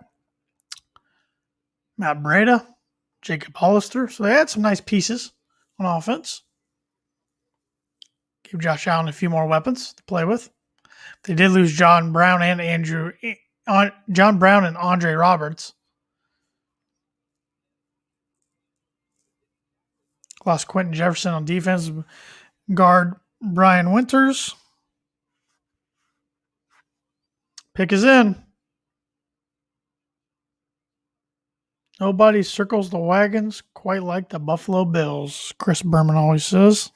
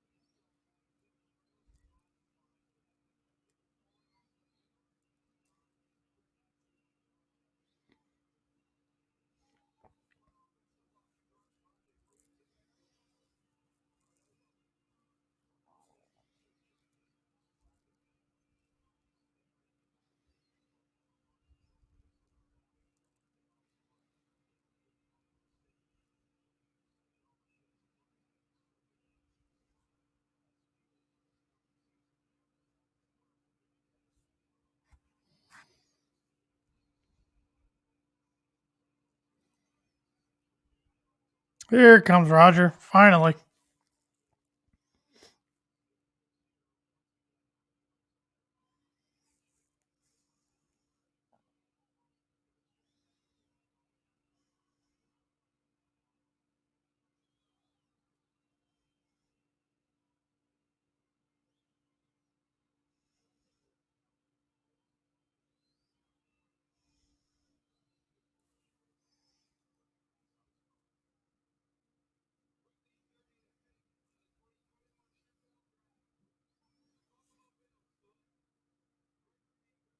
Gregory Rousseau goes. I had him going 32nd. So another guy I had in the first round, just didn't have him in the right pick or going to the right team. So both edge rushers from the U go Jalen Phillips goes at 18 to the Dolphins. Gregory Rousseau goes at 30th to the Buffalo Bills. So they'll go from teammates to division rivals. Now within the same division in the AFC East. Drew Rosenhaus is his agent. First time I see Rosenhaus tonight. First time I paid attention, I guess, but he opted out of last season due to COVID. Last time we've seen him play is 2019, which he was first team All ACC selection. He's a former wide receiver and safety. He's 6'6", 5 1/8 inches, 266 pounds. 2019 ACC Defensive Rookie of the Year. Very skilled guy. 15.5 sacks in 2019 of second All FBS. Got to think if he played a little bit last year, he might have been a higher pick. 19.5 tackles for loss in 2019. I was tied for 7th in the FBS.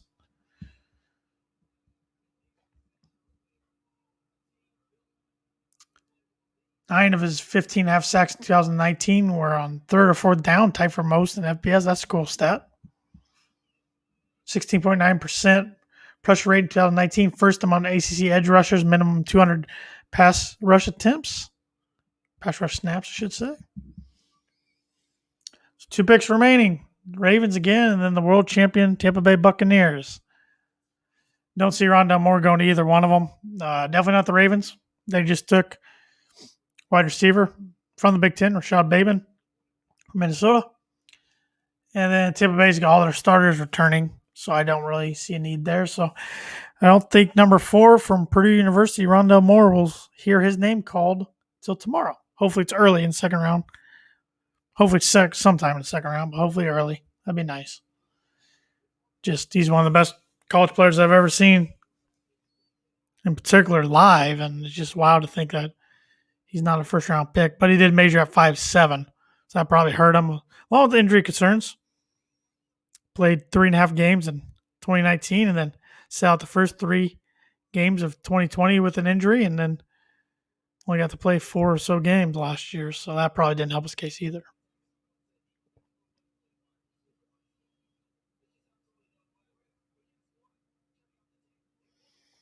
Seen some high school tape of Rousseau playing wide receiver. Wow, it's a humongous wide receiver, especially in high school. He's like 8 inches taller, and the defensive back trying to cover him. Most defensive back in high school are like 5'10", 6 foot tops. It's wild.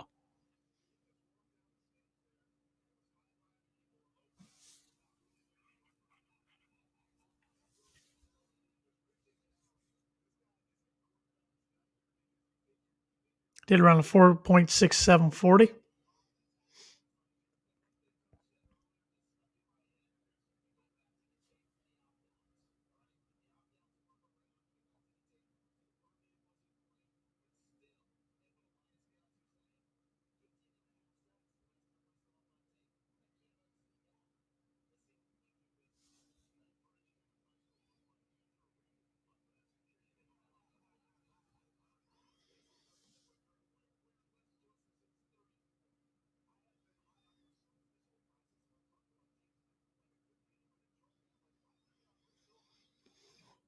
Ravens are on the clock. They got about 4 minutes left.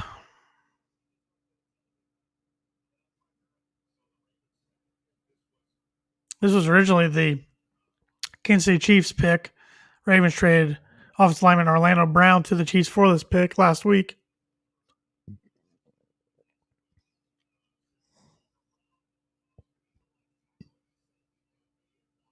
He'll be the blindside tackle for Patrick Mahomes. He'll be the left tackle there in Kansas City.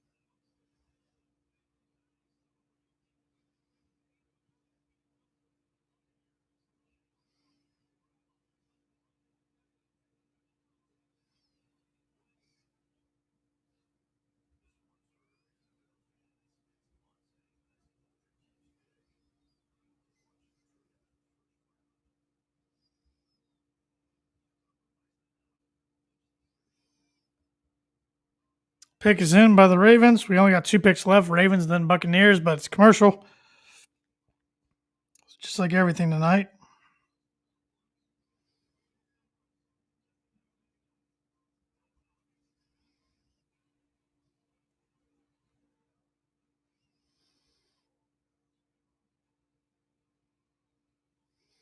We're coming up on 4 hours live. Been doing this for 4 hours. Don't think got anybody watching right now, but still want to say I appreciate everybody that's hopped in via Facebook, YouTube, or Twitter throughout the night. Appreciate the comments that have come in and the interaction. It's fun. That's why I do this. Now I'd be just sitting on my couch board by myself with nobody to chat with about this. So I am tired though. Not gonna lie. It's been a long 4 hours. 2 more picks. We're almost there.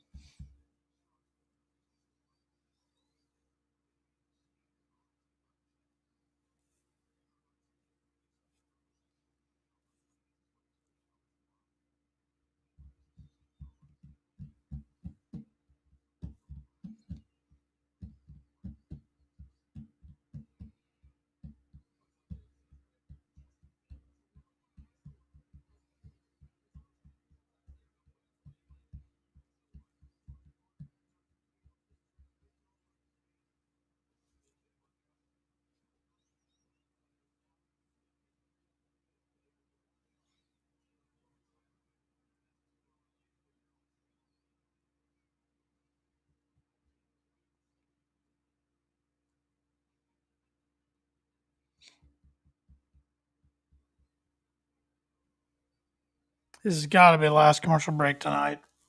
Only got 2 picks left. 100 picks in.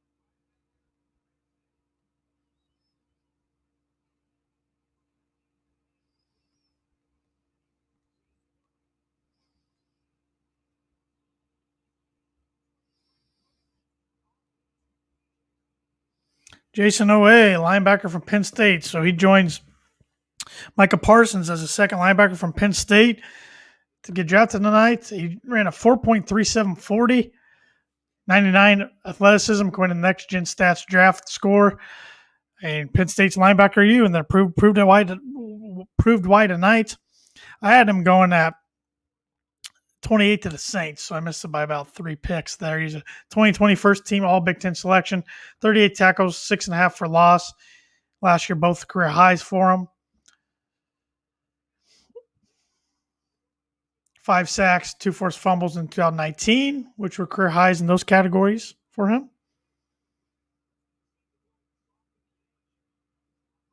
Pro Football Focus is third highest run defensive grade among FBS edge defenders in 2020. Started only 8 of 24 career games, so pretty impressive. He didn't start in 16 of those games. He's a first-round pick. And let's see in my mock. Gregory Rousseau already got taken.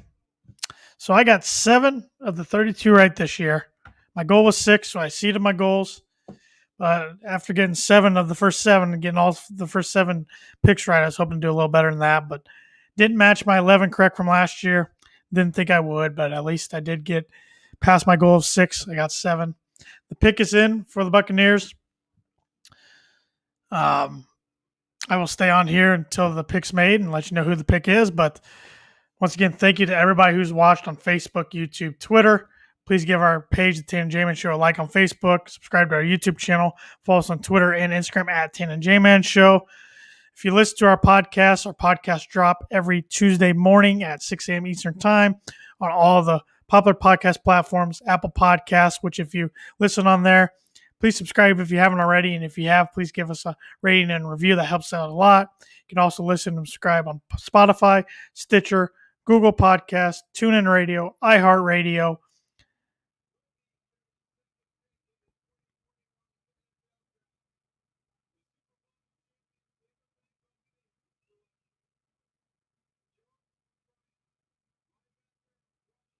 Joe Tryon, linebacker for Washington, goes to the Buccaneers. I did not have him in the first round, so officially 7 out of 32 I get right. But like I said, you can listen to our podcast on all those platforms. You can watch our podcast live every Monday night, 6:30 to 7:30 Eastern Time live on the ISC Sports Network. If your cable provider doesn't have the ISC Sports Network, you can still watch us by going to the ISC Sports Network website, downloading their free app, and their app's also available on Roku, Amazon Fire Stick, Apple TV, streaming services like that. So you can watch us. You can get Tan and J-Man Show merchandise. You can support our podcast that way and look great doing so. Click the link on any of our social media pages, and you'll see another link that says Tan and J-Man Show store.